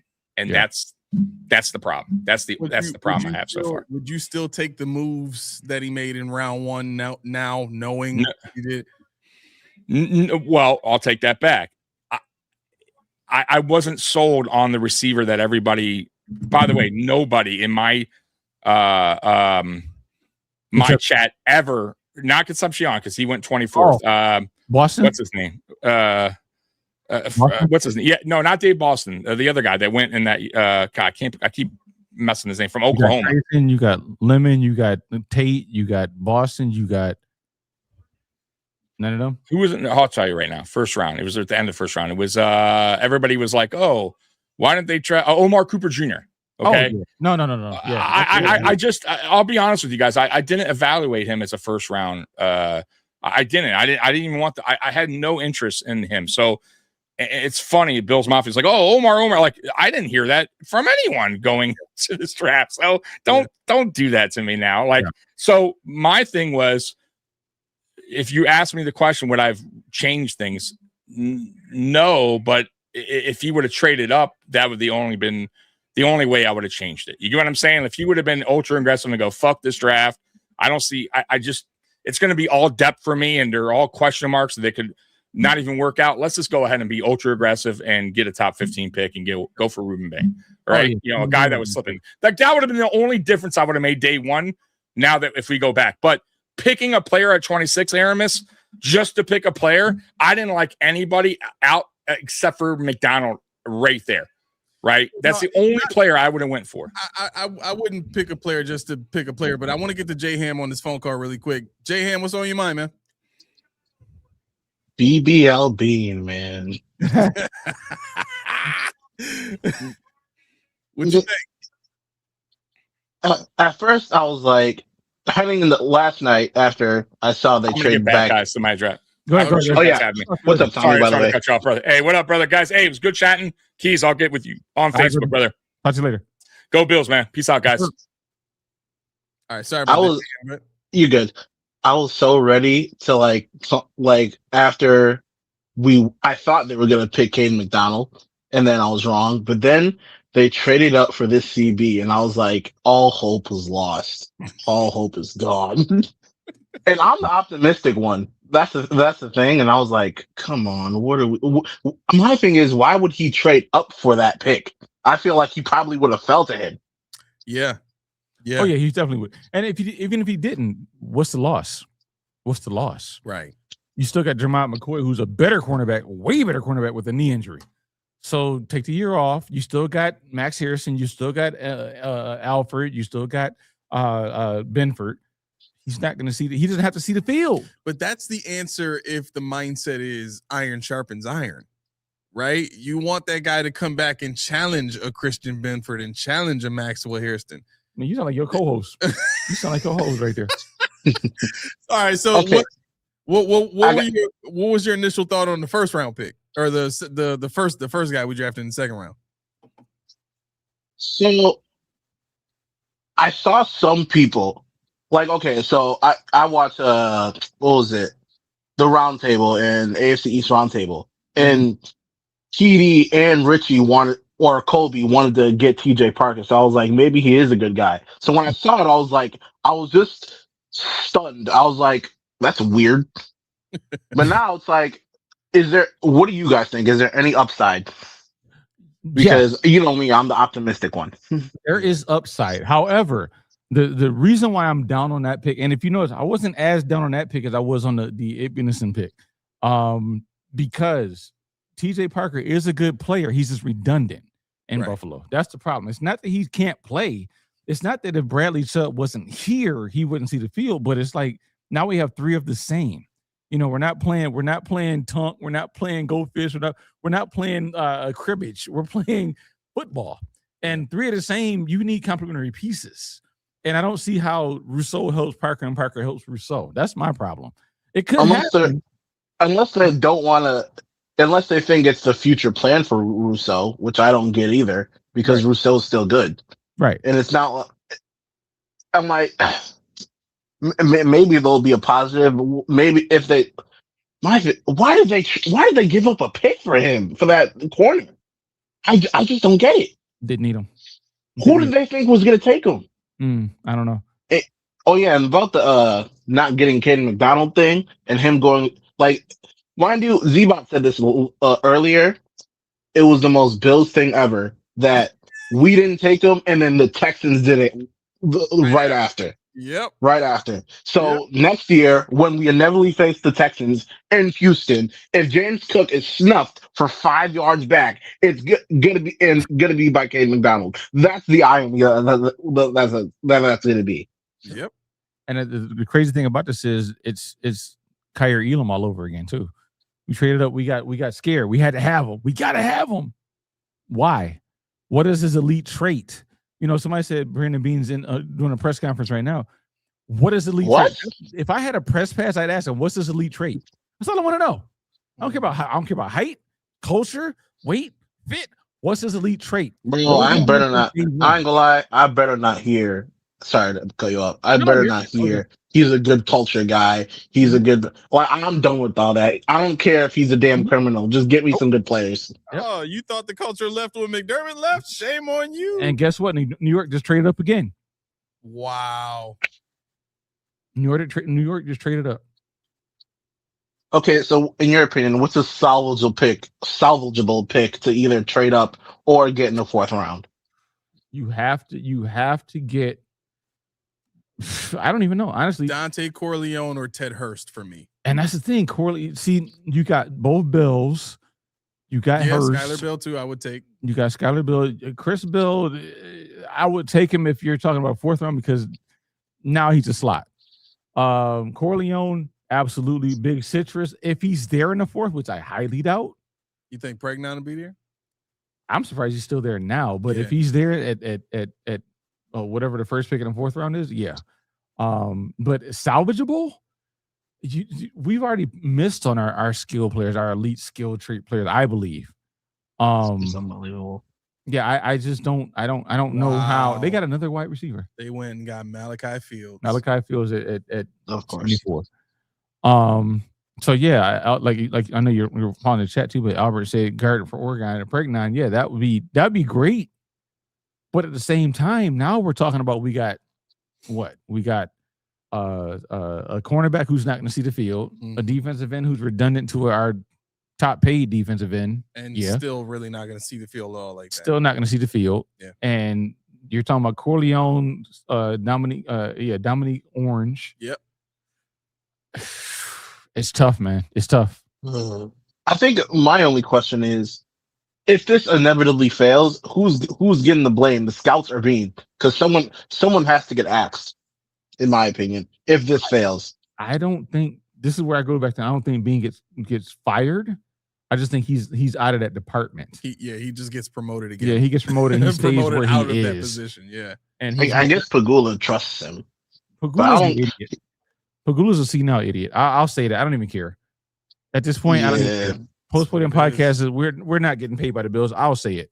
Because by the way, sorry to cut you off. No, go ahead. What happened to Kim Pagula? Because I heard like she had a stroke or something. Nah, she had heart issues and she's not fit for the team. So you know, I don't know how great she was for the team, but I can tell you that she was at least it was forward facing better than this. Yeah.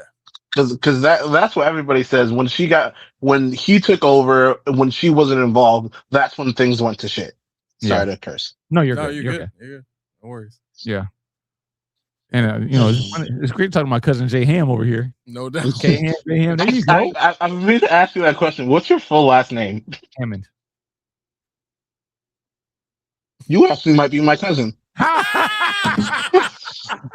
It's possible. Let's go. It's possible.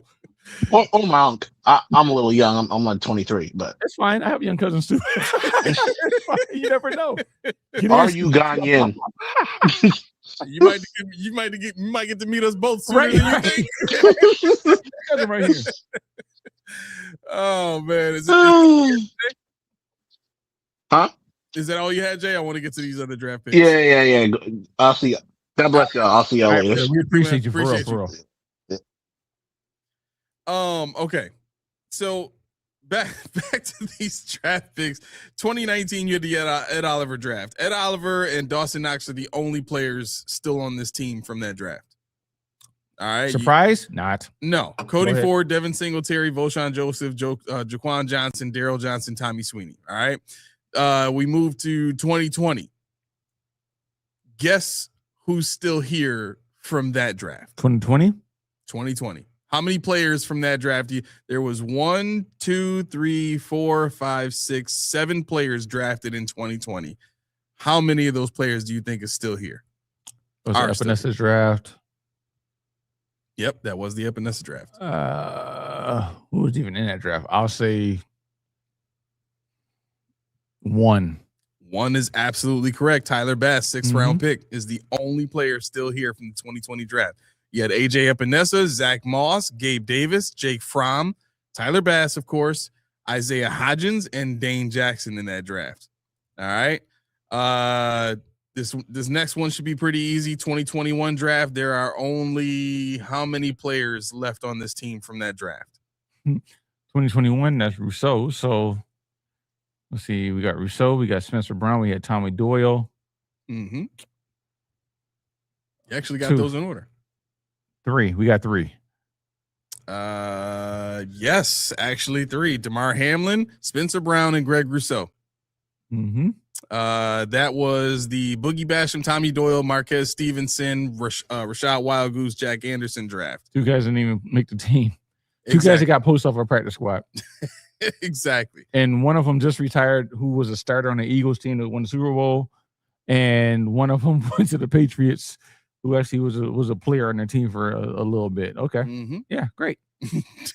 So you got 2 starters out of this draft, and realistically, you got none out of the previous draft in 2020. I mean, Tyler Bass, do you want to call him a starter? He's a kicker. By default. Right. Right. He didn't lose his job yet. That's cool. Okay. 2022. How many players are still here from that draft? 2022 was, let me think. Was that the Elam draft? Yes. I'm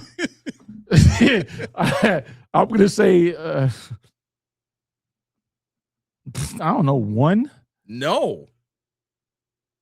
You want another guess? No, go ahead. What Okay.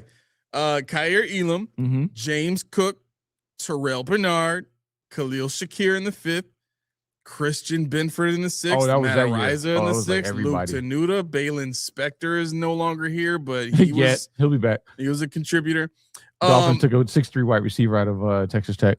Realistically, who? 6'3" wide receiver out of Texas Tech. Slot guy. Caleb Douglas. Mm-hmm. Look at him fly too. Yep. Wow. It's cool. It's cool. We got Davidson Abinson. He'll shut him down at He'll 6'3". shut him right on down. 6'3". Watch for the next 10 years. That's our lockdown corner for the next 10 years. Yeah.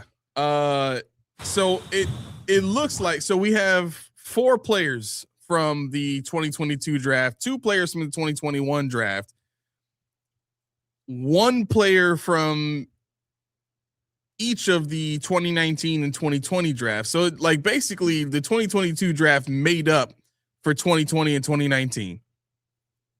And then we get to 2023. How many players are still on this team from 2023? 23? You had 1, 2, 3, 4, 5, 6 picks in that draft. My mom sending me names I could have been because it's based on people in the draft. She's like, Key Ryan, you could have been someone, you could have been Key something else, I guess. I'm like, really, Mom? 2023. Okay, I lost my track. 2023, that's Dalton Kincaid. Yes. Dalton Kincaid is So we got 2023. Dalton Kincaid, Osiris Torrance. That's 2. That was the, wasn't that the no, that was the year before, wasn't it? The Ariza pick. That was 22, right?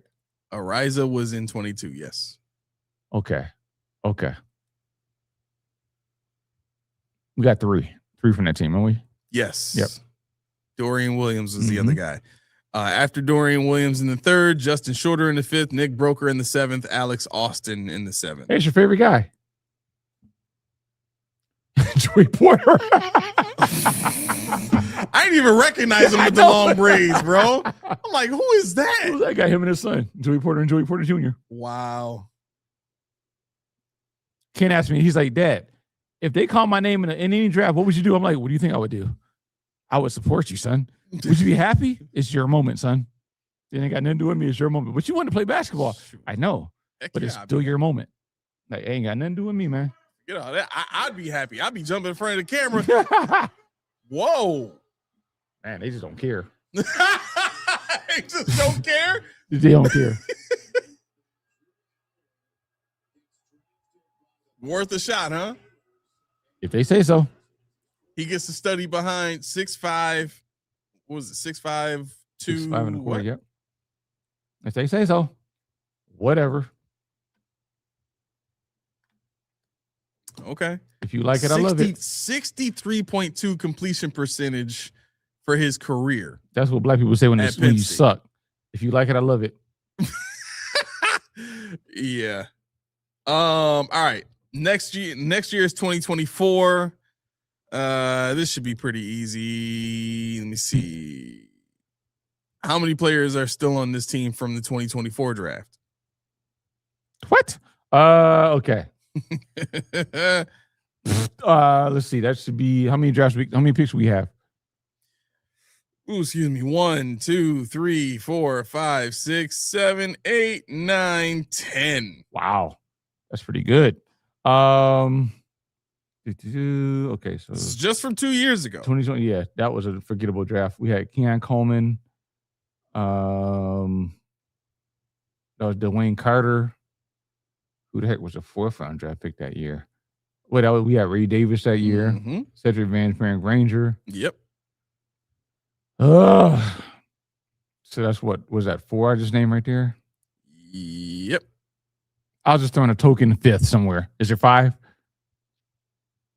No, actually, there's more than that. Really? Yeah. Oh. So Keon Coleman, Cole Bishop, Dwayne I Carter. forgot Cole Bishop. Damn it. Yep. Okay.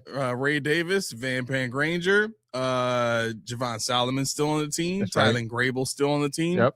We are missing. We forgot about our boy Travis Clayton, who has on the team, but he doesn't really on the team. Correct. He was the last pick of that group. Yeah.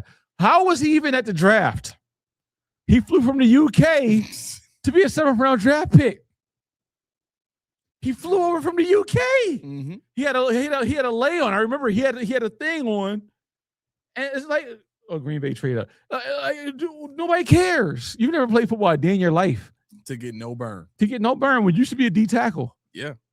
You could be a defensive end in a 3-4. Yep. You play rugby. Who's moving you?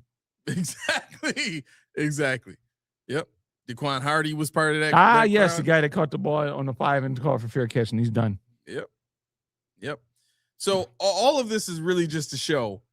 Oh, Laura said Bean was mansplaining his picks. I can't wait to listen to this later. I have it saved here. That's my car ride home. You don't want to play it now? Can we? Yeah, we can. Okay. I'm gonna let me just make sure I got the timing right here. Who's the pick?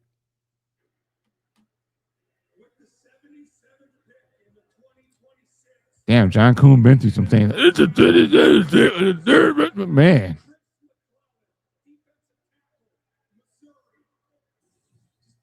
I'm numb. I feel like I should care, but I don't.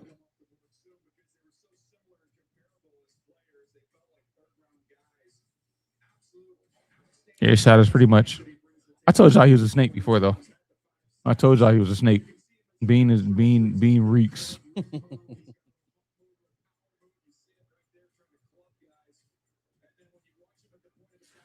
Travis Clayton, Laura, honestly, I feel like he was put in the wrong position from the day he got to America. He's not an offensive player. I can tell you how hard it is to play offense. It's hard to learn offense when you don't know what football like that. Defense, sure. He could have played defensive tackle year 2 easily. Effie Abada did it. But instead, what was the guy from SMU? I forgot his name. Bjorn something or other. But the point is, you put somebody in a position where it's a bunch of if-thens. Alton, back me up on this one here. Back me up. You know, I don't know if you play offensive line as well in high school, but I could not learn offensive line. It was too hard. I couldn't do it. So why put somebody that's never put a helmet on, pads on, anything else on, and say, here, go play offensive line? All right, I almost got this lined up here, I promise. Do your thing. Well, I'm scared how many lights we have. have right now as we're going through this here. How many likes? How many likes? How many likes? How many likes? How many likes? How many? I'm looking it up. Oh, okay. We got 146 in the live right now. I want to know how many likes we got. Because right now y'all freeloading. Go ahead and give us a thumb and keep on watching. Give us a thumb. Okay, I think we found it here. All right. Everybody good in the back? No. Your decision to trade back 3 times, can you maybe put into perspective the defense? But at a time when there was a little bit of a sense of urgency for change and transitioning and want to win and the whole thing, but how do you balance one or the other? Yeah, I mean, Tim, we really, I tell you, every year we try to read our board, and you know, I think I was trying to allude to it in here last week with the pre-draft presser that. Go ahead, bro. And board. I just dropped the F-bomb. I hope my mom didn't hear that. And board. We try to read our board. Who's putting this board together? Who's constructing this board? Let me do it, please. At this point, let me do it. Let the fans do it. Because you're not doing it right. McDermott did it. It was McDermott's board. It was McDermott's board. Why doesn't Joe Brady come out and say, you know what? I'm a disciple of Sean McDermott. Because you're him. Lowercase. Not capital at all. Lowercase. It's at the point where I almost want to go to the bathroom on this interview. Go ahead, do your thing, though. All right, here we go. Yeah, that should be good. All right. You know, we didn't have a heavy number of first-round grades, and so once we saw the last player come off our board that we had a first-round grade on, you know, we started being more aggressive with the calls, and we had some different opportunities to go back further at one time, but we also wanted to kind of see how things fell before we did it, and we felt like there was still going to be interest by doing that. And alignment. I looked at it. It's luck. It's not skill, but we were considering a move from 26 all the way into 2. What? I thought was a good move for round 2. There's no way he's supposed to pick 2. From 26 all the way into 2? You got to clarify that. Which way are you talking about? And which 2 are we talking about? That's ambiguous as hell. Yo. In the end, and then when we did the 1 to 28, I'm like, well, this is good, but you're also thinking, man, I really could have done a lot. Where I'm going with that is, in the end, by the multiple trades, we ended up with more than that in a very similar position. So some of that's good fortune. Those teams still wanted to move back into 1. And it was just really following our board. We had enough guys in a similar value on the board that we felt confident round 4 value to 35, we would be able to get a player like TJ. There were a lot of edge rushers. You have one already. You just signed him. His name is Bradley Chubb.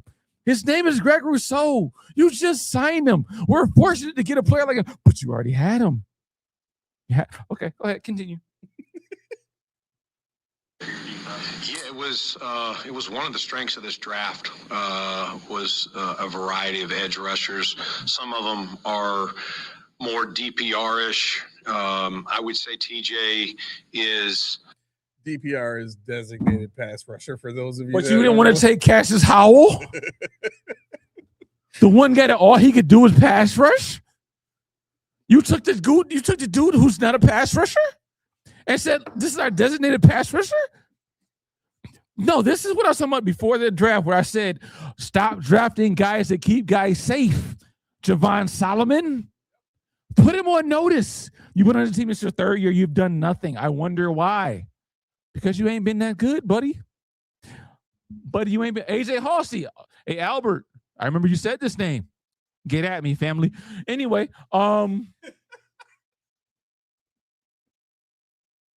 yeah. I'm sure Laura said watching Key laugh at Bean is everything. I don't know if I'm laughing or crying internally. It's probably more crying. It's gotta be. It's probably more. It's gotta be because you want somebody that can do everything except rush the passer. Every time a quarterback plays Buffalo, it's like, I'm safe. Thank God. A week off.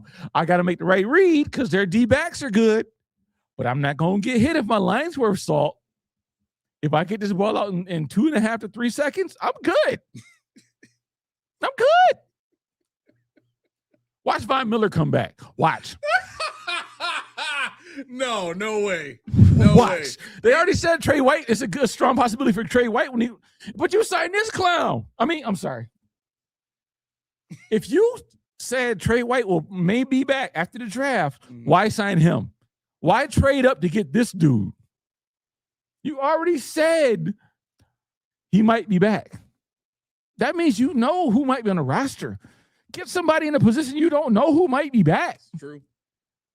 Joey Bosa, to hell with him. He wants 10 million, 15 million. For what? 5 sacks. 5 sacks. He had them all in with the first 6 weeks of the season. That's great. What about the last, 12? What about those? Nothing. Gregory Rousseau, he does everything he can do. But guess what? He ain't hitting that quarterback like you want him to. Right. Ed Oliver, guess what? He's going to be nose tackle again because guess what? You ain't get one. Ed Oliver sucks. No. You screwed him again. You screwed Josh again. Because we got Josh Allen. Look at that. Atlanta's like Zachariah Branch. Watch it. Watch. I'm just going to shut up and watch this. I'm just going to shut up and watch it. Just watch it. Nobody even trying because they know better. Just burning everybody. Just nobody.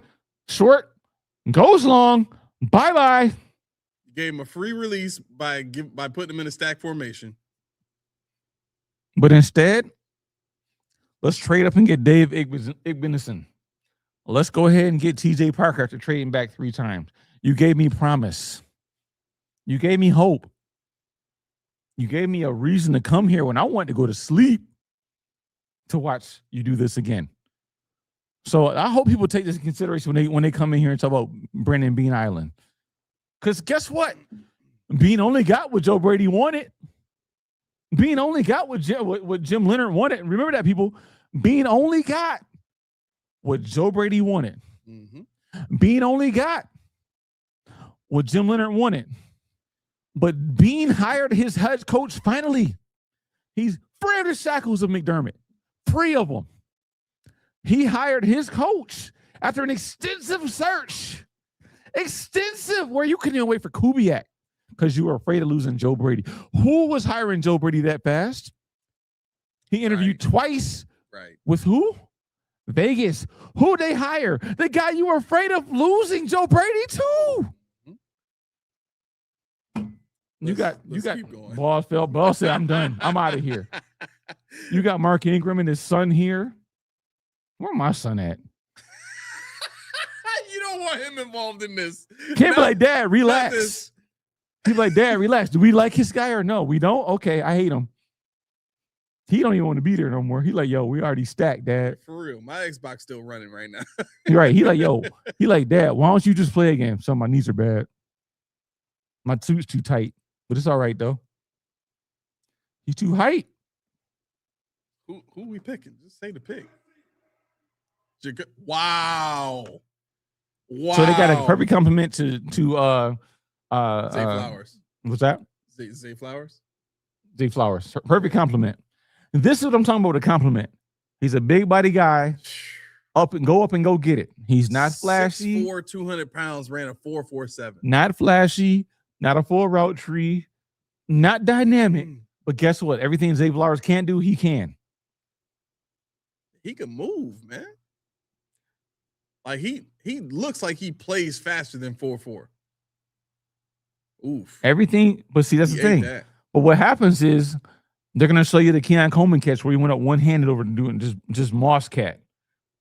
See? But guess what? Unlike the Ravens, The Bills still need to figure out how they're going to get to the red zone. The Bills still need to figure out who their go-to wide receiver is. They still need to figure out. I don't do math that well, but that's freaking 24 plus 18 plus 6 plus whatever was on the bottom. I don't do math that well. I don't know what that bottom piece was. I think it was just 6 feet tall. Yeah, that was 50 plus inches on a running jump. All I'm saying is when people say Keon Coleman sucks, who's Keon Coleman's Zay Flowers? Who's Keon Coleman's anybody that can get it done over the middle? Anybody that can get it done short? Who can get him to the red zone? Josh Palmer? A number 3 in Las Vegas just a year removed? I don't know how I'm feeling right now. Let's get to some more of this Brandon Beane here. Okay, I forgot he was even talking. His sack production a year ago was 11 and a half, I can't remember. Sacks this year, not as many. But you saw enough from him. You know, we did a long study of a lot of these guys of 2 years versus just the 1 year. Some guys were better this year. Some guys were better the previous year. We also, a guy like him had a really good week at the Senior Bowl. So we try and weigh it all. But it's some close discussions, but you saw a run. I'm sorry. Which part are you confused about? We've scouted for 2 years. Some guys were better in the previous year. Some guys are better this year. Yeah. Which one? It doesn't matter as long as they were good in one of those years. We'll take them. It's not and, it's or. It's the and or loop. That's it. He said or. That's it. But that's all that matters. But Cassius Howell had double-digit sacks last year. No, you can't have that here. No, because it's got to be and when there's somebody Key wants. Right. It can be or when I want them, and I got to justify. But it's and when Key wants them. when Key wants sustained players, I can't have that. It's got to be or when it makes me make sense. No. All right, here we go. You know, all those guys were in a similar vein, and that gave us the confidence to move back here. When I went home last night, I felt confident we were going to add some type of rusher, whether it was a 3. That's hilarious. A DPR. I did too. And TJ was the guy. I did too. We had number 1 if it fell that way. If it fell that way. They had TJ number 1, bro. Number 1. So they got him, which means it obviously fell that way. TJ was number 1, bro. I could understand if TJ was like, hey, we traded back. We thought the guy we wanted wasn't there. So basically what they're saying is they wanted to go edge rusher the entire time. The reason they traded back is because all the guys they wanted were gone. How many edge rushers went in round 1? How many went in round 1? Messidor? Ruben Bain? No shot. Okay, Bills Fever is saying TJ Parker had a better 2024 than 2025. That's that or. Yeah. I mean, no lie. Dabo Sweeney's his team was garbage last year. Don't care. We're drafting you on sustained production. What were Parker's stats in 2024? Let me look it up for you because I can tell you right now. Greg Rousseau had 15 and a half sacks the 1 year he played in Miami. TJ Parker's 2020. Go ahead. What were you gonna say? Albert saying Albert Regis, my DT1, my highest graded run defender I watched on film. No disrespect, but what do it mean now? Right. They ain't care about you. They don't care about me. Man. They don't give a damn about you. Don't give a damn about me. Okay, so in 2024, he had 12 sacks, 11 hits, 28 hurries, and 29 tackles, 13 assists. So he went up 2 tackles. He had 9 missed tackles, 18%.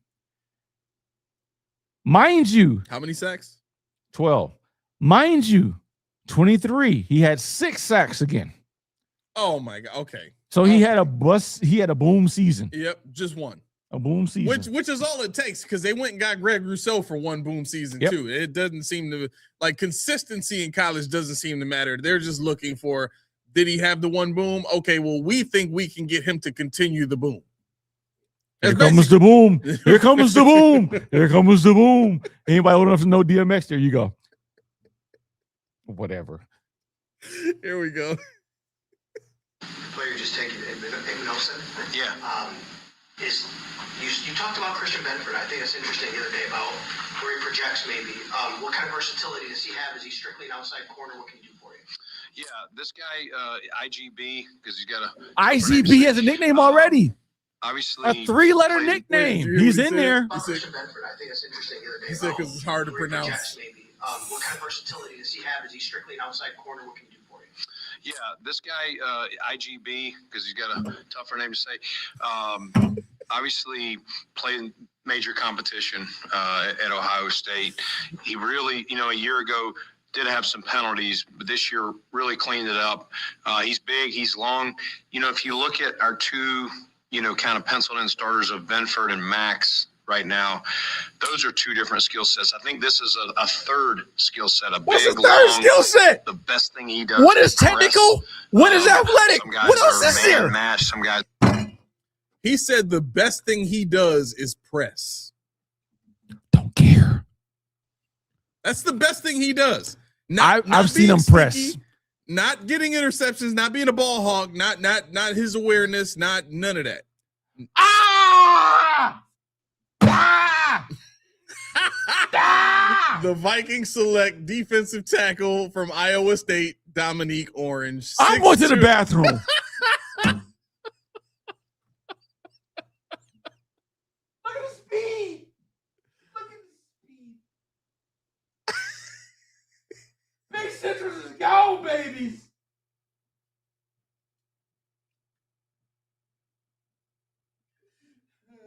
I mean,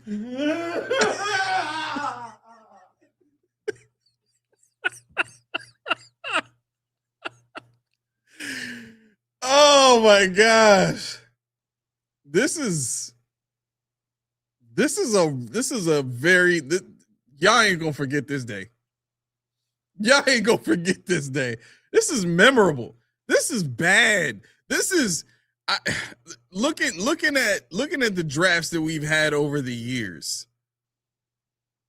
I think you would have to equate this to the 2020 draft so far. That's what this feels like. This feels like the 2020 draft right now. AJ Epinesa, Zach Moss, Gabe Davis, Jake Fromm, Tyler Bass, Isaiah Hodgins, none of these guys, when they were drafted, instilled any kind of like, oh yeah, really good expectation. I think this player can become this, and if we use him this way, oh man, he could really explode and turn into that. I'm not getting that impression at all. At all. Panther selection is in. They got who is this? Jake Delhomme. Wow, the Panthers take Chris Brazil II out of Tennessee. What's really funny, 6'4", 198, 4.37 speed. The knock on him is he has a hard time stopping. And one of the things I wanted to say about Chris Brazil earlier in the show when we first mentioned him is I bet he's better than Nick Benison. I bet you that. He just came and like stopped like right here and just stared at the TV. Receiver, no nose tackle, nothing. We got cornerback. We got no nose. We got Dion, baby. We got Dion. Nothing. Dion gonna play the nose, baby. We got defensive ends. No nose tackles. Nothing. There's no nose. We got cornerback. No wide receiver. Nothing. I hope you set yourself up for a very high expectation from here on. It's over with. You're gonna have to bring more beers with you to every podcast. Oh. I got the case. Got the case. All right, here we go. More Brandon Beane. Let's do it. I think he gives us another added skill set. He started a lot of games, in major college football. He is wired the right way. We brought him. I went to his pro day, and I wanted to watch his movement, his off the ball, movement versus just press, because he did so much press at Ohio State. And he checked the box, and the multitude of people that I talked to there just raved about his football character, his competitiveness, his love of ball, great teammate. And we found that out here. Jordan Hancock, is close with him, raved about him. And so those guys hung out when he came in for a Okay, there it is. I don't care. There it is. What did Hancock? I forgot he was on the team. Literally, this whole entire team is nothing but nepos. Like, in all seriousness, it sounds funny, but he was on the team. I'm very serious. It's like you can only get in by word of mouth. That's not even a joke.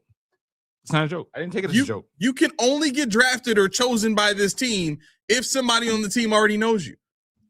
I didn't take it as a joke. Honestly, I forgot Hancock was on the team. I really did. Now,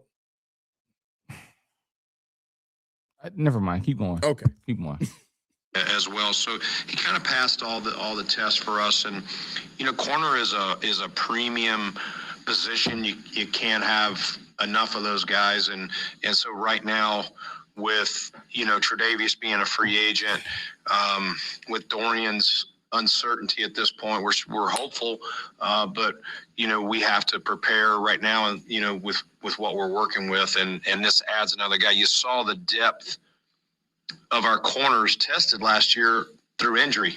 And so you want to make sure as the season goes along, if injury strikes, that you got enough guys, even if they're not starters. So this is a depth player that'll come in and compete. He'll push, our starters in time, and which one? We'll kind of take it one day at a time. Which one, Brandon Bean? I want to press pass. You wanted to trade up into the second round to draft a player that's going to push your starters in time. Folks, we've been saying this all day today so far. This is exactly what we were talking about when we said to you that the Bills have not built this team to supply space for draft picks. These draft picks are coming in as part of a developmental program that hasn't really been shown to be a good supply or a good pipeline. Like Javon Solomon is what, one of the only holdovers that still makes sense for this defense that we're in now. Mm-hmm. Everybody else is either a starter or gone. I think DeMar Hamlin is the only other guy that was drafted late that's been kind of a developmental guy, had a couple of chances here and there. And the only reason he's still on the team is because he's a household name here. Mm-hmm. It's not for any other reason, because the head coach that wanted him isn't here no more. So when we're doing our jobs as analysts, and we're doing the research, and we come and we bring this information to you, like it's in front of you right now. This is everything that we've been talking about so far. They're still trying to hold on to the culture. Everything is still by word of mouth. You have to know somebody to get onto the Bills that is already on the Bills. That's the only way they'll trust you. And furthermore, you don't even have to be consistent in your college career. Just have one pop season and we'll believe in you. Albert said, Hancock, you couldn't even put a word for McDonald in? Damn you. Hancock probably at the house chilling like, wait, what'd I do? I ain't saying nothing about this dude. Ted Hurst going to Tampa Bay. Who's your wide receiver, Brandon Bean? Oh, what you bitching about? We don't know wide receiver. Everybody eats. Put the ball down. No, put the bong down. Put the bong down. Billy D said Dan Mitchell is crashing out. More than me? Listen. More than me? To everybody that saw me on Buffalo Fanatics, everybody that's been watching us this whole entire, what have we been telling y'all? Listen, the time that we spent for the last 3 years talking about all the different aspects of this team that are wrong and need to change. This is just validation. Like I'm not surprised. I'm mad. I'm mad as hell. but I'm not surprised. And if you've been paying attention, you shouldn't be surprised either. This is what it looks like. This is what really being able to read between the lines and take a scientific approach and be, and challenge the thought processes of this team. McDermott's somewhere like, Yeah. Yeah, I love the guys. They compete. This They're is gonna the come out. best thing that could have ever happened to Sean McDermott. Yep. Validation. 100% Validation. for him Yep. specifically. Yep. All right, let's get to the rest of this. Oh, there's more. There's more. You would need anguish, don't you? Starters, just like that he'll be a backup. Oh, we haven't talked about that. Oh. No, we haven't. No, he's a rookie. So I'm just saying, like, Max has been here a year. CB's obviously, been here forever. So Forever. Any rookie's going to have to come in here and earn it, whether it's TJ. Did Benford have to come in and earn it? Yeah, he earned it over Kyer Elam. Like Kyer Elam was getting chewed out by the number one receiver on the team. So how much of a challenge was that really for Christian Benford? Come on. Whoever else we select. I mean, if he's the best player, he'll start the best 11 will go out there, but there's not really a discussion. Discussion is come in here with all these guys, learn our system, learn your role, play special teams. I think Play special teams. We're in day 2. We're in day 2. We're in day 2. We're in day 2. We're talking about special teams. Special teams. Who cares? Who the hell cares about special teams on day 2? You don't understand. This roster is so stacked. That's all you get. That's all you can get here. We're trying to freaking get players here. Albert said we have holes. Steve said we have holes. This guy said we have holes. We have holes. When you get special teams on day 2, when you trade it up for special teams. I tried to tell people yesterday the Bills don't see holes on this team, bro. Dude, they didn't even see special teams. Holes on special. Good God. Jesus, Mary Jojo. Special teams? This man had the audacity to say special. We just said put the ball down, and now you're putting the ball down for special teams? But Reed Ferguson is here for life because he's a core special teamer. If there is a core special teamer, and we talk about special teams? My face hurts. My whole face hurts. I wish my butt didn't hurt right now. This is horrible. Cleveland trades up again. Cleveland again to get somebody I wanted, I'm sure. Oh, this is gonna be good. Special teams. Let's get it. I'm so done. I gotta move out of Buffalo somehow. Yo, okay. All right, they're coming to the stadium. The players might be good, but what are we doing here? Let me turn this down. All right, go ahead. Sorry. We got like 10 picks to trade back up.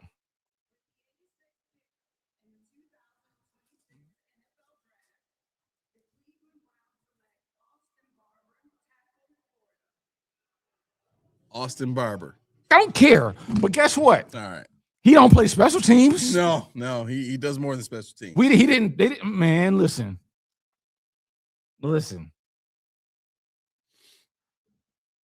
Look at that! Look at that! Look at that! God. Oh my God! That's the first thing you see. He's a Scud, sit down. Yo, nobody is moving against this dude. He said, pardon me. Excuse me. Pardon me. Move. He's a skedaddle. Yo, he's gonna be a good one. He said skedaddle. He's gonna be a good one. But you can see it. I'm glad we got Deion Dawkins. Unopposed. Wow. 33-year-old Deion Dawkins, who's gonna be here for another 10 years, I guess. The Browns do know offensive linemen. They do know offensive linemen. Wow. He looks good. He looks good. All right, you ready for some more Brandon Beane? No. You're getting it anyway. Damn it. Those are the things you consider as you move down the draft and add depth at various positions. Brandon, you have a lot of penalties called against someone, whether that's bad officiating or technique, but is it a word that he committed something? It's Brandon. He had a lot of penalties called against him. Yo, people think this is the beer talking. No, this is how I really am. Yes. It's 10:30. This is really me. You ain't nowhere near sauce right now. Not at all. This is me. If T was here, she'd be like, yo, nah, it ain't happened yet. Kim be like, Dad, you want another one? This is how listen. Shut up, D. He said, yo, I'm loving our draft so far. Oh my gosh. Sandra said, take your pill, you're raising her blood pressure. I'm sorry, Sandra. I'm sorry. They took a tight end too. Let me know when you're putting Bean back on so I can put these things back on, I guess. Now? Go. Yep. Wasn't ready yet. Well, I would say, Sal, good question. One that we looked at. He improved those dramatically. Of course, Sal. Year. And so we'll work on that. Sometimes that's technique. I'm not going to get into the officiating. Can you wind it a little bit? I'm going to assume the question, honestly. Say, Sal. Dan Marino's in there? He'll start the has been here a year. CB's obviously, been here forever. So any rookie's going to have to come in here and earn it, whether it's TJ, IGB, whoever else we select. I mean, if he's the best player, he'll start the best 11 will go out there, but there's not really a discussion. Discussion is come in here with all these guys, learn our system, learn your role, play special teams. I think he has the demeanor, the makeup, the size to also help. Stop right there. Those are the things. What did you just say? Nothing's changed. Learn our system. We're not going to make our system around somebody that we draft in the second round, first round. This is why people ask, why do you not draft people that can flourish? Why do you not draft elite trait players? Because whatever they do, never mind that, fit our system. Yep. ASAP, assimilate. Yep. Go ahead. As you move down the draft and add depth at various positions. Brandon, you have a lot of penalties called against him, whether that's officiating or technique. But is it a worry that he committed so many penalties in college? Well, I would say, Sal, good question. One that we looked at. He improved those dramatically this year. And so we'll work on that. Sometimes that's technique. I'm not going to get into the officiating of whether it was. I'm going to assume they were the good calls. You probably got away with some that could have been called, and maybe were called for some ticky-tack. That usually evens out. That's one of the things that I would say he improved the most. If you watch his 24 film to his 25 film, very aware, football smart, young man, football savvy. He's probably, off coverage is something he'll have to continue to improve on. I think more of those were in that than when he's up and pressed. Brandon, how much would Jim Leonhard have known him or been aware of him when he was in Wisconsin? And in the overall picture, in making the switch to an attacking style of defense that Joe wants and Jim wants, how much was it? How important was it to add pieces to it today?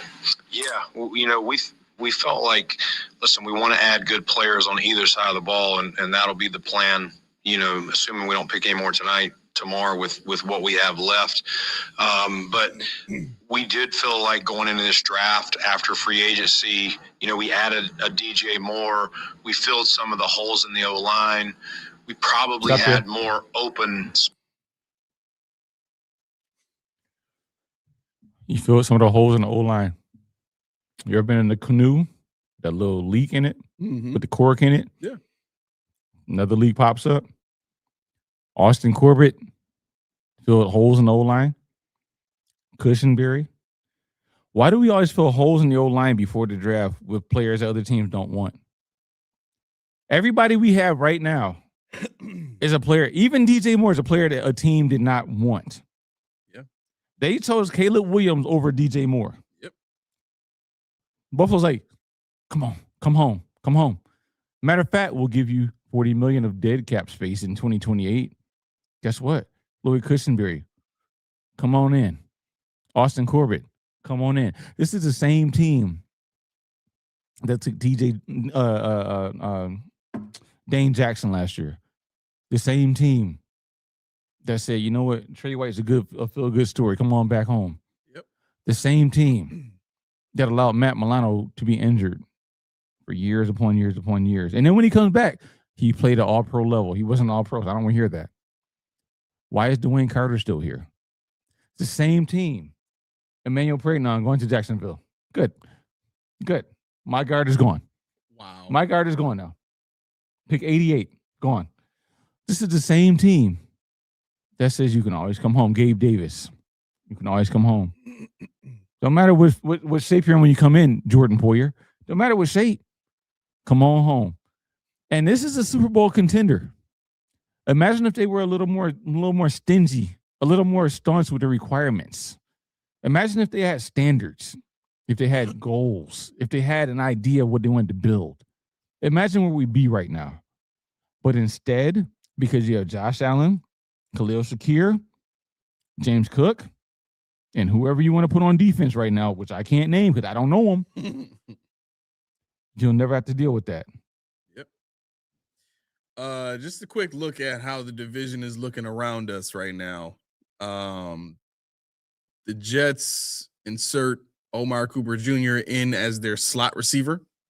They have Adonai Mitchell as their wide receiver. Yep. Z, and Garrett Wilson's their X. Kenyon Sadiq is in second string position behind Taylor Mason. Wow. Or Mason Taylor, sorry. Yeah, that's okay because he's good. Mason Taylor's very good. David Bailey is in a starting spot ahead of Kingsley Enagbari. Mm-hmm. He's on a defensive line with Harrison Phillips, Tavondre Sweat, and David Onyemata. Their outside linebackers, Joseph Osai and David Bailey and Joseph Osai are their outside linebackers. Inside linebackers, Sherwood and Demario Davis. Wow, Demario Davis went there. Wow. That's a very good, very experienced linebacker from New Orleans. He's good. They also have Minkah Fitzpatrick as their safety. So Minkah Fitzpatrick, Andre Cisco as their safeties. Their cornerbacks, Nashawn Wright, Brandon Stevens. No, not good. But they drafted D'Angelo Pons. He's their starting nickel corner. For the Dolphins, let's see what we got here. All right, so their wide receivers are Jalen Tolbert. Caleb Douglas is coming in as the Z receiver the X right now. Caleb Douglas is slotted in as the X. No, I'm sorry, I have that backwards. Yeah, because left is the X and Z is the right. Okay, I'm sorry. So Jalen Tolbert is their X. Caleb Douglas comes in as their Z. Malik Washington is their slot. Caden Proctor, who they drafted, is their starting guard. Their starting right guard. The tight end they drafted, Will Kazmarek, is starting behind Greg Dulcich. They have two tight end spots, so they might be doing something different on offense this season. Jacob Rodriguez is actually in a backup spot behind Jordan Brooks. Makes sense because you still got Willie Gay Jr., Tyrell Dodson. That's a stacked linebacker room. But that's what you're supposed to do. Yeah, that's what you're supposed to do. Left cornerback Chris Johnson is penciled in as a starter. He's ahead of Juju Brents. Who's the right corner? Duck Storm is the right corner. Their safeties are Dante Trader and Lonnie Johnson, who they signed this offseason. Wow, Lonnie Johnson, that's a name from the past. Yep. Even though he was not the same person, he still was a tight end for the Bills back in the 90s. Yep. So, all right. 3 of the guys they drafted are penciled in as starters right now. Yeah, Laura said I can't quite get on board with that DJ Moore comment. Chicago did what they did. One of them, the fans might have, but they told us what all we need to know when they traded him. Yeah, Caleb Williams didn't want him there. Yeah, and they could have easily said to Caleb Williams, "Hey, you ain't been here long enough for you to be throwing your weight around like that." We got 2 rookies and this dude. We don't care. Use them. Right. But he said I don't like him. I can't deal with him. They're like, all right, cool. Yep. All right. So it's getting late. All right. Caleb Lomu. Caleb Lomu is the backup to Will Campbell right now, which is very interesting because Morgan Moses is your right tackle. So why the heck did you draft a tackle that you're not going to start? Because they just want to be stuck. They want to be stacked.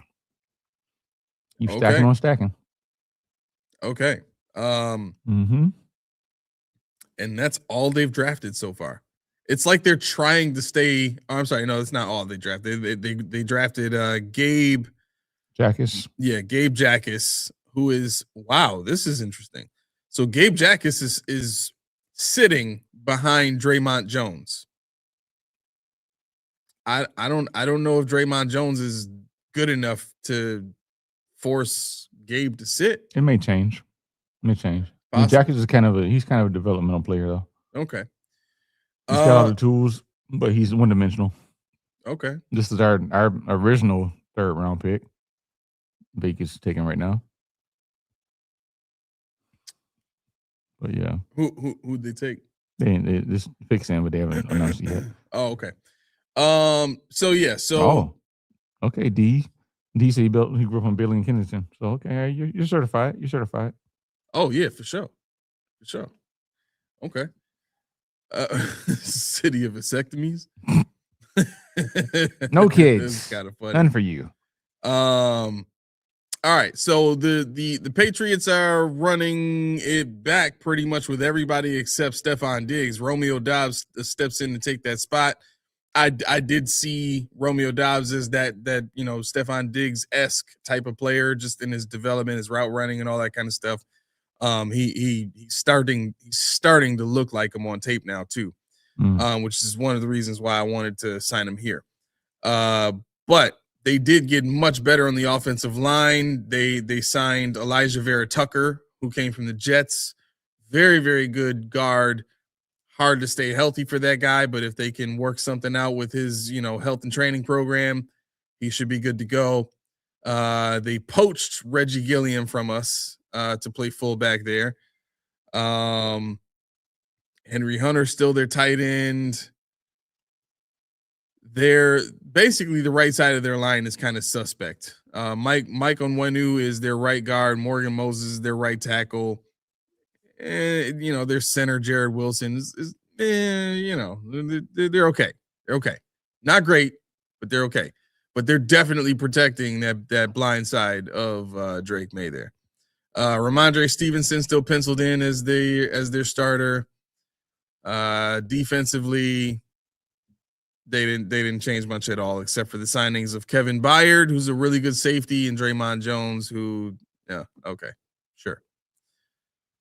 Yeah, so the reason I wanted to go through all this is to just kind of give everybody a picture of what we're looking at just in our own division, right? These 3 teams are not sitting by and just thinking that they can continue to kick at the divisional door, if you will, right? They are stacking. They're stacking positions. They're stacking players. They're signing difference makers. They're not playing around.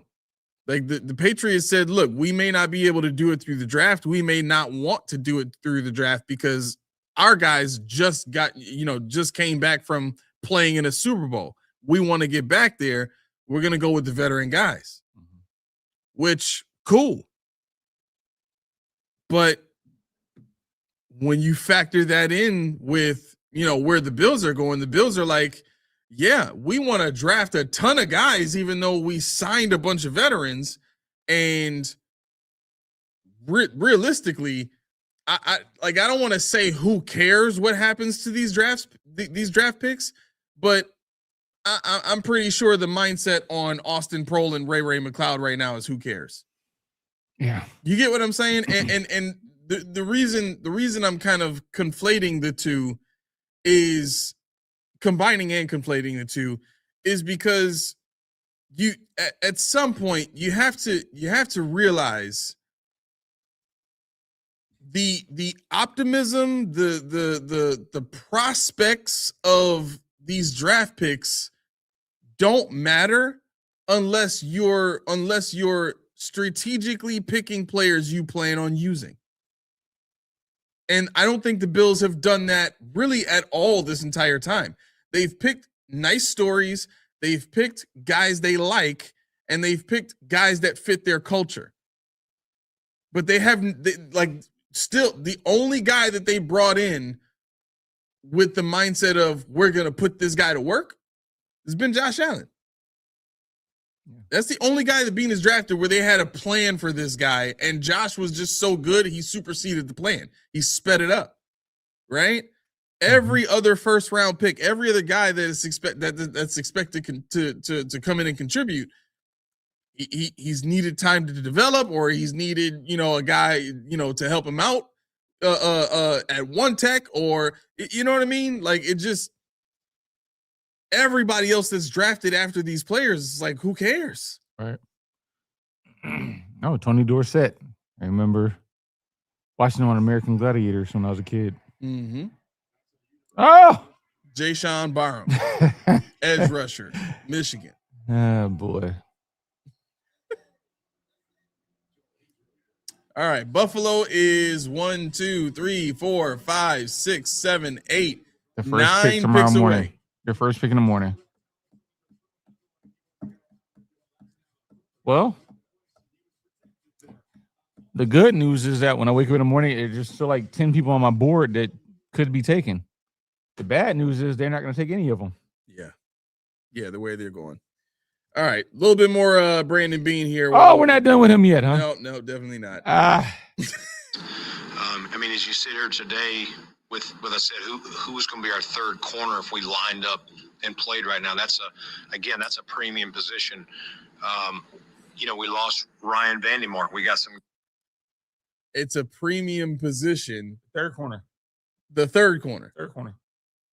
But this is a guy that you don't plan on him challenging the starters for some time. Second round draft pick. You traded up for. Here we go. Who's going to be our third tackle? We got some guys here at least that have, in Grable, and we drafted Lunt last year. But it's positions like that you have to make sure you're ready, because look at the game, and I'm going back to the other side of the ball, the Pittsburgh game last year where two backup guys had to start for us at tackle. So the same thing at corner. Weston, probably more. Come out and play. Yo, Tori, you doing it to yourself, man. Like, seriously. Well, I'll leave you with this, boys. My favorite saying, if you start listening to fans, you'll soon be sitting next to them. Well, we are sitting with them. I'm sad. Right. Like, he should be right here next to us because the job he's doing so far, like, it is not a coincidence that literally everybody who's live as a Buffalo podcaster right now is destroying these picks. Even cats that work for the Bills are like, like, you got one of the beat reporters asking, like, this guy had like 15 penalties last year. He got better though. Does that worry you at all? Nah, he got better. Right. Like, come on. Available spots on defense than we do on offense. So that's the other conversation you're having as you move down the board. How does the guy make your roster? And if you feel good, he makes your roster. Now, does he get a jersey on game day? Does he have fourth down value if he's not going to be a starter? So those will continue to be the conversations right here tomorrow as we work. Fourth down value, what that mean? Fourth down value if he's not going to be a starter. What that mean? Special teams. Is he we got to see how he's going to make our roster. What did I say before the show started? That's not for us to decide. Yep. It's for him to decide. If you can't make the roster, guess what? We believe in you. You just ain't it this year. Right. You got better players. We don't need no. I don't care how you're going to make my roster. Figure out how you're going to make my roster next year.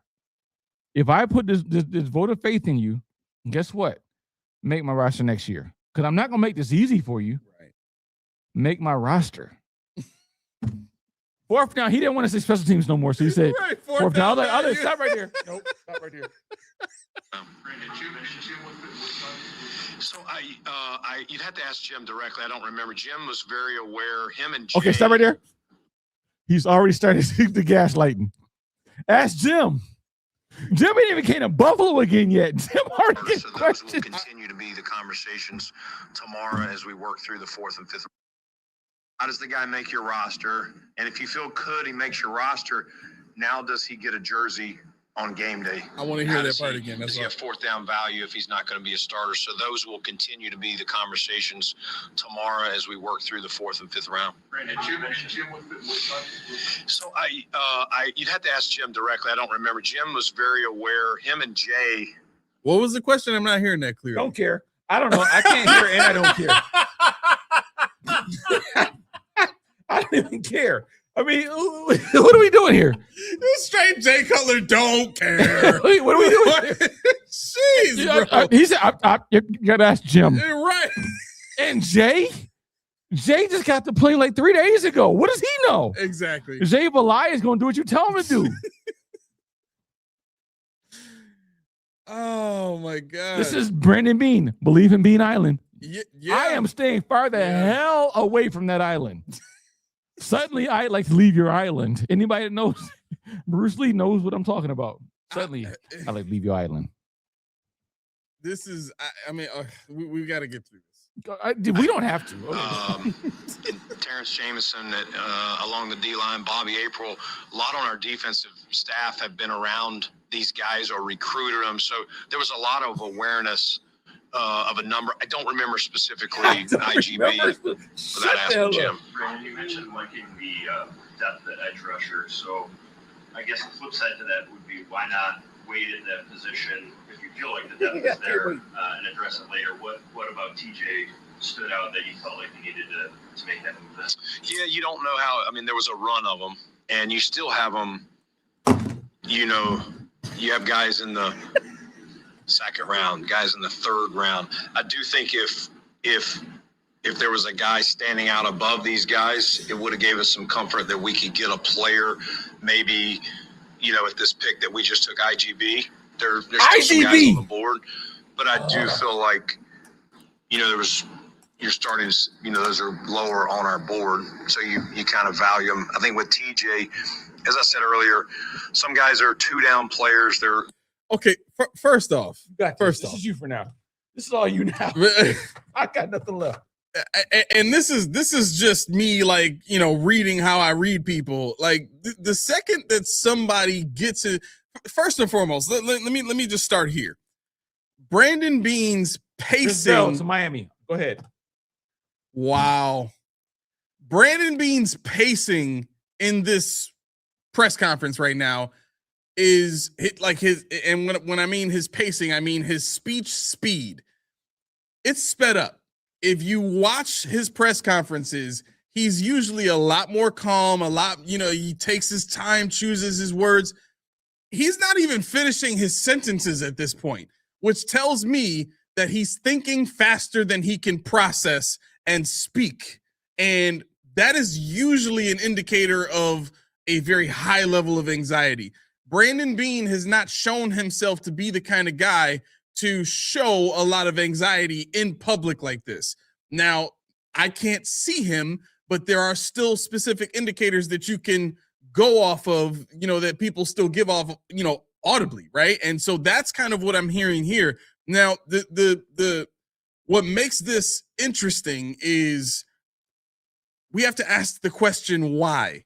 Why is there this change in his behavior where he's usually calm and collected? He's usually speaking at a slower, more steady pace. He's taking his time. He's making more jokes.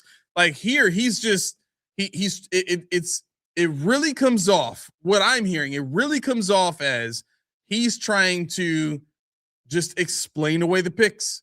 Because in his mind, if he can get out, give his reasoning behind the picks, and then get away from the microphone, as soon as we get to training camp, nobody's going to care about these questions anymore because it's going to be all about the starters.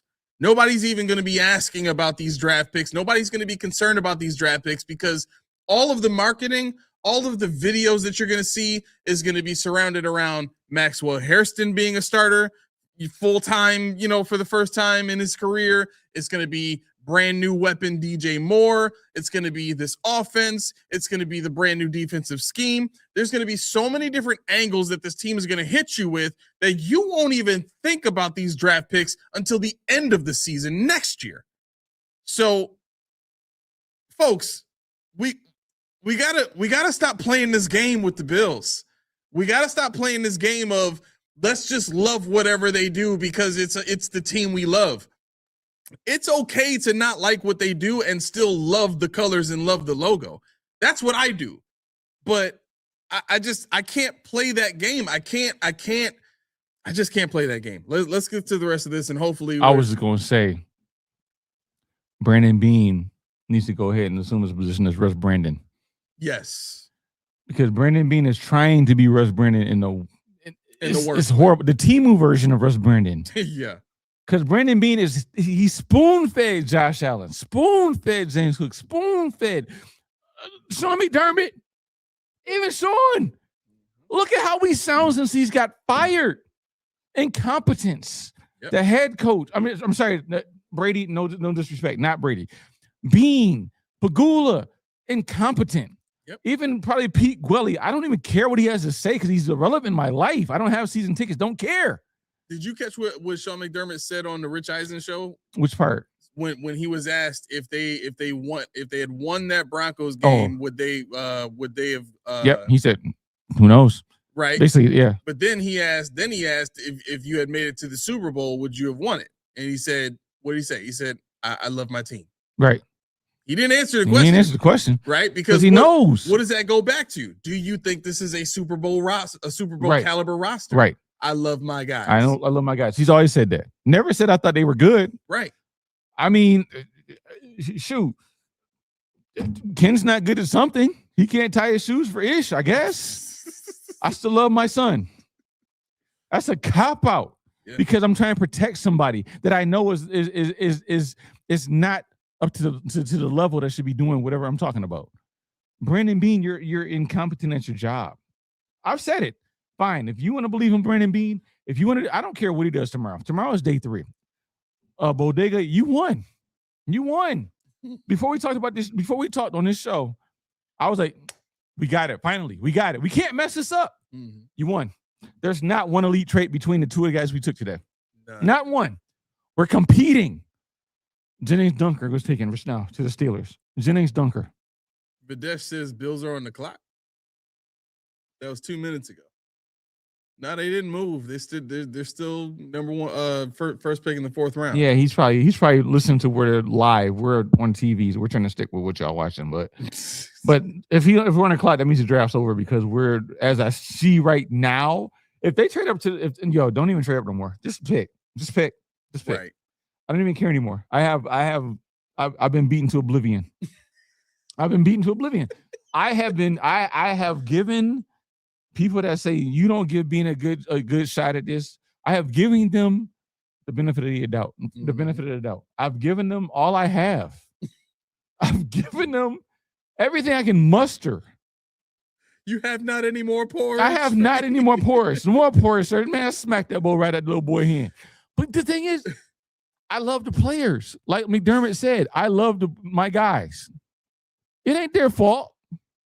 It's the fault of the people that put power in people that don't deserve the power. That's whose fault this is. We keep entrusting people. We keep giving Brandon Beane islands. I want an island. No, I don't, because I don't take my shoes off. But it doesn't matter. I deserve an island before Brandon Beane does. I deserve whatever. You deserve whatever. People at home, you deserve whatever. But we got to keep subscribing to this. Why? Because McDermott was the problem. He's going, why did we take these poor ass draft picks we just took?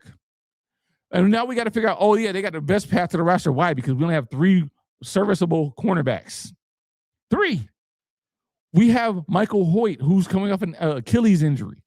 We have Bradley Chubb, who's always injured. Greg Rousseau, who is what he is. And guess what? TJ Parker, easiest path to the lineup. Easiest path to a jersey. Why do we want easy? A Super Bowl is not easy. Why is playing with Josh Allen easy? Why is playing with James Cook easy? Why? This is an honor to block for these guys. It's an honor to get the ball on defense, to get the ball back to these guys. Deion Dawkins, even though his talent is starting to fleet a little bit, he still has the right idea. I will go to war for Josh Allen. I will go to war for James Cook. But what are we doing? Why is it stop at the players? Do they not deserve more respect? Even the players on the team, do they not deserve more respect? Get them help. All of them, even the ones that don't realize they need help. Josh Allen, you need help. You just don't want to throw anybody under the bus to get it.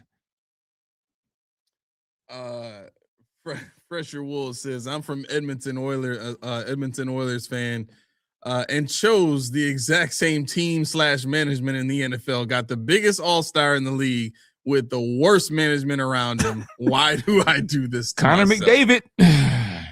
Yeah. That man out there, he out skating the whole opposing teams. Out skating he's scoring multiple goals in 2 minutes. Crazy. And they can't win nothing. It's crazy. Just hitting your head against, Bean is kicking the door while we're hitting our head against the wall. Yeah. We're just banging our heads against the walls repeatedly. That and he's sound just of kicking him at the kicking door. the door is us hitting our head against the same door. And then you got Joe Brady who's putting the ball down so that Bean can kick the door. Laura says these picks seem to confirm they trust their current pre-draft players. What I'm concerned on is, do they feel there was no spot in desperate need of immediate new blood? Yeah, that's kind of what I was trying to say yesterday when I said that they don't see holes on this roster right now. When you look at the way that they typically come into these drafts, it's exactly like this. They do it in a way that makes sure that there are no actual perceived holes on the team, right? So that they can just draft best player available. What does that do? That kind of robs them of the accountability, because you typically don't, like, they're like I said, wait till we get to training camp. You're not going to be hearing about the rookies. It's going to be about everything else. And that's the benefit of stacking your roster the way that they do.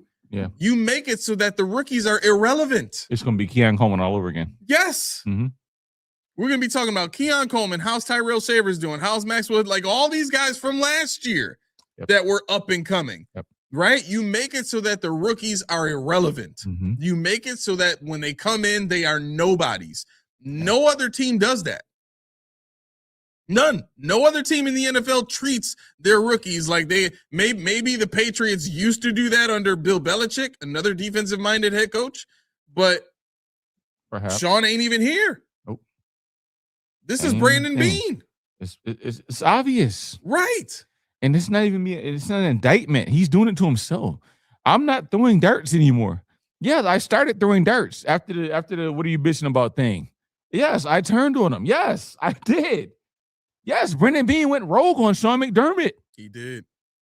This is obvious. Anybody that's not blinded by what they believe. If you believe in Santa Claus, this is great. You believe in a tooth fairy, this is great. You believe in any of those things, this is great. But if you believe in a winning football team, this ain't it. We're not forever evolving. If you're forever evolving, you're saying, okay, 2023, we did this. It didn't work. 24, do something else. 25, do something else. Mm-hmm. We're going to keep striving to get to that goal. But they're like, no, keep kicking that door. And y'all didn't listen when he told y'all. He told y'all he was doing this. He told y'all. So honestly, how can you really get mad if you were okay with Brandon Bean? How can you get mad at this? J.M. said, mind you, this is the first draft I've paid attention to, and it's the worst. He don't know. He's my cousin, even if he's not. I don't care. I called him that before. Same last name. We're cousins. I don't care. Yeah. It's shaping up as the worst draft since 2020. And we're only 2 picks in out of what, 7 now? Whatever we have. I don't know. We have 9 picks. Still? No. So it's like 7 or 8. We gave up a third, so we have 8 now. Yeah. Yep. Billy, you said we're winning the Super Bowl this year. I've got some Colt 45 for you, brother. Got some Colt 45 for you, I you know what? I'm gonna ask Tommy next time I talk to him. Like, you still want to keep the bet after this draft class? You can keep that. Still, well, I mean, you know the funny thing about it is because the bet was based on Josh Allen. True.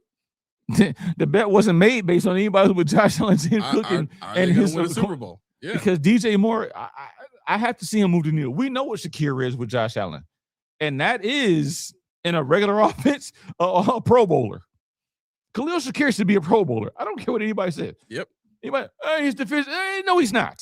if Amon-Ra St. Brown can be a Pro Bowler, Khalil Shakir should be a Pro Bowler. Yep. Parker Washington just got a bigger bag than Khalil Shakir did. Yep.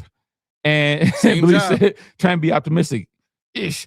Tommy said, bet still on. Oh, Bet you're still so on. over? Oh, man. Oh, Julian Neal, that's a cornerback I liked. Okay. Yeah.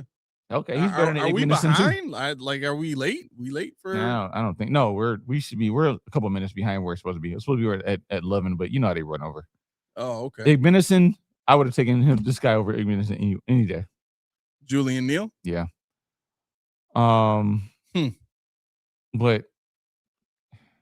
whatever. I Let me mean, see if we got space to move up. yeah. I mean, we can't just do it. No, that's it. As far as it goes, pick is in for Jacksonville. Great. That's the last pick. Thank God. Buffalo said, "All right, we're good." This is gonna be the fastest closure I've ever seen in y'all life. We don't need no Reese T. We don't need to trade up. We'll see you tomorrow. Yeah. You think I'm gonna wake up in the morning for this?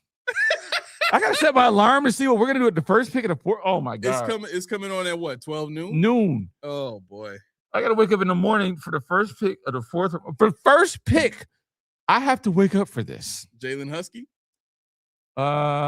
Safety. Who was that? No, he went a Halsey. Albert. Huskies, he was on my list. Okay. But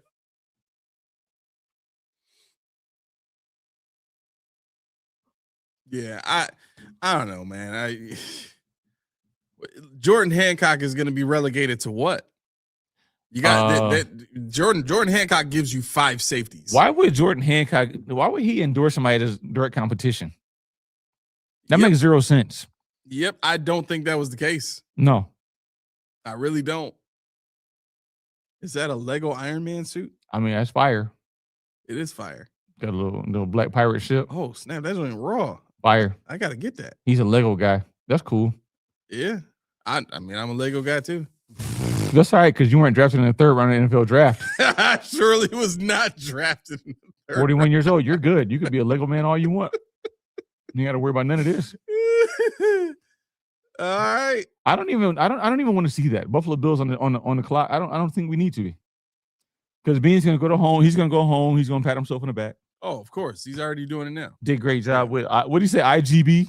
He didn't know who the guy is. He's like, I picked this guy. All right. I'm closing these tabs. That's it for me. Look, is there anything else that you wanted to get to the people before we jump ship? Man, I'm out of here. Man. Yo, just get some Reese tea. Honestly, I appreciate everybody. 145 people over here. If you're not subscribed to our YouTube channel, head over to YouTube. Just click the subscribe button. Maybe give us a thumb. Hit the little bell, make it ring-a-ling-a-ling, and tell us where you came from. Honestly, I want to know. If you're not here currently, get here and then tell us where you're from. Did you come from YouTube? Did you come from X? Did you come from somebody else's show? Did you come from Buffalo Fanatics yesterday? Did you want more of Aramis? Just let me know. I want to know. I hope that I wasn't too loud or too dramatic with you guys on the radio, because I try to give you guys something. Like I said, this was a long week for me, so this was my unwind, and I was being a little goofy. But honestly, it was a lot of fun being with you guys. It was a whole lot of fun being with you guys, and hopefully next year we can do this again under better, circumstances. For sure. Still drafting at 26, actually drafting at 32. That'd be cool. Drafting at 32, you have to shave your whatever your bid is. I don't even know anymore. It ain't none of this. You said last year you was looking for a chipmunk, so you didn't. You said never mind. Okay. But you know what? I go Bills. I really love the team. Obviously, we're here over 5 hours now doing this show. Yeah. He hasn't gone to the bathroom one time. He needs more beer. But no, I've been drinking water too, though. You have. I drank a gallon before I came here. That was a mistake. That was a huge. I literally held it before I came here so I could go right before we hit the button so I could get in here. I'm starving now, though, bro. I'm so hungry. I haven't eaten today. Laura, I'll holler at you. Discord. If you're not in the Discord, $2. Let the after party go on. I will be up. Trust me. I'll be up. If you want to hop in, let us know. Let Laura know. Let me know. You'll be up for another 15 minutes after you get home. That's pretty much it. I know. You got. I refuse to be 41 for real, so I'm going to stay up as long as I can. But find us. And if you don't know us, if you're from Tommy, so Tommy will tell you how to get in contact with us, and we'll keep this party going. But yeah, once again, I had fun with day 2 with you guys. If you have any thoughts, if you have any questions about day 3, I will do my best to answer them. As you can see, I didn't see any of this happening. But yeah, you enjoy yourself. Sandra said this podcast is long-winded. Are you not entertained? That's the whole point. But yeah, we take this well beyond the standard. We want to give you guys what you're asking for. We look at these comments. We're trying to hit these comments as best as possible. If we missed you, no disrespect, holla at us. But outside of that, I'll pass you over to him. Sandra said Tommy is going to get a Believe in Bean Island tattoo. I really want right him on to. His cheek. Yep, so that he can regret Booty it. cheek. So that he can regret it in like every time he 367 every time days. he's going in the back, go a little lower, get your tattoo, man. Get your tattoo. I trade back tomorrow. Trade back tomorrow. I mean, why? Yeah, it makes no sense at this why? point. Yeah, no. You should be trying to trade up somewhere. At this point, higher than where you're at. I don't want a 6th or a 7th. I don't want to watch this draft past 3:00. Just make it happen. Good luck, bro. Yeah, Michael Jackson movie it came out today, I believe. Check it out. Let me know what you think. We'll be here on Monday. All right, fair enough. Let's hit that music. Listen, thank you so much to everybody that tuned in. I know we went a little long-winded. I mean, hopefully, if there's people that kind of stuck around after all the other shows went off and you found us. Welcome. We are on our way out. We have been here for 5 hours, and we're very thankful for everybody that tuned in, everybody that gave us a like, everybody that hit that subscribe button, everybody that joined our membership during this time and any other time. We appreciate you. We do this for you. Thank you so much for helping us out and supporting the channel in any way you see as being necessary, right? With that being said, make sure you tune in on Monday. We will be back with you live 5:30 p.m. to 7:30 p.m. Correct? Yeah. Okay. Sober. And back with some more information on the draft. Hopefully we'll have a full picture by then and plenty of explanation behind the thought process behind all this stuff. And obviously we'll have to read between the lines to get that, but we will get that and give it to you as much as we possibly can on Monday. So make sure you tune in for that. I promise you, if we talk more about undrafted free agents on Monday than actual drafted players, I am going to lose my mind. I am going to lose my mind. Oh, snap, they signed. Who cares? Go ahead. Tie up your bootstraps. Get ready. Because you said it, it's got to be coming. It's got to be coming. Nose tackle. Yep. Defensive end. It's going to be Can I Lovely again. Yep. The Corey Couch again. It's going to be Warren G's son net regulating again. Whatever. Go ahead. All right, this has been Post Podium Podcast, home of y'all Truth No Sodium takes. I've been your co-host, Aramis. I've been confused. I had 40 keys. I think I'm still here. I can't feel my face. I'll see y'all later.